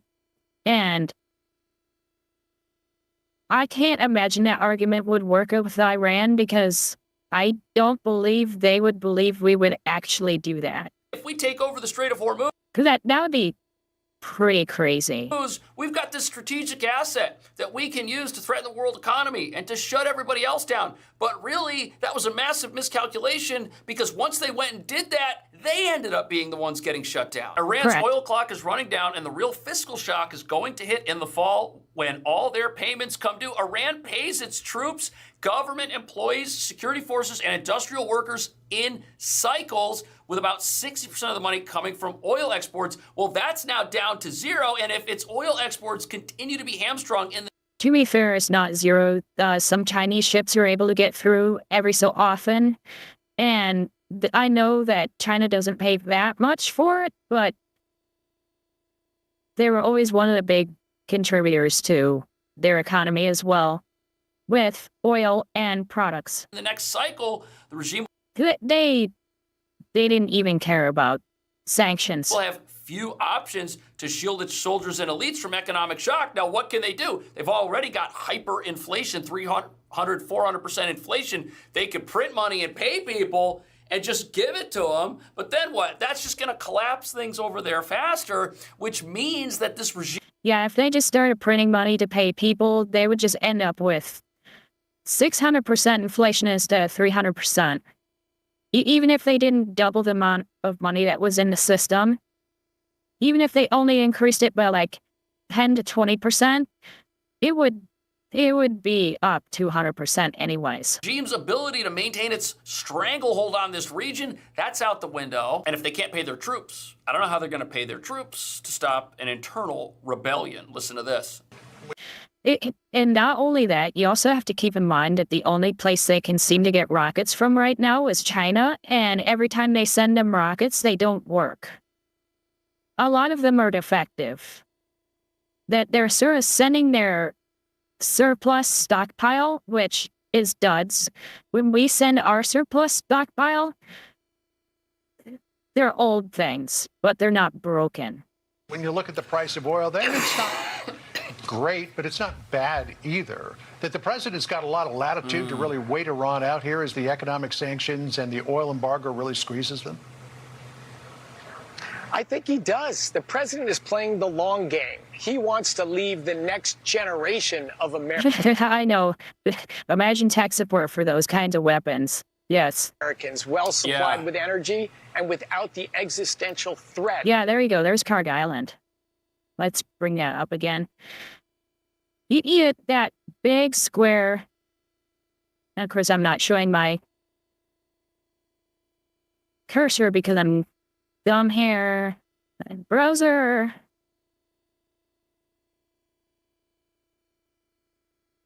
Oh, it's not gonna let me show it. Never mind. I thought I could turn it on just for this one layer. I guess not. Oh well.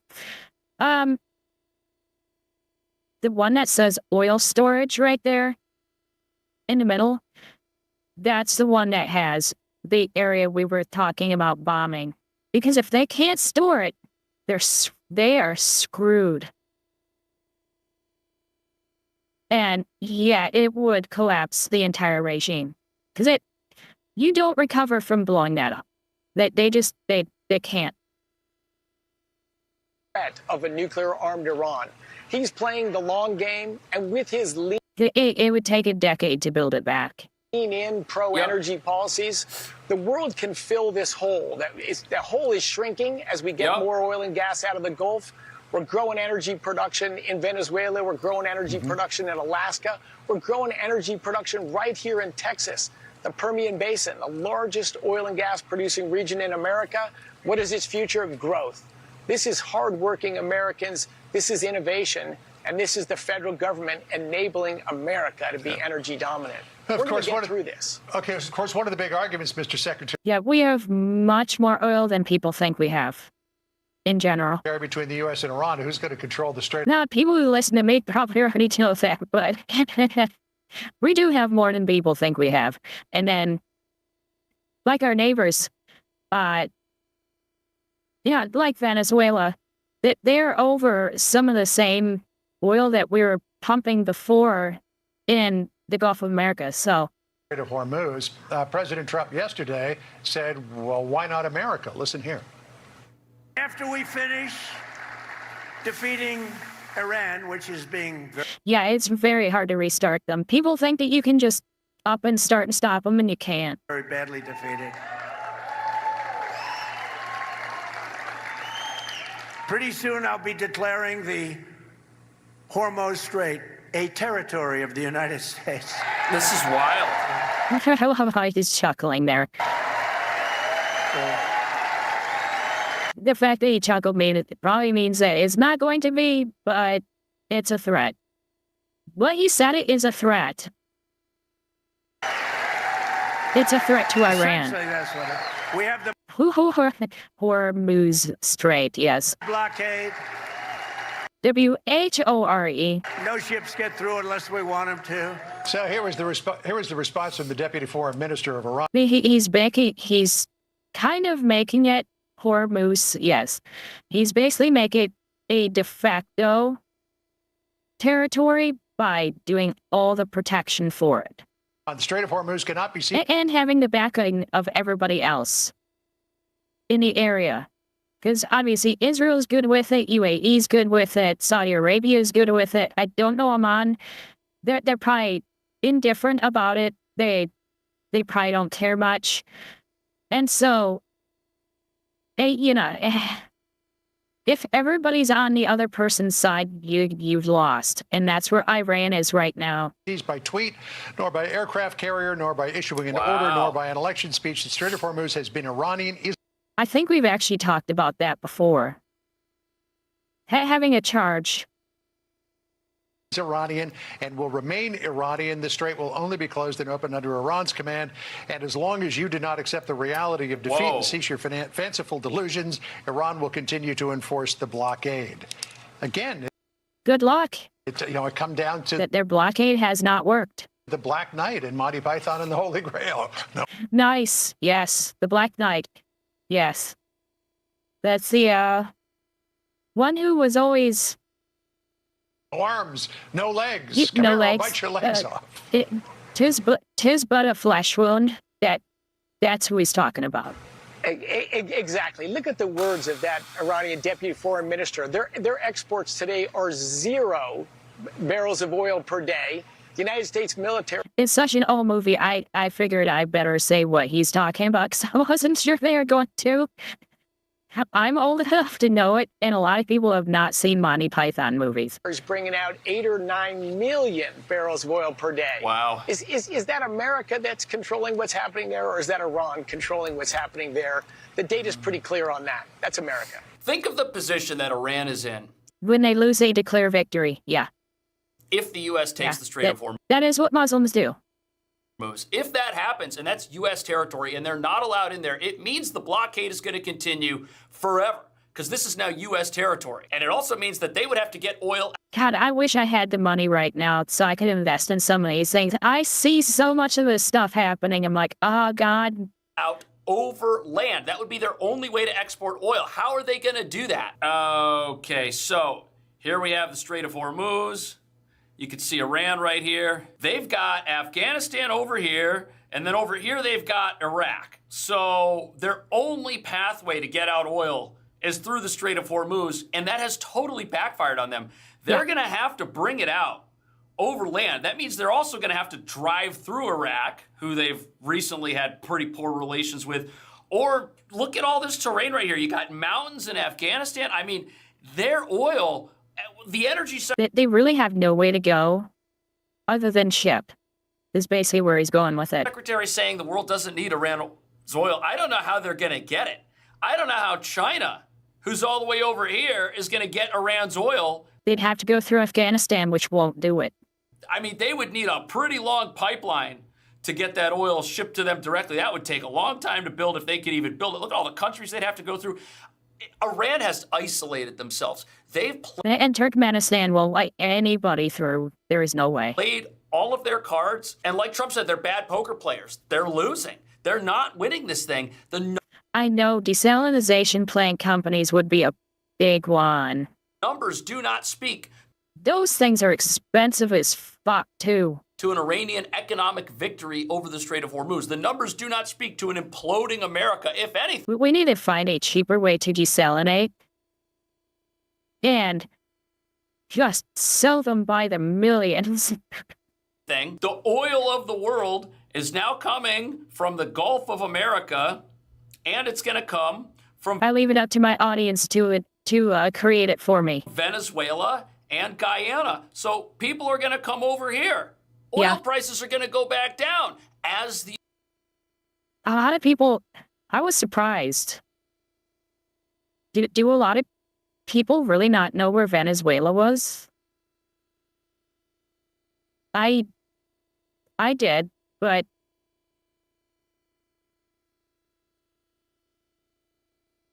Well, yeah.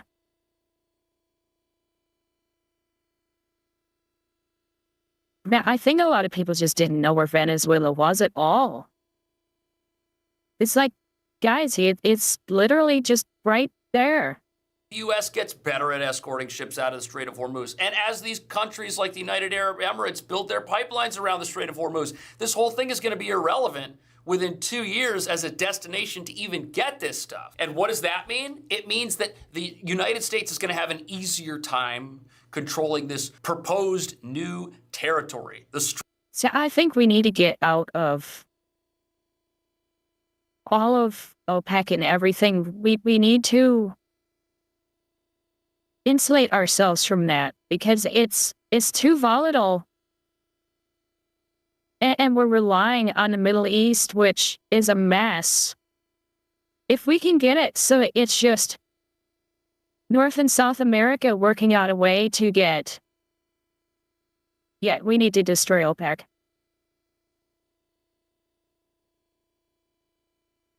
But we need to just work with North and South America and deal with our own oil.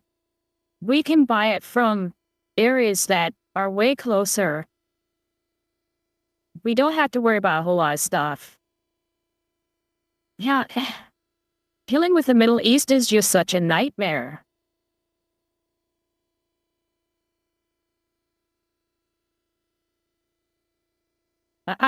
Yeah, it drives me crazy. Why do we have to deal with the world when we already have so much of what we need right here?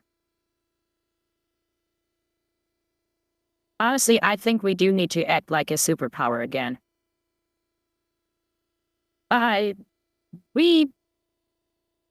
Hyperpower, yeah.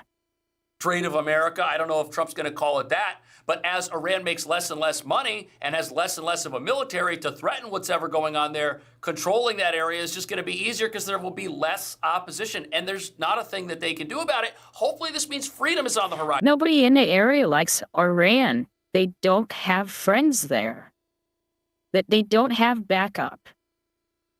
For the people of Iran, at which point the U.S. could say, hey, guys, great news. You've got a peaceful government. You want to have peace with your neighbors? Go ahead. Take this area of the world back. Run it yourselves. Bring your oil out. That's what I think. What's on the horizon here. At least that's what I think anyways. What do you think? I'll see you in the next video. Yeah, it's just the country leaders. Whether it be like the Ayatollah type stuff, or whether it's, some Islamist group decides to take over, and then another one takes over. They're all bad. It's, God. It's crazy.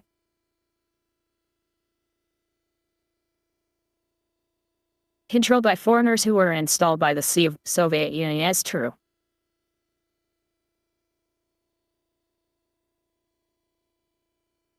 Well, because they're Muslim. It's the same as the cartels. The United States essentially created what we consider the cartels now in Mexico. We sent our soldiers down to help start it, to take over the country. And then they turned on us. So, yeah. So basically the same thing happened, but ours is with Mexico instead of Iran. Because the cartels still do run Mexico. They're a president, but the president doesn't decide things.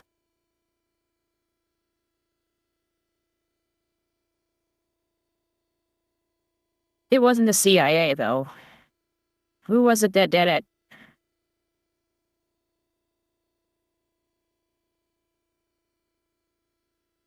We sent a group over.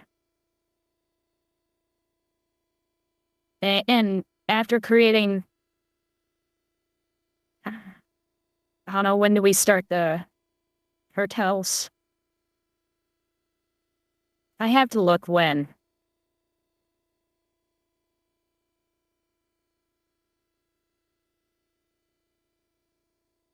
Anyway, I can look.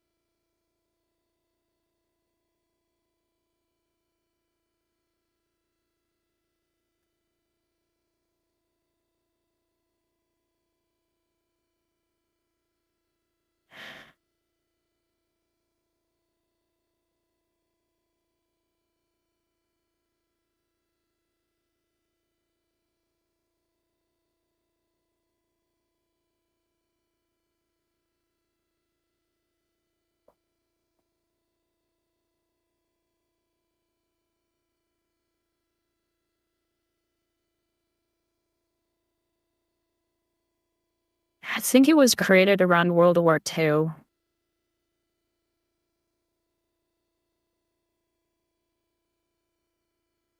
Not seeing who it was.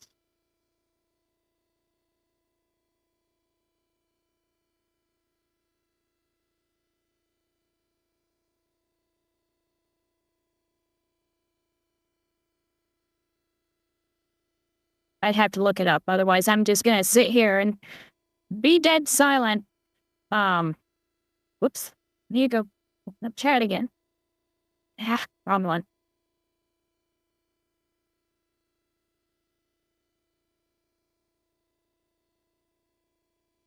Yeah, Mexico was never stable. Oh, where is it? Come on. Ah, there we go. I'll just open it up again. That stream. There we go.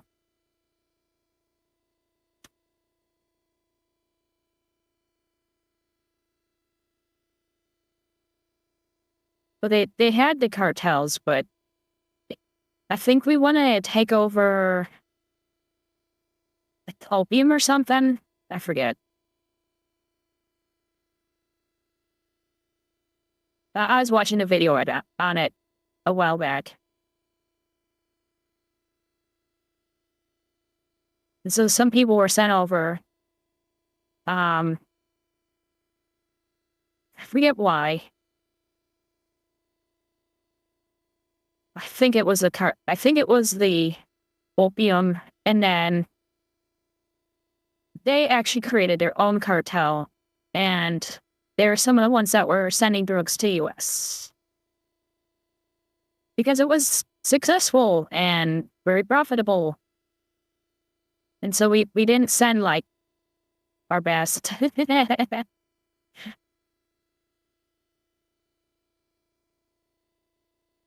See, I had some stuff on like the IRGC and stuff like that. So we're not going to go over those. Actually, we might go into this one. January I think I know 30th, this 2000. one.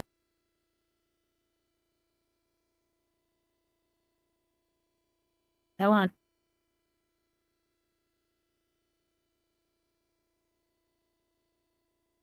I guess not. Okay. Because they were chasing down a very nice Dodge Hellcat. And they're really booking it. They're fast. And they actually lost control of the car after the police stopped the chase. And I'm not sure this is the same video.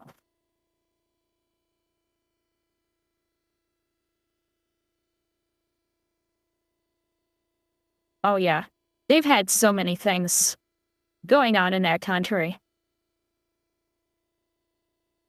So, okay, let's get this started. The Hellcat, I can imagine the demographic, yeah. On January 30th, 2023, officers with the Bernalillo Sheriff's Office Dodge Hellcats are so awesome. closed in around a stolen Dodge Challenger that eluded police for weeks, at one point, even speeding away Oh, no, this is a different one. at 130 miles per hour. Now it's round 2, and the big question is whether this Hellcat can outrun the chopper. Unknown to officers at the time, the suspect was The one I saw was during daytime. previously charged with murder in 2014. This incident was captured using forward-looking infrared, body camera, and dash I thought it was black. camera footage. Hey, there you have it. Looks like it's about to go mobile. Pulls it over spikes, southbound course. Looks like there's somebody walking to the passenger side of that car now. Possibly a female walking now towards the driver's side. Female's at the driver door. Dark Horse Mustang? Yeah. Female's away from the car now. No, going back to another car? There's some space in the front. It can just turn to the right and move out. I always want the new Prelude because I like my old Prelude instead of a massively expensive car like that. Vehicle's backing up and female's walking underneath the awning towards the northeast corner. Vehicle's north through the parking lot, exiting now. It's going to be hard to keep a long eye on this car, though. Well, if they chase them, as soon as they get bad behavior, they can back off. Avalon to Coors, looks like he's going to be most likely going south Coors. And looks like a Mustang immediately turned in behind him, most likely the female half. Vehicle is number 1 lane, southbound Coors from Avalon. All right, we're setting up for spikes. Let us know as soon as it's passing Choose Fitness, and we'll deploy the spikes. Yeah, it's away from me. I'm going to brake, and I'm going to try and get ahead of it over off Churchill. This guy tends to go Gonzalez as well as one of his Yeah, the one I watched didn't have spikes. exits. It was hauling Historically, the ass. suspect has used Gonzales Road as a primary means of eluding the police. It feeds into State Highway 45, a major thoroughfare in Albuquerque, and also provides plenty of opportunities to elude police among the residential streets. He is also known to drive into oncoming traffic to escape arrest. The lead officer on the ground knows this and attempts to use Churchill Road to get in front of the suspect and lay down spike strips. Next turn is going to be Old Coors, I believe. Old Coors approaching now. Good spikes, good spikes. It's coming up to Old Coors now at Churchill. Good spikes. And it's going to be going south. Metro 1's got him. Continuing through Churchill. Going eastbound Churchill from Old Coors still. Let me get units with me, southbound 53rd. Southbound 53rd.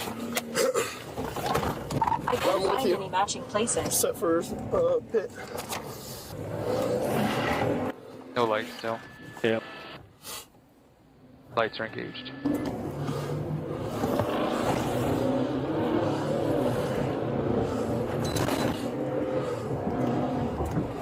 We're a little in front of them. Got to bank back around to the left.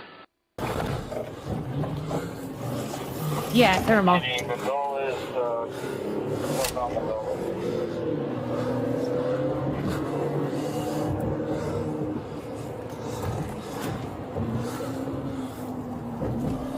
They kind of like it's inverse though, where the black is the hot.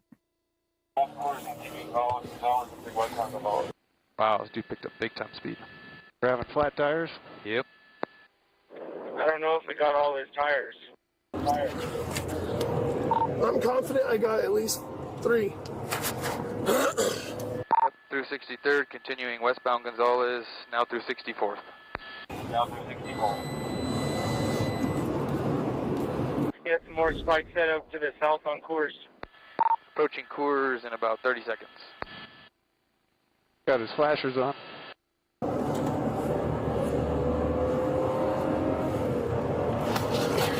For the guys on the ground, looks like this guy has his flashers on for some reason. Now going oncoming lanes of traffic, southbound and the northbound lanes, Coors. Southbound and northbound lanes, Coors. Nice. No Nice. traffic. No vehicles are engaged. Going down the no wrong lights, line. No marked units behind it. Driving southbound in the northbound lanes.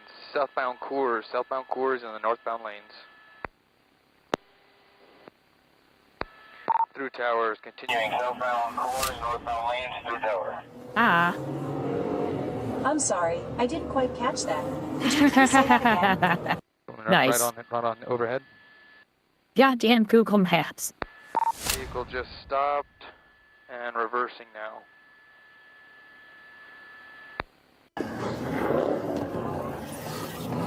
Okay, they got him on a VBM.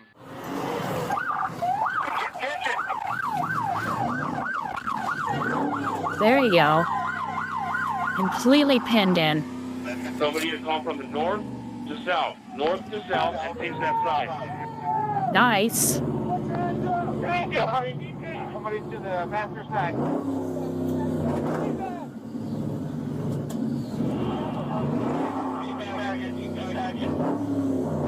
You're not gonna get anywhere.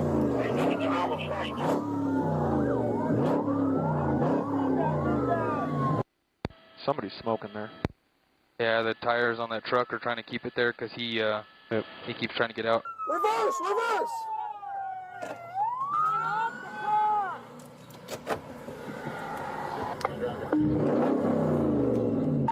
Everybody stay calm. Taft, if you could shift over to Lorenzo's truck. Lamone, shift to Lorenzo's truck.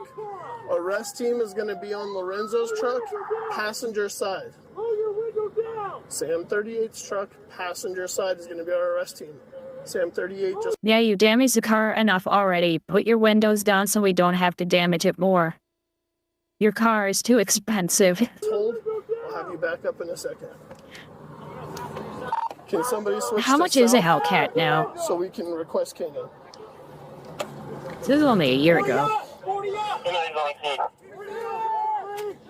Nick, you're in a bad crossfire. Can you shift if you're at 211's truck? Shift away from the driver's side. Nick, shift over, dude, shift over. 40 the window. 40 the driver's side window. 40, 40, 40!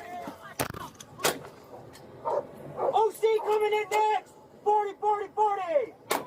said he's gonna kill himself. He said he's gonna kill himself. I can't see. I can see. Hey, come over here with the Reaper. No, I want to hit it here, on the back of this one. Passenger, no. I have another 40 OC. Come on, They're probably looking at around $80,000. That's what you're trying to do? Yeah, looks like about $80,000. my side to send it, or that way you can. Gotcha. Too much money, don't want to break in the window. Hit the dashboard. Damage enough already. Hands up! Put your hands up, Sheriff's Office! I got it. You get inside that gate! You guys hold that pipe in his hand, break that window. Get that window! They have him pinned in like hell. Damn.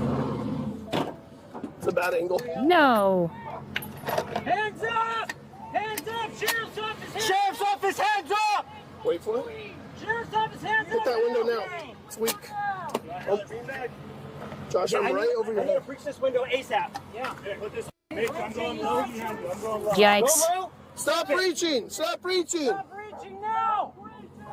Female passenger, put your hands up! I can't see. Good, that's good, Taft. That's good, Taft. Hands up! Put your hands up! Keep them up! 40-40! Keep your hands up now or you get Good hit on his shoulder, it looked like. Keep them up or I'm gonna shoot Helicopter launched anti-tire and perp apprehension drones. I might have already got that, bro. Oh, okay. No! Crawl out the window! Sheriff's Office, stop looking around! Sheriff's Office, keep your hands up and crawl out the window! Do it now! This is the Bernalillo County Sheriff's Office! Crawl out the window! Keep your hands up and crawl out! Yeah. Got it? See the green? Yeah, they said they're 5'6". Doggies, crawl out the fucking window! K9, can you come over to 189's white truck? Driver's side. Everyone else turn their radios down. I have comms on the radio. Female, get out of the car! He's tired of the echo. Get out of the car! Yeah. I got 40! Get out! I'm getting out! I can't get out the door! Get out the window! Crawl out the window! Break that window out and crawl out! If you run, you're gonna get 40! I don't need you reaching. Can you clear? Nobody's running, Bo. Famous last words right before running. Keep your hands up! He's looking a lot, dude. I know. Why does he still have a thing in his hand? Don't block my view. Sorry, bro. You're good. You're good. You're gonna get shot. Hey, I'm gonna shoot you. Right out the window. You have a drink? He's got like a Route 44. I was wondering what that was. Yeah. It's too big to be a phone. It did look like a drink. On his hands. Looks like a big gulp. The same thing. That's where he stashed all the drugs. Exxon makes them and Motorola makes them. That he's now drinking. He's drinking them. Tempted to hit this dude's hand, man. So both worth it. I would wait. They're up right now. If it drops, I think you're good. Keep your hands up. Keep them out of the fucking car. Hey, one person on commands. Mitch, you have commands. Mitch, you have commands. Mitch, take commands. Hey, keep your hands up once you're out. Hey! And he runs. See? Like I said, the famous last words before they run. Oh, Yeah, we got her. Passenger's out.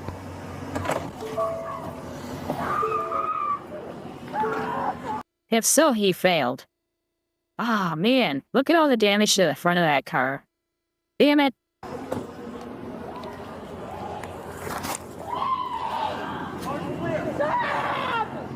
What am I doing? Please listen the whole time. Shut up.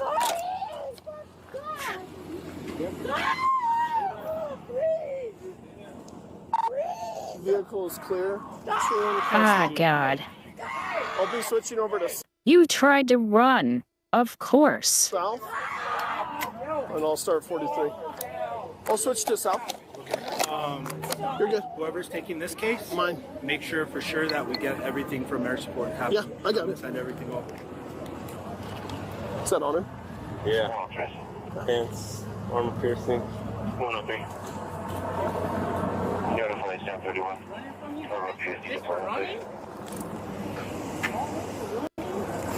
Yes, all this for running. We don't know what you have in your hand. You could have a gun. Turn around and start shooting. What are you talking about? The canines are best cops. And man, they clamp down and they do not let go. There's a lot of times they will not follow instructions. They're so hyper-focused on clamping down on whatever is moving. That's why you see cops yanking on them to get them off the perpetrator. Because they are not listening anymore. Can you make a case number? I'll be primary. He had a gun. Crazy thing is, we've got so many records of this dude doing this. It's like, crazy. It's crazy. Even the helicopter knows. Where's he at? Hello, sir. My name's Ian. I'm with the sheriff's office. What's your name, boss? I want an attorney. You want an attorney? Okay, I'm going to read you your rights anyway, and if that's what you want, that's fine, but I'm going to read them. My name is Jude Schulte, bro. Jude Schulte? Yeah. Right now you have the right to remain silent. Anything you say can and will be used against you in a court of law. You have the right to talk to an attorney for advice before we ask you any questions, and to have an No attorney Scooby with you during snacks. questioning. Jude, do you understand what I just read to you? I see a nod in your head. Do you want to... Perpetrators were starting to hold dog snacks and learning German. So they taught them to ignore the snacks by not giving it to them as a prize and choosing a different language. Talk to me about what's going on today? You guys chasing me, you tell me, bro. You got to say yes or no. Do you want to talk to me or no?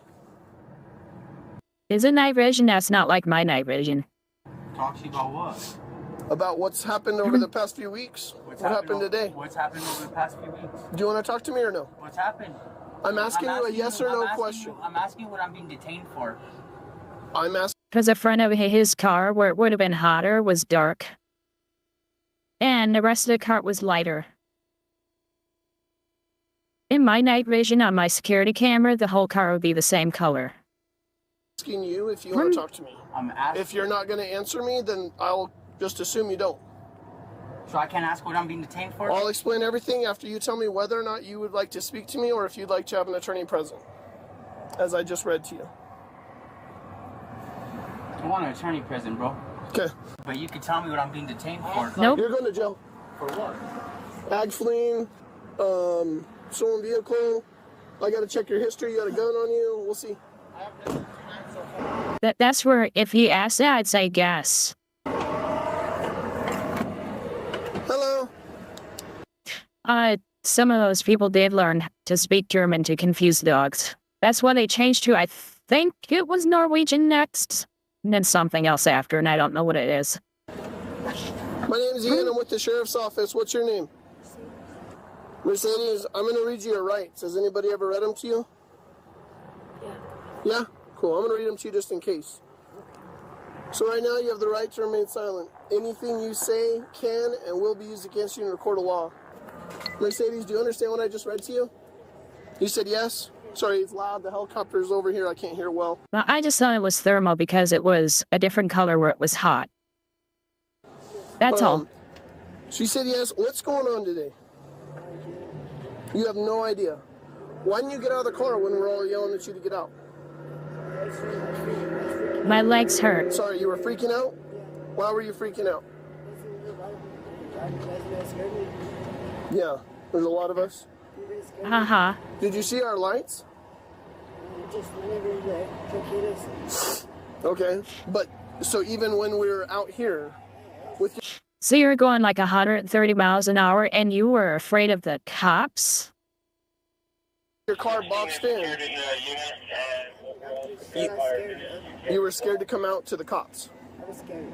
I was scared. I didn't run. I just wanted to get shot. Why would somebody shoot you if you got out when we're telling you to get out? I'm sorry. I was scared. Because you watch too much news and you think that cops just shoot anybody. That's why. What were you scared of? I'm scared of the cops. Why? Because he killed my fiance.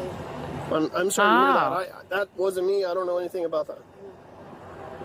Sorry. But do you understand that when cops give you instructions or commands? But that's when you say, did your fiance follow the instructions? And then she'll have to say, no. And then he'll have to say, well, that's probably why I was shot. And so you're supposed to follow them? You're sorry? Who is this guy? Huh? They all act like it's Night City, I know. Okay, what's his name? What? Jay? Jay? Okay. What's Jay's deal? How long you known him? Barely started dating him? How long ago? So she keeps choosing winners is basically what she's saying. She went from some guy who did enough that he was shot and goes to another guy who's speeding in a Hellcat at about 130 miles an hour and has to get rammed by cops to stop. And even after being clamped in by 3 cars, and later more like 15, he still tried to get away by pushing a car. Yeah, you choose winners, lady. It's not the cops you need to be afraid of. It's your own fucking choices. Huh? Oh, yeah, I see this guy. I know. How long did you start dating Jay? And this is why I watch cop games. So mad at me. I'm sorry. I didn't. I'm not mad at you at all. Not even the slightest bit. I'm just trying to ask you questions. And the only reason I'm speaking loud is because it is louder out here. And you're speaking quiet. I just want to make sure you hear my questions. But by no means am I upset with you or mad at you. Yep, repeal the 19th. So how long have you been dating Jay? Maybe like a couple days. Oh, just very, very new. Yeah. Is this the first time you hung out with him in that car? No. No? No, one time before that. One time before that. When was that? I don't really remember. Has he ever run from the cops in that car? No. Because he's run from me in that car several times. I didn't know. Okay. What did he say when I spiked the tires? He didn't say anything at all. He just drove like a crazy person. He went into oncoming lanes on Coors. People drive 60 miles per hour in this road. And you weren't scared of that? I'm scared. I was scared. Wouldn't you want to get away from him? No. How did he say that? Say no. Say no. It's funnier that way. That car's his? Yeah? Would it surprise you, Mercedes, to know that that car's stolen? But it can't be stolen. He has a title for it. No, it's stolen. That's a stolen car. That guy DJ just showed it to us. That's fine. Yep, it's a stolen car, and the guy can't get it back because that car is definitely totaled. It's stolen. Just because you have the title doesn't mean it's not stolen. I'd be pissed. It's been stolen for a while. And we've tried to stop him several times, and he runs every single time. The helicopter has footage of 3 times we've tried to stop him, and every time he runs. It's always in the same area, and he always goes in the oncoming lanes on Coors, just like he did today. So does it surprise you that it's stolen, or do you think that he knew? It doesn't surprise you? Do you have warrants, Mercedes? I don't understand why you wouldn't listen and just come out of that car. Well, you were not scared. Bullshit. According to court documents, the passenger, identified in the video as Mercedes, was charged with 3 counts of trafficking controlled substances and conspiracy to commit trafficking. She entered a not. That's what it was. She was hiding something. It's not fear of cops. It's fear of repercussions because of drugs. Nice. Guilty plea and was released on bond to await trial. However, after she failed to show up in court, her bond was revoked and a warrant was issued for her arrest. That warrant was served on April 10th, 2024, after she was arrested again.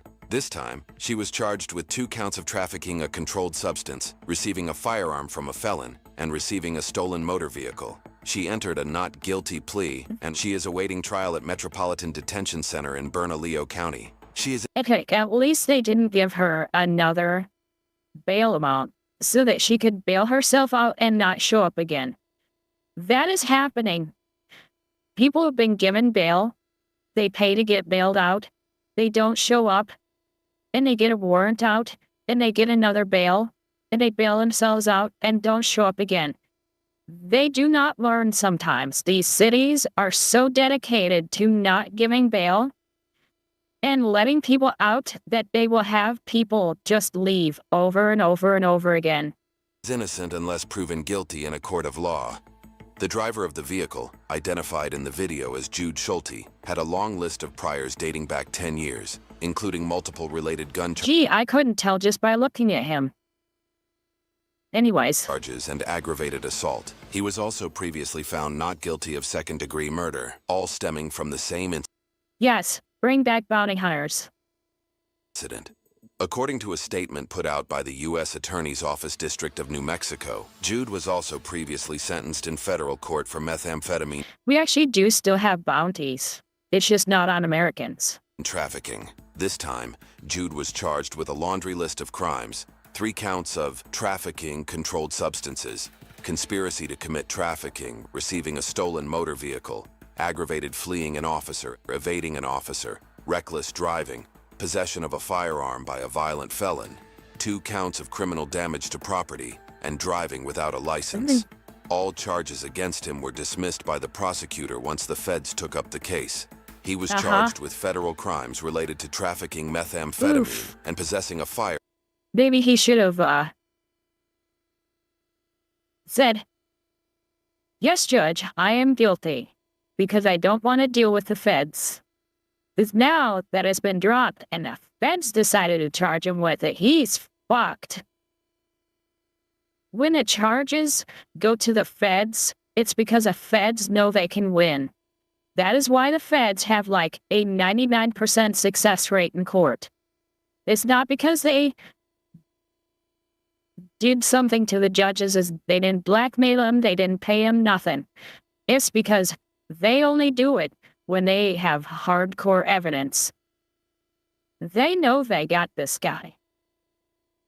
Firearm as a felon. He is currently awaiting trial at the Metropolitan Detention Center in Bernalillo County and is presumed innocent unless proven guilty in a court of law. That's a good thing they got the spike in. Yep. I'm telling you, He would've imagine been that dude, gone. yeah, driving without that like that? Oh my gosh. That would have been a lot longer than what it was. Oh yeah. He most likely would have done what he did last time. Yep.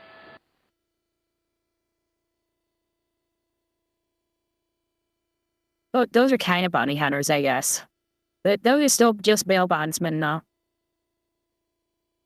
You usually can't just get hired to do it or do it on your own. You usually are part of the bail bonds office. So that's a little bit different. Because you're hired to do it. But I get what you're saying. You're not wrong.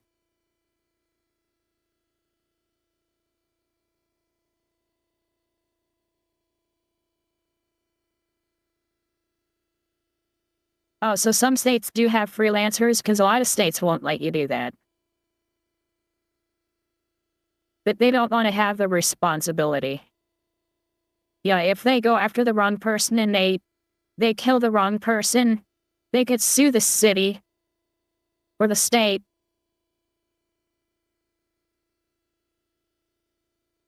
So, yeah.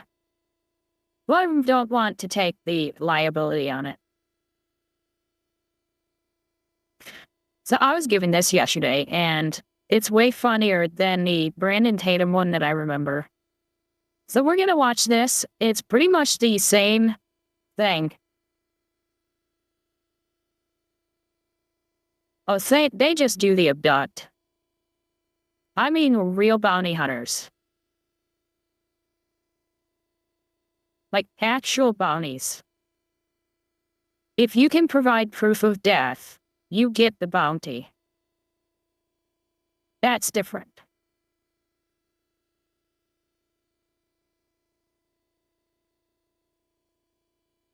myself often worry that we might be a victim of police brutality. So, as a public service, the Chris Rock Show proudly presents this educational video. And to be fair, pay attention to the last one. That is the most important. If you're black, follow the last one and you're good to go. You can do all the rest.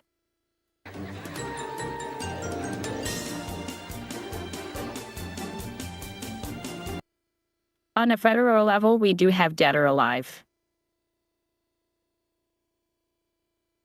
We have quite a few that are dead or alive. Have you ever been face to face with a police officer and wondered, is he about to kick my ass?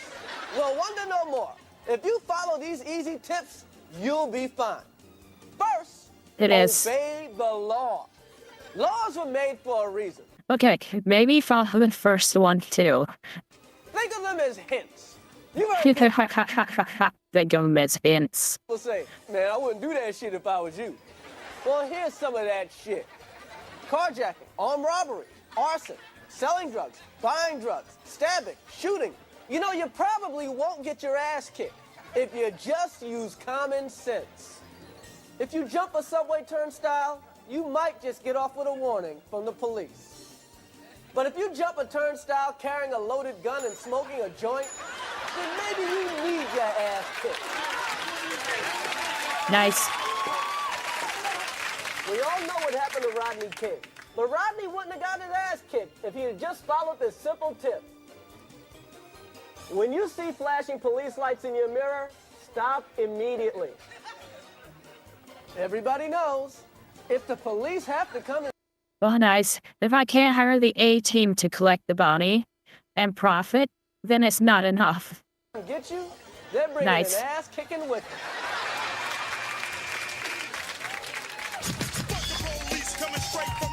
Oh look, a Honda Prelude. If you're listening to That's actually the one that I had. loud rap music, turn that shit off. Blasting fuck the police while you're getting pulled over by the police is just ignorant. Mine obviously wasn't that fancy. When an officer approaches your car, be polite. Is there a problem, officer? And stay in your car with your hands on the wheel. What the fuck do you want, motherfucker? And that's what we usually see at a mini house. Unless you want your ass kicked. Want to give a friend a ride? Not so fast. Your friend might be crazy. Crazy friend. Now, before you let your friend in your car, ask them these questions. Do you have a gun? Back down your friend. Do you have drugs? Do you have any warrants? And in case you do get pulled over by the cops, License and registration, please. remind your friend to do this one thing. Shut the fuck up. Don't give him shit. What the fuck you want? But that's when you tell the cop, yeah, my friend's an idiot. You can get him out of here. If you have to give a friend a ride, get a white friend. Oh, A white God. friend can be the difference between a ticket and a bullet in the ass. Not a ticket. Here's a tip you should never forget. If your woman is mad at you, leave her at home. Because a mad woman will say anything. He got weed! He got weed! If your woman is mad at you, there's nothing she'd like to see more than you getting your ass kicked. That's right! Kick his motherfucking ass! He got weed! Now let's review. Obey the law. Use common sense. Stop immediately. Turn that shit off. Be polite. Shut the fuck up. Get a white friend. And last but not least, don't ride with a mad woman. If you follow these simple pointers, you probably won't get your ass kicked by the police. Honestly, if you just follow the first one, none of it's a problem. But if you can't follow the first one, at least follow the last one. No mad wife. Simple rule. How many times have we seen the person in the car being like reasonable-ish, and then the other person in the car just going crazy?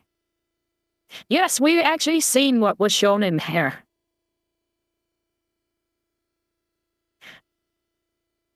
So, as much as it was comedy, he's actually not wrong on any of it. It's nuts.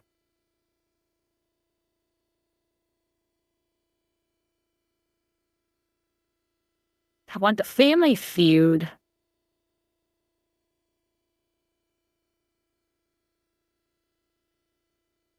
No, I want this one. Officers on routine patrol with the Milwaukee Police Department found an occupied Chevy pickup which matched the description of a vehicle suspected to be involved in a recent homicide. 286 for the year. And he just keeps going. In pursuit of a two-tone S10 wanted for homicide, eastbound on Ashton from 11th. I'm like, he could have just stopped there and this whole thing wouldn't have happened. Yeah, he actually thinks he can outrun a cop. Matches the description of a homicide vehicle, freshly painted. In an S10. Black in color in the front, silver in the back. 2 occupants, tinted windows. Precincts behind us. Take over broadcast,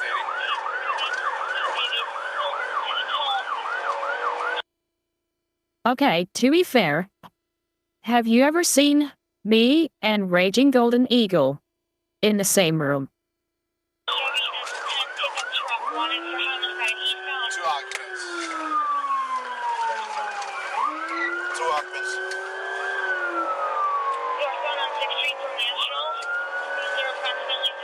I may just be RGE.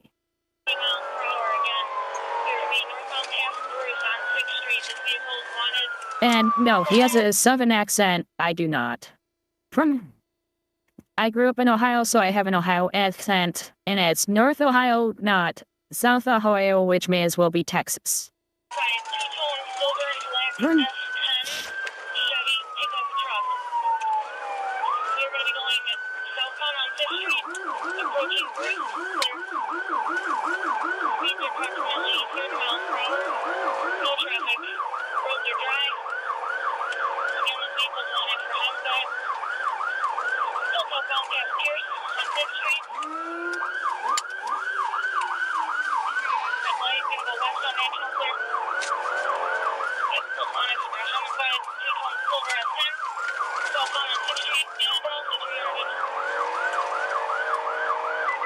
This dude isn't out running shit. He's barely staying ahead of the cop.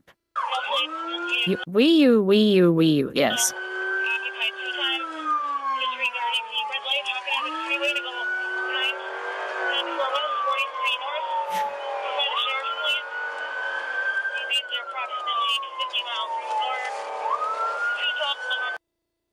I am high class. That is why I know RGE. We've actually seen some of his videos on this channel. 86,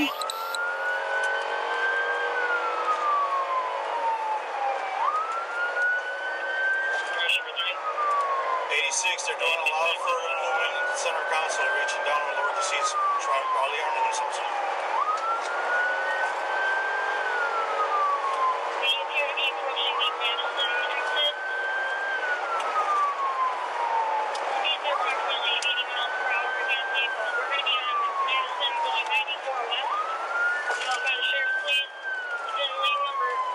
Hit his ass now so he flies over the bridge. I would not be a good cop.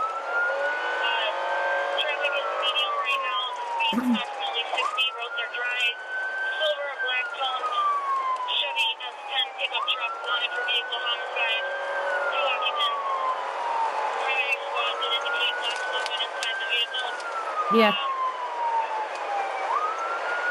I'm telling you, right there at the top of that bridge, so he flies off. Problem solved. Car is gone, he's dead. Less paperwork. All set. We are still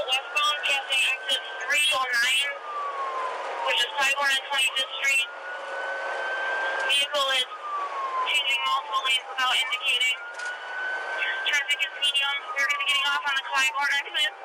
Disregard. It's no longer. It's still going west. Approaching the 35th Street by a Chevy S10, silver and black. Please notify green if in case we get off on any close exit. One of the vehicle on our side. Speeds are approximately 85 miles per hour. Vehicle is in lane 2. Roads are dry. Traffic is medium. Just switch to lane number 1. Approaching the 35th Street exit. We are taking the disregard. It's not taking the 35th Street exit. Traffic is medium. Speeds are approximately 80. Vehicle is wanted in a vehicle homicide. Silver and black tone Chevy S10 pickup truck occupied. This is like white knuckled butt puckering fast. 2 times. It's in lane number 1. Again, disregarding any type of signal, changing multiple lanes. Off on 38 north 175. Primary car take over. Still continuing.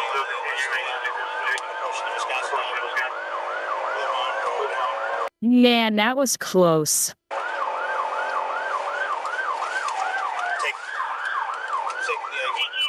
Nice try.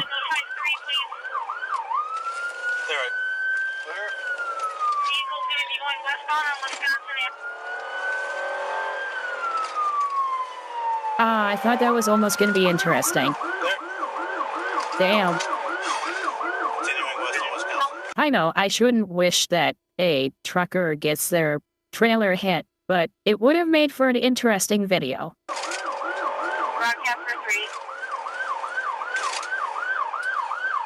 If you're in a shorter car, it's a way to get decapitated.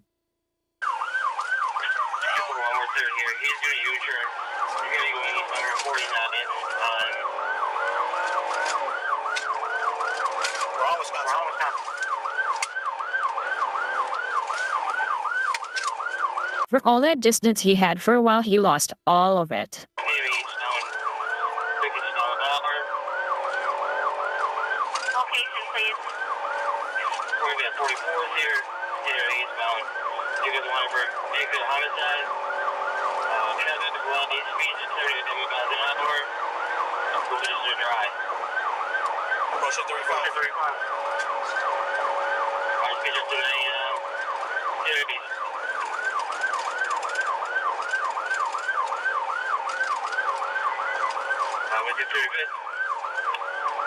Just remember that a bunch of police haters are probably the ones who made GTA 6.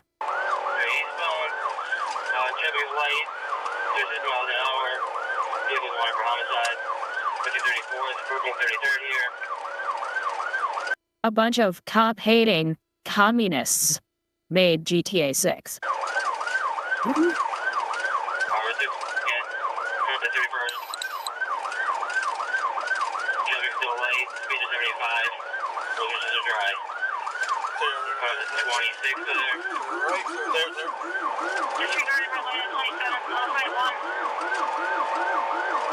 At least those lights are green so that those people weren't going to go flying through the intersection anyways.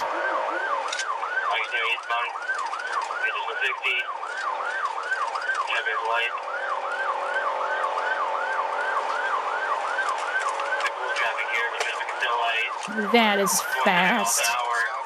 He's going to the 20th here, continuing eastbound. Vehicle description for D3. It's going to be a multicolored S10. I went through a red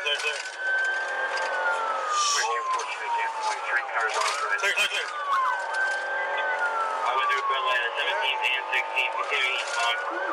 Left to right. Well, it's only for a console I'm not going to own, so I wouldn't be able to get GTA 6 on release anyways.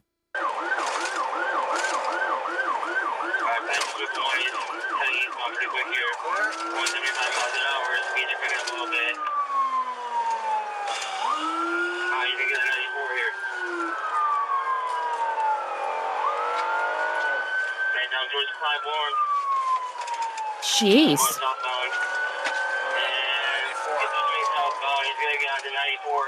Yeah, fuck Sony. Give me a silver and black S10, one for a vehicular homicide. 40 miles an hour. Going west.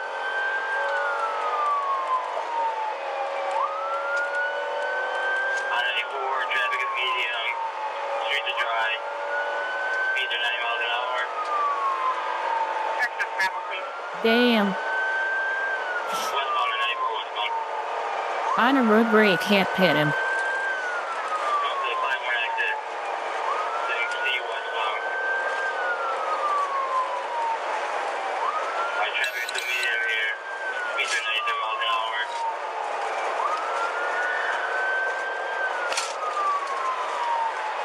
I don't know why people think they can outrun the police. Yeah, westbound and 94 west.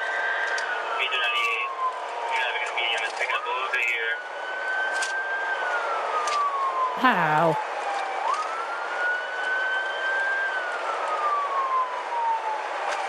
Traffic still 55 on 95. Traffic is medium right now. Steering westbound and 94 west.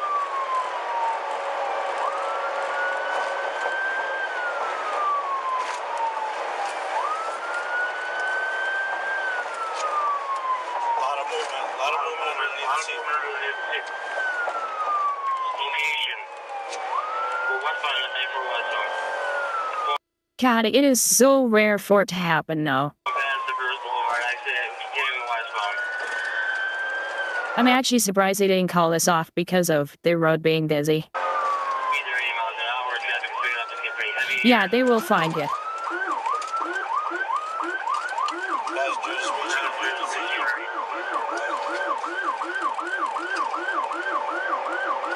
just passed exit 308, continuing westbound. Over 78 miles an hour. Traffic is pretty heavy right here. Streets are dry.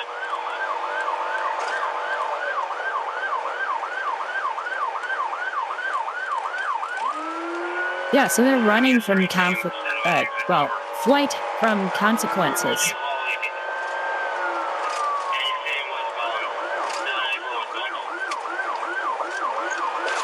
Wow, that was close.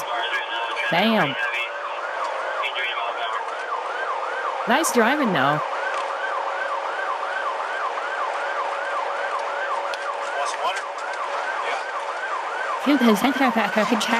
Hey, want some water? Sure.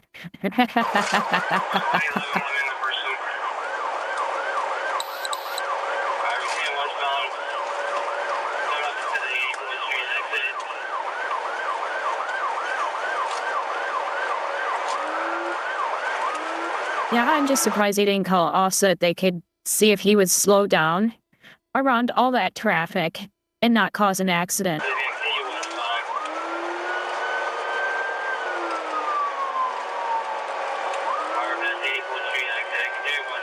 Yes, this is a GTA 6 leak.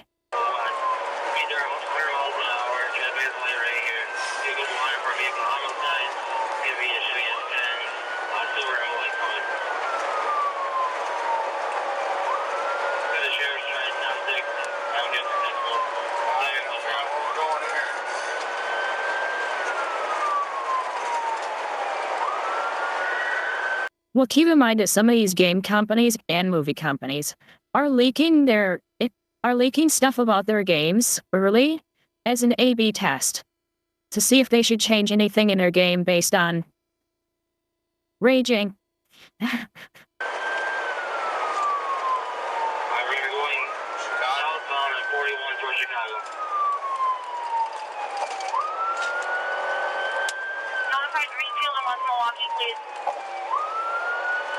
I think they should chase people to the ends of the earth, but that's just me.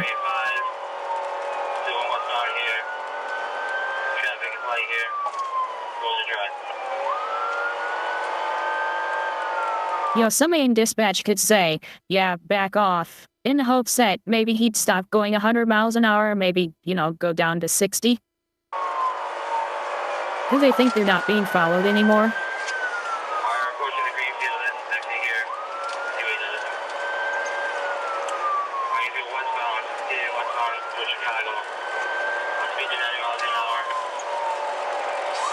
God, this area looks very close to a place that I used to live by.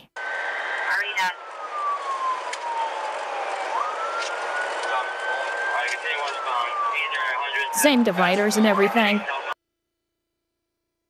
Lincoln Ave.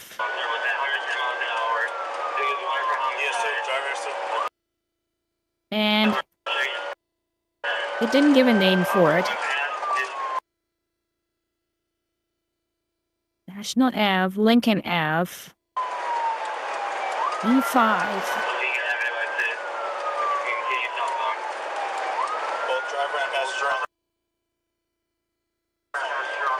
Nope, those are just the last signs. I'm trying to read those signs.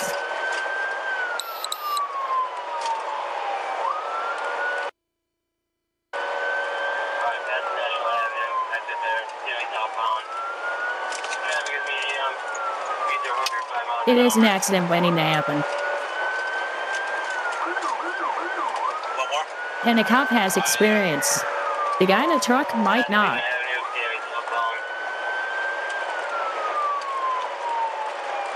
Yeah, I can zoom in. I can read it as long as it's clear. But I mean, I can zoom out now all I want. Oklahoma would still be blurry.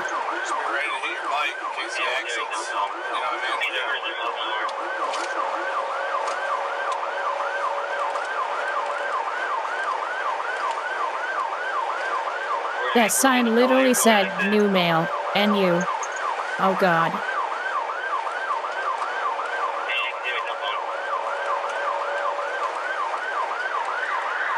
It does kind of look like Georgia.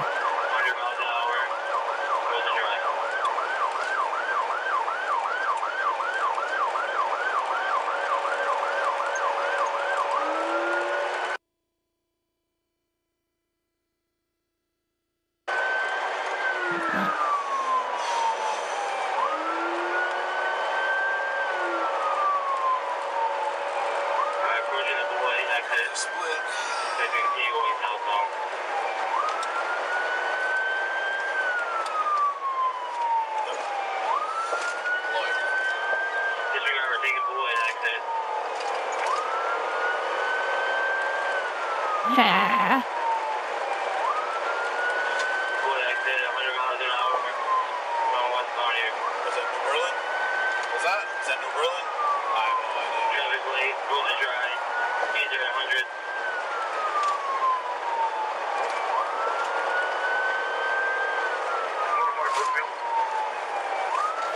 But they would chase this guy to the ends of the earth because he's a homicide suspect.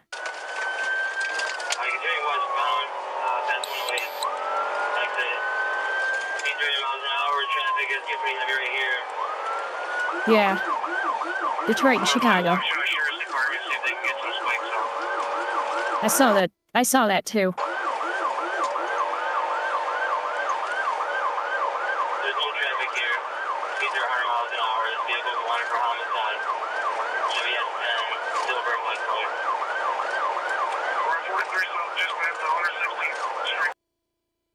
They're Illinois.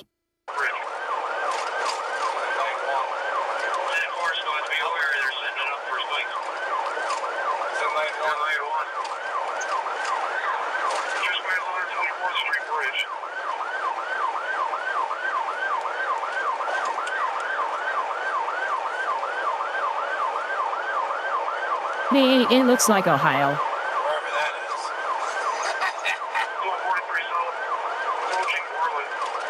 But a lot of the northern states do, so that doesn't mean much. Indiana looks a lot like Ohio, too.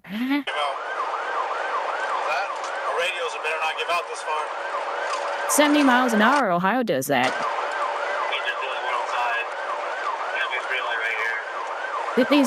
These would be like the old 65 mile an hour roads. Ohio moved them up to 70. Cops are having a time of their lives. Yeah, when their knuckles are just absolutely white, yeah.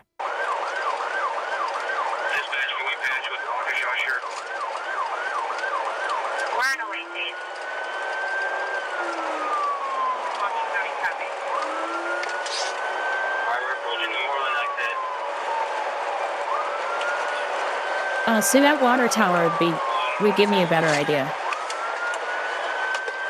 We'll see it. I can't see the details enough.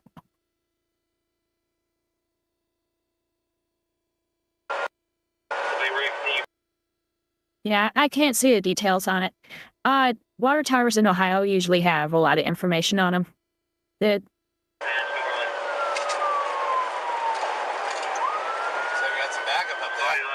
So I'm not sure if every state's like that. Hello? Okay, sounds good. We're still on, They called the phone. He already said it. Who are you talking to? Sergeant. Oh, never mind. He advised the squad ahead of him for the town. Pass him out, 5-6. But if it's nearing Chicago, that wouldn't be the northern part of Ohio, which is where I grew up. This would be more the southern part of Ohio. Yeah, we're primary. We have a couple of unknown spots way over there. We are still southbound 543, passing about 26.2, approaching Cal. Just passed it. I-43, approaching Racine. Only 2 miles per hour. This call is wanted as a two-tone, properly conditioned, purple, black. I like that picture, full, and it's nice. Oh shit! No. Good spike. Good spike. Left tire. Rear. That was crazy, bro. Yeah.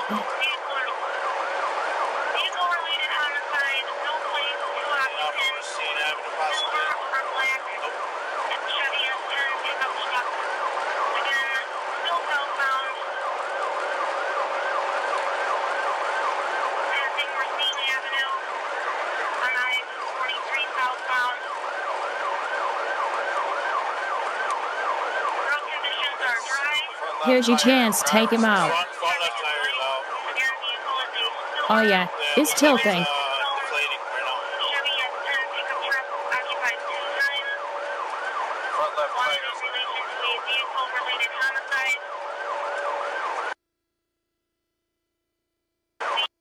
Yeah. Approximately 106. We are approximately 3 miles away from Highway 164, still southbound on I-43. Front left. Take him. Actually, I can't now. There's walls. I think you're still on ops, bro.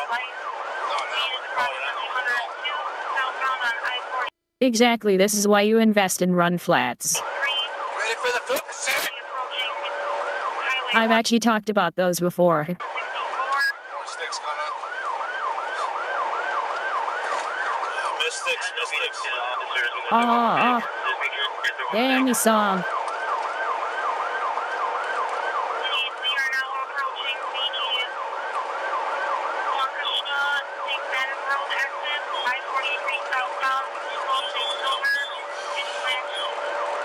They need to switch over to the things. I forget who invented them. I think it was for the military, though. Like, as in they created them for the military. Instead of having air in there, the entire wheel is like a honeycomb shape. And so there's nothing to go flat.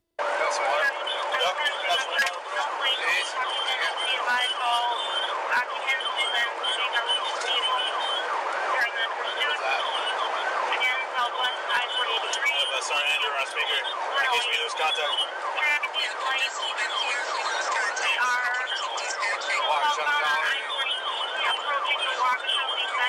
Another Mystics. Damn. That driver, his tire is going to be going out here pretty soon. Where does this even go to? Fuck, I don't know.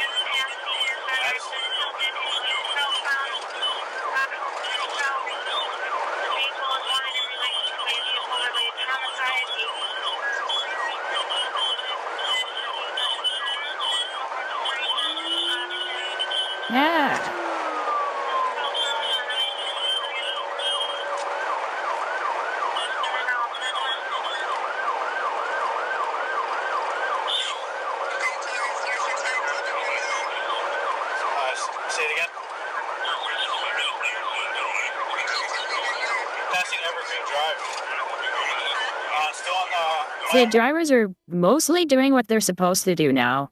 They're pulling off to the side. Marker 49, still on 43.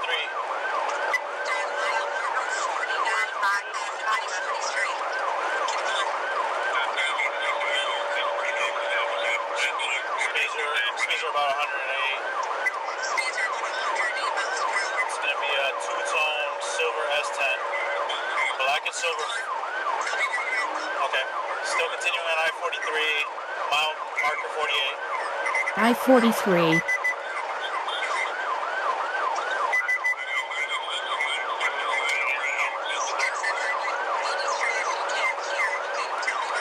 Still on I-43, mile marker 48.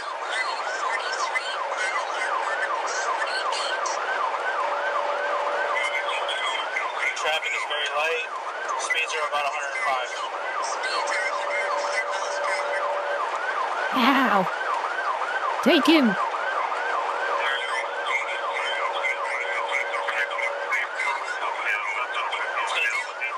Yeah. Mile marker 47 now, I'm still on I-43. Speeds are about 105. What can of paint? Yes. Passing Oakdale Drive. Still on I-43.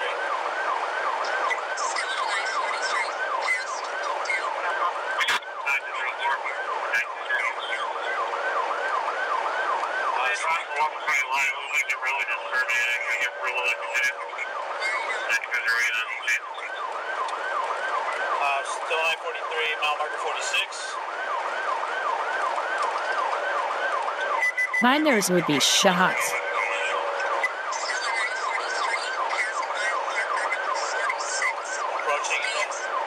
This is fast. Traffic is very light, 107 miles an hour.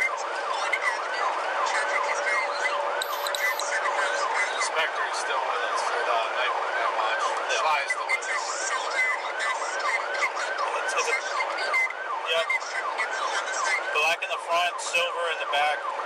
It has a hood scoop in the front on the hood.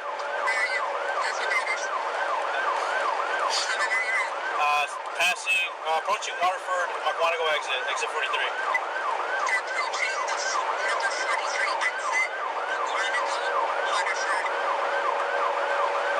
He's still in the one lane, 107 miles an hour.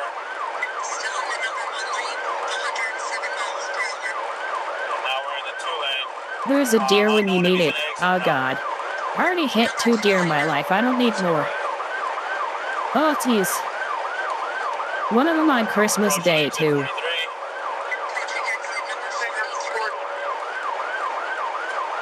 Still continuing.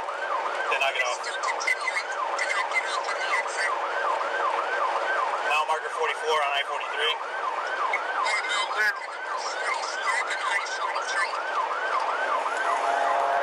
He almost lost control.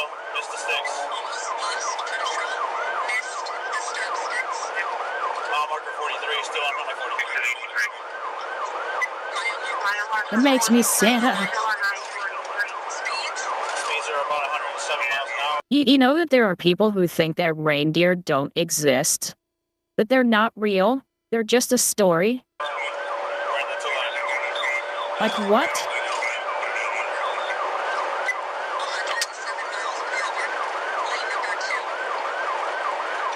There are no plates on this vehicle. Passing Stone School Road. With a deer or a skunk? Oh god. Now you're asking for a biological agent. So that'll be both. This front tire should be going down. Yep. Front tire's starting a good way. He's still on second lane, still on I-43. 3 tires deflated. Three tires. Back right tire's also stuck. Slowing down. Mile marker 42, slowing down, way down.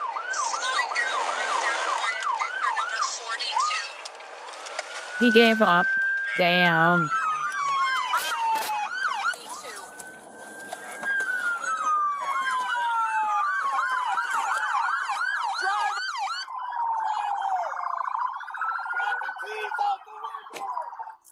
As if he can hear a goddamn thing over the sirens.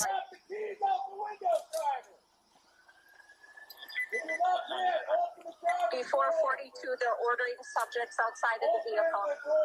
You got me, bro? Yeah. Order. Passengers stay inside. Keep have your hands up. Waukesha County Sheriff is 3 minutes out. Did you hear me? Keep your hand away from the waist. Keep your hand up. Stop. Ordering subjects outside of the vehicle. Walk towards the sound of my voice. Step to the right. Step to the right. Okay. Keep coming to me. Keep coming more. It's all good. Y'all ain't gotta restrain me, bro. It's all good. Y'all ain't gotta restrain me? What? Of course they do. You just sent them on a massive chase. And you're a homicide. Oh, God. You're a homicide suspect. Of course they're gonna handcuff you. You got driver in custody? Walk to the sound of my voice. Keep coming back. Keep walking backwards. Keep facing away from me. He's walking. Keep your hands up. He's walking. He should be shot for the pants down to his knees. Anybody else in that car? Walking backwards. The pursuing officer finally got a chance to meet the homicide suspect face to face. Are you hurt? Are you hurt? How old are you? 19. 19? Okay. You got ID? No. Why you scaring me right here? Well, I mean, you can't flee like that. I know I'm saying like, Milwaukee. I'm not. No, you're fine. It's just a lot of attention. I'm That's it. calm right here. I know I just did what I just did. My name's like, Andrew. What's yours? But I'm not. What's your name? Resisting y'all like physically or none You're of that. okay. What's your name? Some of us in Milwaukee, I don't know. They're Wisconsin. Oh, TA, so I'm in. let's get over so we can at least get one lane. You got it, boss. You're good, man. You're good. Well, we can pull this car to the side. Whose car is this? Policing spot? You're good. You're good. According to court filings, the chase reached speeds of 120 miles per hour. The Nice. suspect was arraigned with a $40,000 cash bond as part of a plea agreement. Ooh, cash bond. No bail bondsman there. He was convicted of hit and run involving great bodily harm or death, 2 counts of second-degree recklessly endangering safety, fleeing and eluding, and possession with intent to distribute cocaine, party to a crime. The defendant was sentenced to a minimum of 6 years and 3 months in prison and a maximum of 11 years and 3 months in prison. He was given credit for having served approximately 8 months of jail time prior to his sentencing. At no point during the chase was anyone injured, and there was no use of force used by the officers. Real quick, man. Is there anything medically wrong with you right now? Like, are you feeling okay? Yeah. He's mentally retarded for running that fast. Despite what's going on with you, you feel medically okay? You didn't swallow anything that you shouldn't have. I'm not going to charge you with anything. I just don't want you to die on me, right? No. Right. You need something, man, like my partner, or my buddy Gleason. That's his last name. Okay? His first name is John. His last name is Gleason. Okay? You need something, just let him know. All right? Some water? Huh? You got some water? Some water? We could probably try to get some water for you, all right? All right. Oh, God. Jeez. That was crazy. I know it's midnight, but I have one. Stop.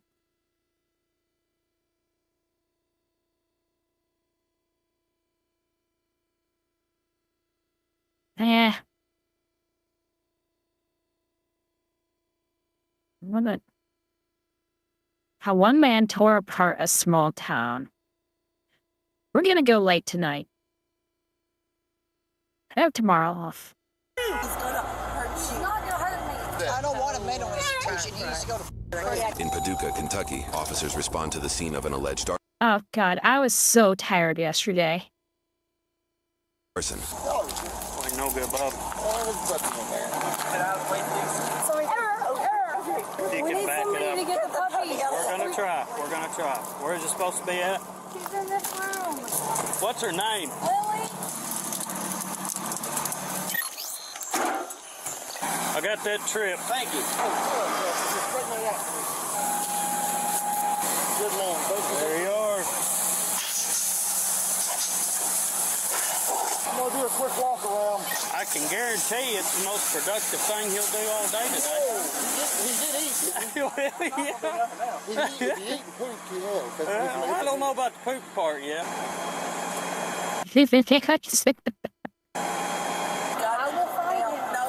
I love the random talk that some of these cops have. It's not as fun as a random talk with the alligator last night, but that was pretty crazy. Oh, JC's gonna hurt you. He's not gonna hurt me. Get out of my car. I'm not playing. Get out of my car. What are we talking about? Her husband. Get out of my car. No. Get out of my car. Hey, y'all gonna have to tell me something. I'm not gonna stand here and listen to you argue. He's pissed off at her, and he got mad at me because I told him that he couldn't do that. Who is this? So he set the house on fire. No, driver. So I could tell he was getting really mad. And I went to shut my bedroom door and I said, I've got to get ready for work.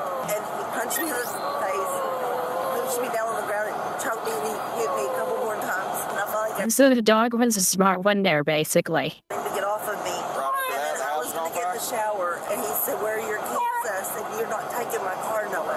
He said, where are your keys? The house is on fire. Where are your keys? He said, I'm not going back to jail. What's he driving? He said, my Toyota Camry. See what else you can find out there, Tom. Do you think that he started the fire? I know he started the fire. How do you know? Because he said he started it. Do you know how he started it? Right behind my couch was flames. Has Noah been staying here with you all here? Because he's got an assault case where he cut her in the face with a knife. Right, she's a victim in it. She wrote a letter and everything saying So yes, but he wasn't supposed to be. he done it on accident. It was not an accident. He cut her on purpose. I'm familiar with him. And he does have some mental things, but this is, I can't Oh no. The cops are familiar with it. give me an excuse after I'm not going to give you excuses. Turn your head the other way. Let me look the other I mean, it wasn't a one-time thing. Like he's had this t-shirt.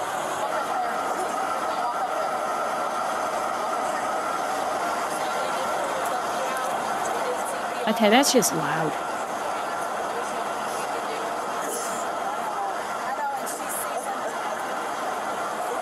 More women choosing bad men.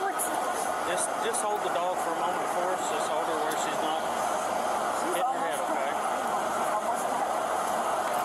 No, I don't care. I hope your husband dies. We're working on getting information of a possible suspect for a bolo. You the owner of that trailer or this lot? The whole thing. The whole thing. She's supposed to be by herself, and I think it's her daughter and her boyfriend. Her boyfriend's been in and out of jail. Yeah. We tried to get rid of them. Next month, their lease was going to be up, and we was going to hightail them out of there. Okay. It's going to be arson. We're looking for him. Detectives are on the way out here. I just talked to my probation officer. I told him your badge number. He said he'd be out today, but he was like, I'll check in with them, so I wanted to let you know. Did she give you anything?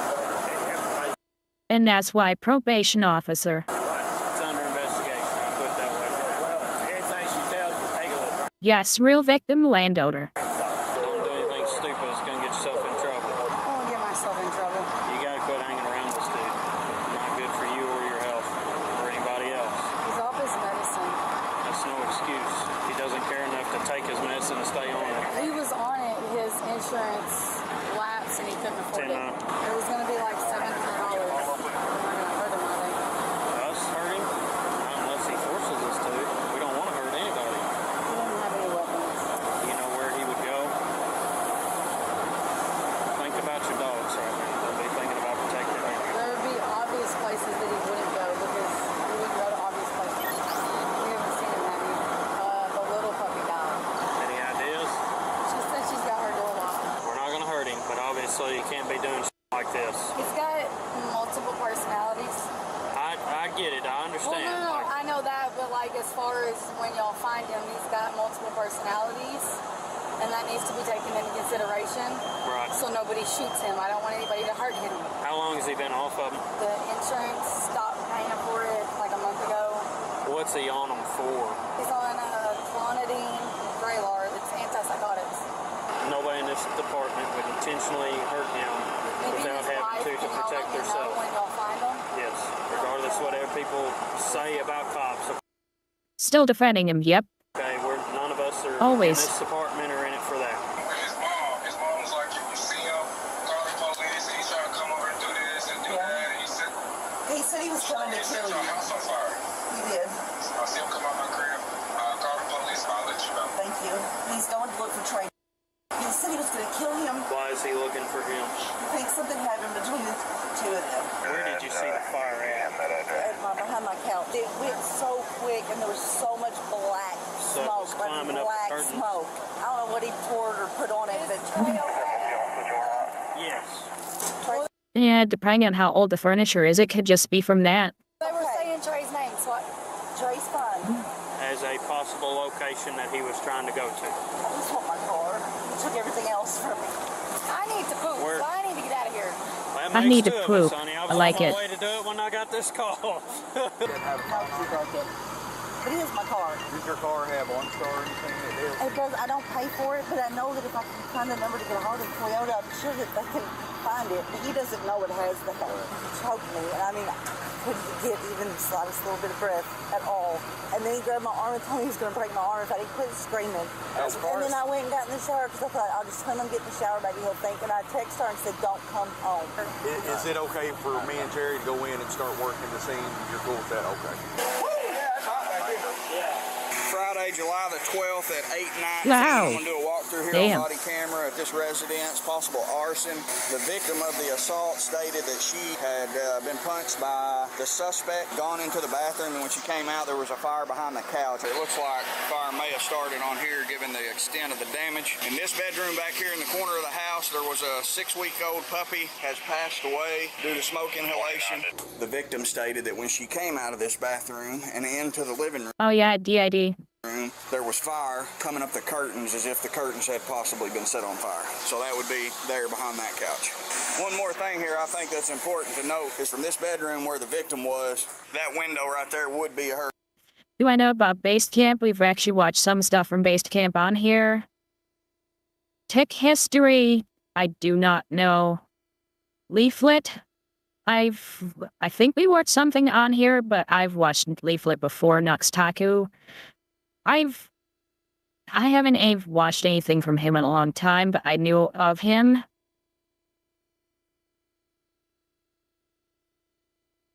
Three of those are modern relevant. One callback, It's a Gundam. I've watched his stuff for quite a while. Stefan Molyneux. Yeah, I have not watched anything from him in a long time either. And yes, the puppy. To escape the residence. That bathroom only has a skylight, and the fire was between her and the main door here. The escape route was basically hindered. So we've got essentially, he punched her and took her keys, robbery, right? The stolen vehicle, arson, animal case. Yeah. I mean, we got a whole slew. Yeah.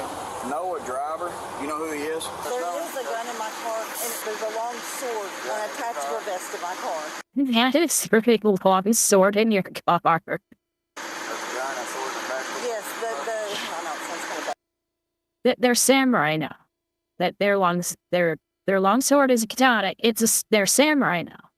That's got to be it. No other explanation. It's acceptable.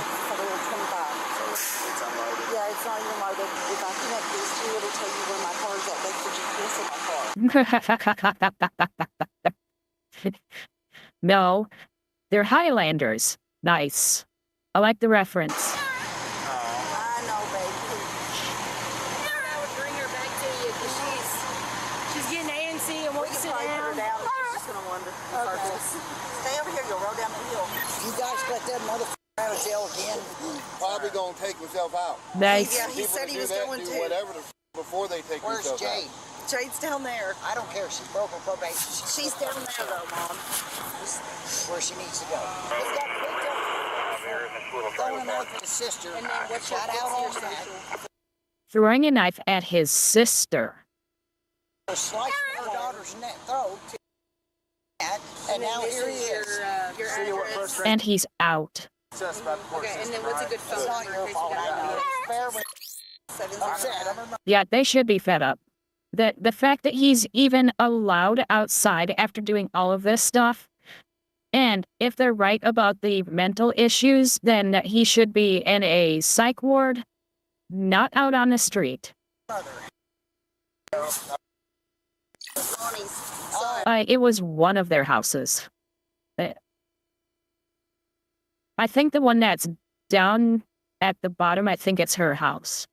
Ronnie, I see Jones. What are you doing out here?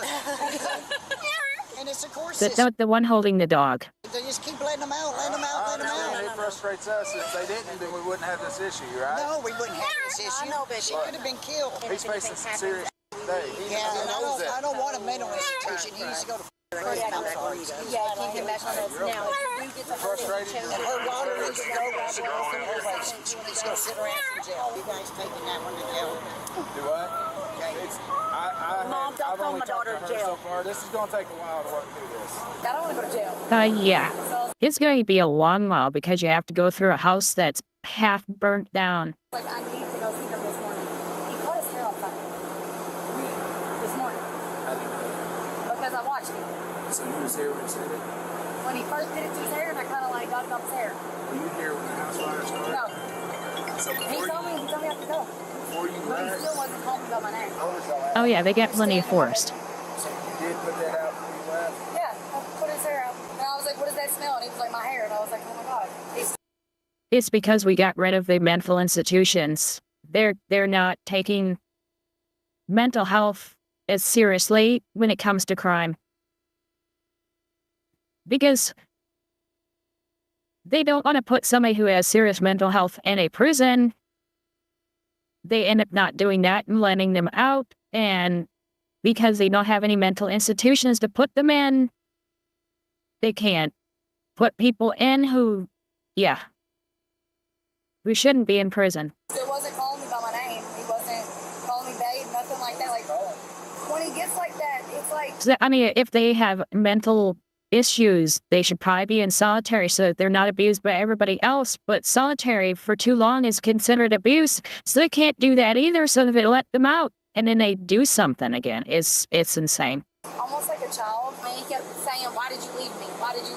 I'm like, I didn't leave you. Well, he's referring to something that happened with his mom, like years ago. He has got multiple personalities, or DID. He's got PTSD. He's got a couple forms of autism. He was diagnosed with pyromania when he was like 8. Hope to God all those files are still in there. I'm saying general mental institutions, not just ones for criminals. Dissociative identity disorder, or DID, formerly called multiple personality disorder, varies widely in how it presents. According to the Cleveland Clinic, it can appear as possession type, where identity switches are Or no Cleveland Clinic. obvious to others, or non-possession type, where a person feels detached or not in control of their thoughts, emotions, or actions. Symptoms I grew up about 45-ish minutes away from it. can include memory gaps, anxiety, depression, self-harm, substance use, and thoughts. DID is most often linked to severe childhood trauma, typically harsh physical or sexual abuse, and diagnosis involves ruling out other medical or neurological causes. While there is no cure, treatment typically includes therapy and medication, focusing on trauma processing and reducing memory gaps between identity states. Assuming Jade is telling the truth about his condition and his diagnosis of pyromania, a disorder where individuals repeatedly fail to resist impulses to deliberately start fires, the failure to obtain medication could lead to deadly consequences. Did he know he was in trouble when I put together? Yes and no. It depends on what personality you're talking to. But that's what I worry about the most. I don't want anybody to hurt him. And I know a lot of people, especially in law enforcement, don't understand that. Well, apparently the car... They understand that, but if they are attacking a police officer, it does not matter. he stole had a handgun. I don't know that he knows that. I don't want him killed. Biggest concern and biggest fear is everybody's safety. Why do you think if he did this, he did it? He was in another mindset. She said that there's like files and like boxes with his and her paperwork both in it. So There's a box right there at your feet. yeah. Go ahead. He has mental issues, man. Well, we used to exile people. Actually, the Europeans used to exile people. And now they're still a mental institution. We call it Australia. That's all I know. Look down, he's a cool they're just going to be on the... I know that wasn't nice. When it snapped, this is what happened. Mom, do you have the car insurance app? Where's your wrench? In my car. Can you give me the VIN number of that vehicle, please? Told you that this dumbass We've sent him to Canada. Yeah. is out of your house. Mama, I tried to get it's fine. The dog's replaceable. You're not. He's already said he will not They'd be considered normal up there. go without a fight. Well, he said y'all have to shoot him. He's also made homicidal statement simple. And yes, I know I'm not nice to the upside down people.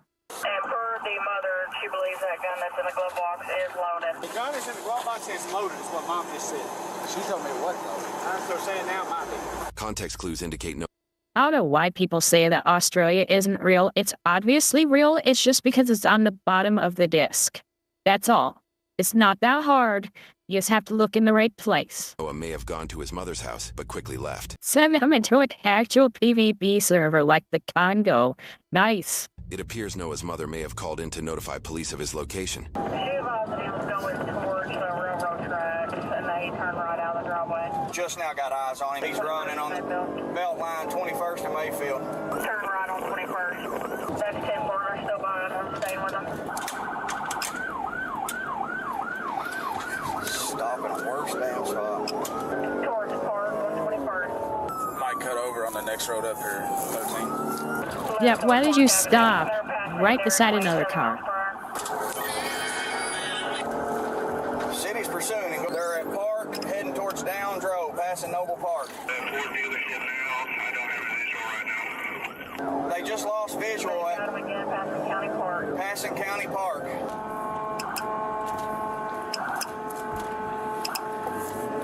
Why aren't any of those cars stopping? He's going in the wrong way now, down Eagleville to Double Diamond. Pit him out. I'm not caught up to him quite yet, but I'm getting close. Permission to pit if I get up there. We're going to have spikes at 06060 Central. He should be approaching there in a couple minutes.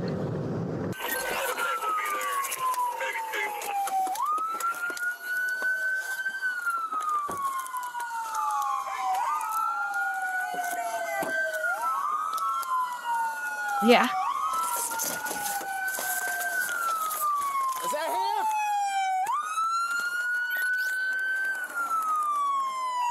Going the wrong way on 60. Yeah. You're on the wrong side of the road. I do not have a current speed. I can't catch up to him. Passing the Metropolis Lake, unknown speed. Is he doing the wrong way? Do we have a unit with spike strips that can be up on the wall in case he comes back inbound? Approximately 1 mile behind him. Notify Ballard and advise him when he spikes and Kevin. Alright, he's back in the proper lane of travel. He's not leaving. I mean, I don't know. I don't know what's going on. I like this one thing that some cops have. But you have to get damn close to that car to do it. But it can rip the underside of the car off. It's like this net thing and it will wrap around the axle. And if the person tries to keep going too hard, instead of the axle moving, it will just yank it right off. That's how strong it is. And so when they get that on a car, those back tires just stop dead completely. What's going on? I wanted her to come up there with me because I know that he was still coming. He's not coming here. He's not coming here. Yeah, the remounted axle thing.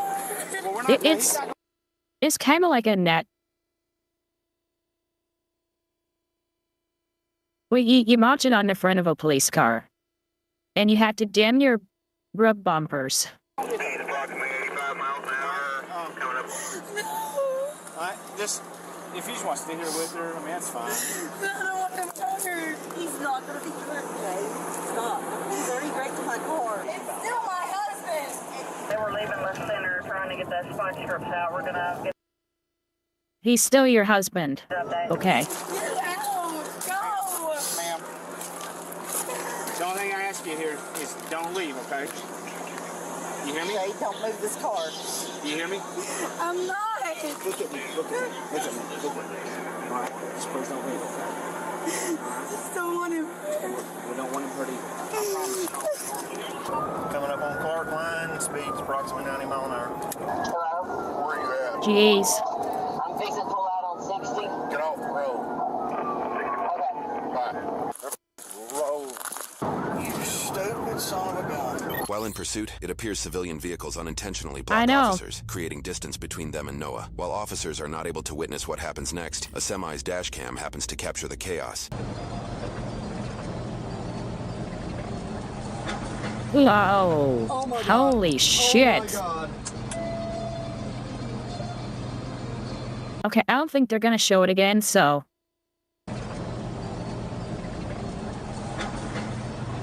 Oh my God. Oh my God. Wow. Holy shit, that's crazy. Oh, Terry's got my Wrecked out here in the center. Oh, yeah. Wrecked out here in the center. Man, you don't survive stuff like that. That's rough. Whoa. Everywhere. This shrapnel.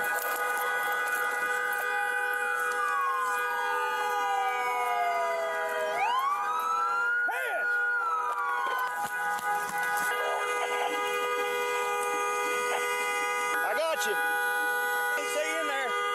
Let me get something to break the window. Hold it. Ready?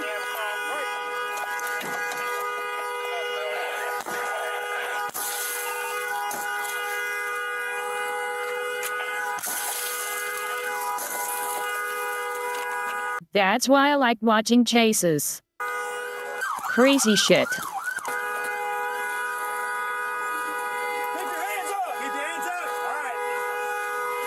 He's wearing a vest. He's wearing a vest. Keep your f***ing hands on your head. Get this door open. Keep your hands up. Hey, hey, hey. Get back, get back, get back. Keep your hands on your head. Is anybody in there? Anybody in there, Sheriff? Yeah, I want to see if this one's all right. I'm good about that. Dang nice. I want to see if this guy's alright. I don't give a fuck about that one. That's the attitude we're looking for, boys. We're trying to get him out. Are they in there? Yeah. Hey, who else in here? Me and my wife. Is your wife okay? No, I don't think so. Okay. My hips broke. Your hips broke? All right. Hang tight. We got help coming, okay? We got help coming, sweetie, okay? Just breathe, baby. Hey, just breathe, okay? How? We got help coming. 13, if you haven't already, start battle in. That is so hard to survive something like that. Damn. That car didn't just tip over, it flipped.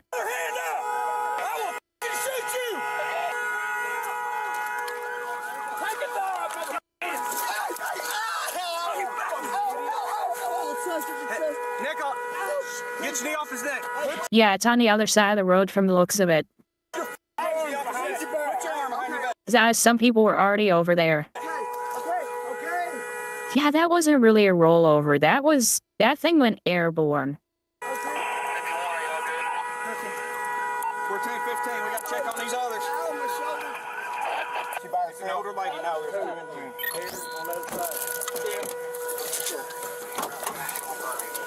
Okay, baby, hang on. Hang on, sweetie. Are you okay? Okay. They are. Yeah. Anybody who's in a car crash that has their airbags deployed, they want air really bad because there's the like cornstarch type stuff that keeps it from sticking. I'm not really not seeing a whole lot of blood anywhere. Do you hear me? This is probably Is there gas. anybody else in this car? Yeah, there's one. Oh, in the back seat. Hey, Is there anybody else in the back car? Who am I? It's Okay. just these two. Hey, we need to start making a hole for this ambulance to get through. If I go over there, I'm a nurse. Go render aid. Wow. Render aid to point. That's amazing. This is okay. Everybody seems to have survived Mercy's this. on the way. Mercy's on the way. Central just confirming Ballard is asking for assistance from Mercy. That is correct. That's 10-4. We've got a couple ambulances coming to you as well as fire. One bad guy? Yeah, one bad guy. We got him. He's detained right there. Who they life fighting? Them? I think there's a male and a female in this car. I called dispatch to let them know we got 4 people in here. Okay. I didn't have a visual on him. I thought he had kept going until I saw the debris. That caught my attention. Muting for investigative discussion. Several officers appeared to mute their cameras. While still muted, some officers bandaged Noah up before preparing to transport him to a hospital. In the meantime, officers at the scene of the fire informed Jade. We have him. He's in custody. He wrecked out. He hurt a couple of the people pretty bad. He's going to be fine. Where is he going? He'll end up at the Crank County Jail. He can't go there. He's a CO there. It don't matter what he wants. He's going there. It's just how it is. So they'll transfer him out like they do every time, and then that's where we're going to take him, and then from there the jail will make the decision as to where he goes. Jade appears to say that Noah was previously a correctional officer at the McCracken County Jail. However, this cannot be confirmed with public resources. I can take him. He's not really related That's to me. not surprising. He's probably going to have to go to the hospital, but I mean, we're probably going to have to ride in an ambulance with him. He's my nephew's brother. Next, officers are tasked with obtaining evidence from the vehicle. A not-so-easy task when the car is crinkled like aluminum foil. Yeah. Nah, I don't. Not with that glass. There's glass, there's blood. Now, let's just wait to get the right tools, man. Put that on the front. I know, sir. Do not do anything stupid for me, okay, Noah? All right, partner, we're going to get you to the hospital. You might have your body cam lines at the office. I'll jump out of court. It's muted right now, so. All right, Noah, let's go. We're walking through this car right here, Noah. Very bad decisions, Noah. I ain't trying to see nothing, dude, but just make sure you got nothing on you, dude. Have him there for me. Ass first.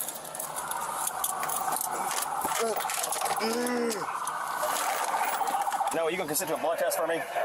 Yeah. Hey, he'll consent. Is it right? Okay. Safety switch. Ooh. Get back in that holster. We'll take care of it. I don't know if the road though. It's all right. Oh yeah, he'd have to go to the hospital either way. So that's why I do have to say that ultimately he's going to go to the jail. I can't make any promises, you understand? But obviously your friends are worried about you. uphill. They're worried about you. I'm not worried about them.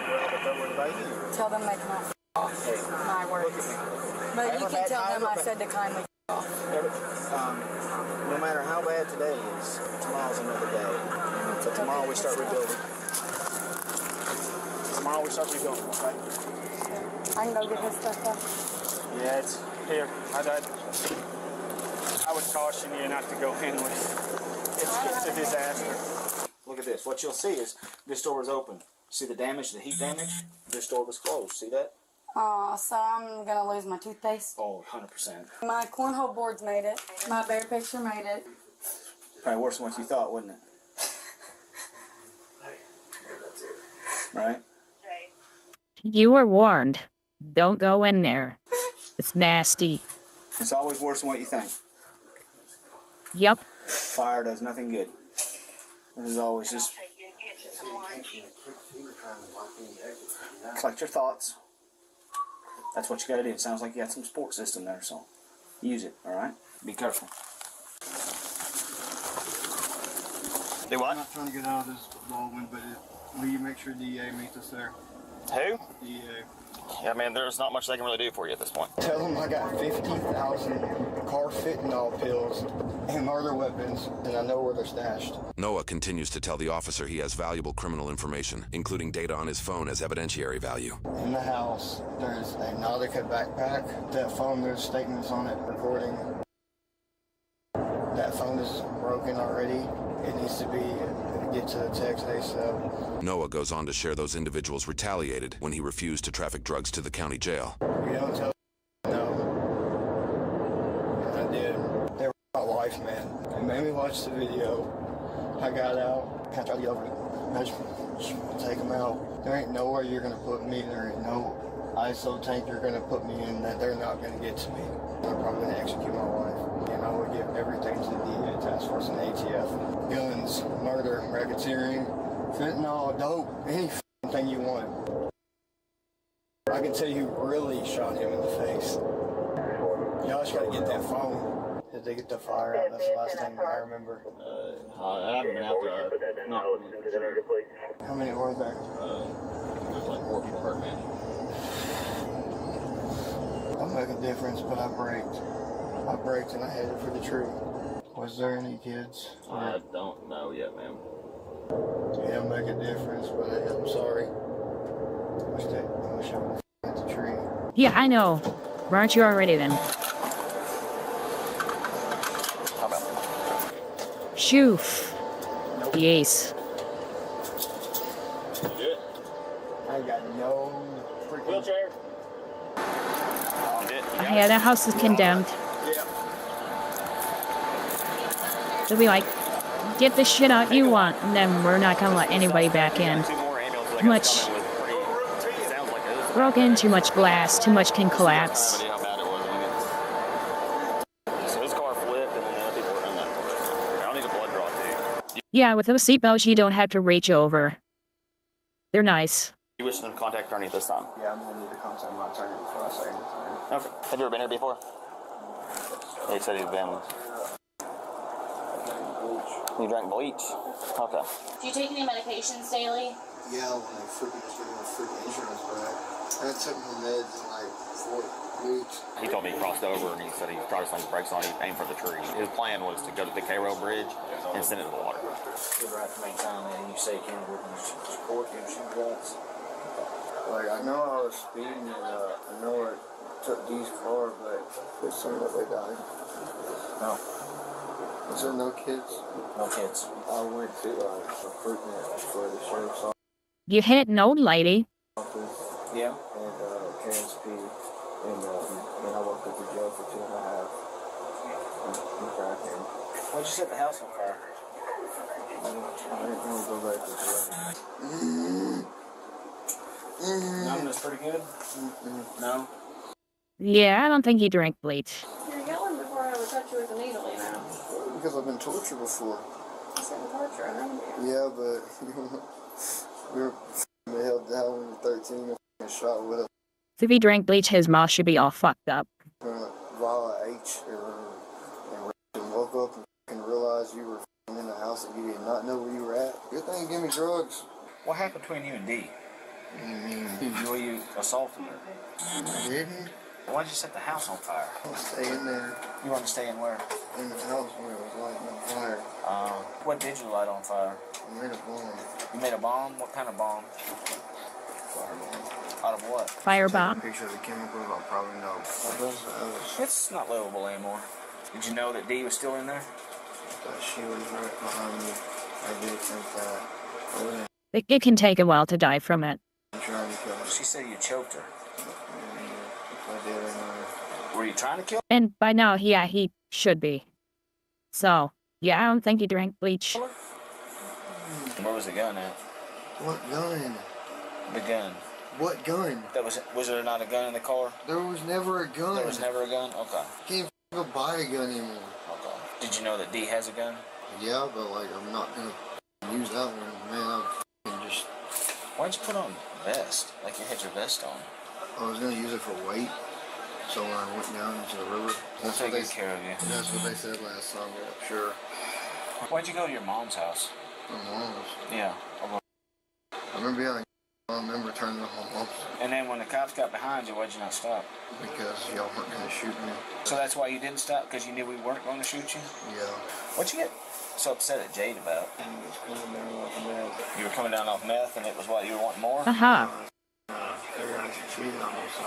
This is crazy. I know my heart rate was 195. So much shit is going on, having a hard time keeping up. I checked last night, and I was like, hell yeah. Oh no, I'm not coming down. I hit 2.5, and I put my head through some shit. And then, just before the accident, what was going through your head? We need deputies going to throw a stop sign. I'm just saying. What did he do wrong? He wasn't quick enough. He was literally getting out of his car so slow. I don't know why he wasn't putting some ass in that shit. He should have. I'll address that.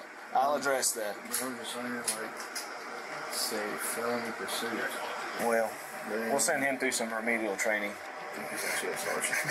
Yeah, far away.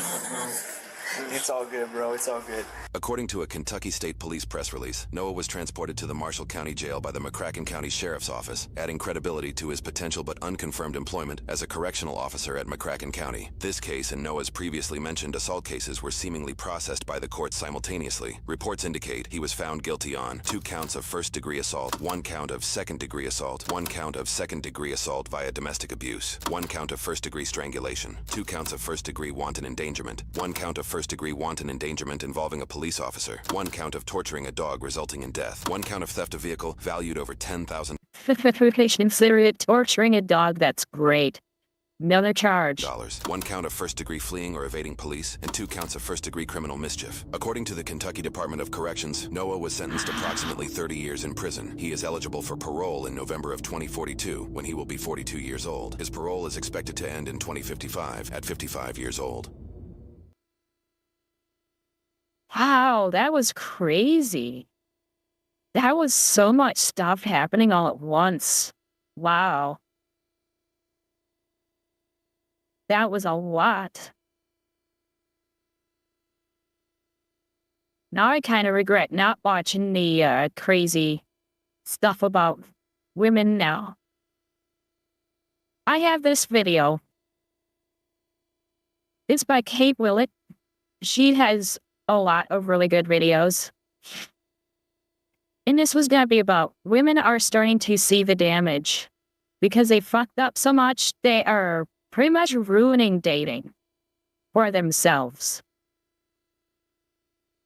But it's already 1:45, so I think I'm done for the night. So, alright. I'm going to find a place for you perverts to go. For everybody else, have a good night. I have tomorrow off. Thursday, my perverts know. For everybody else, I will see you on Friday. 7 p.m. Eastern like normal. And to all of you, have a good night and do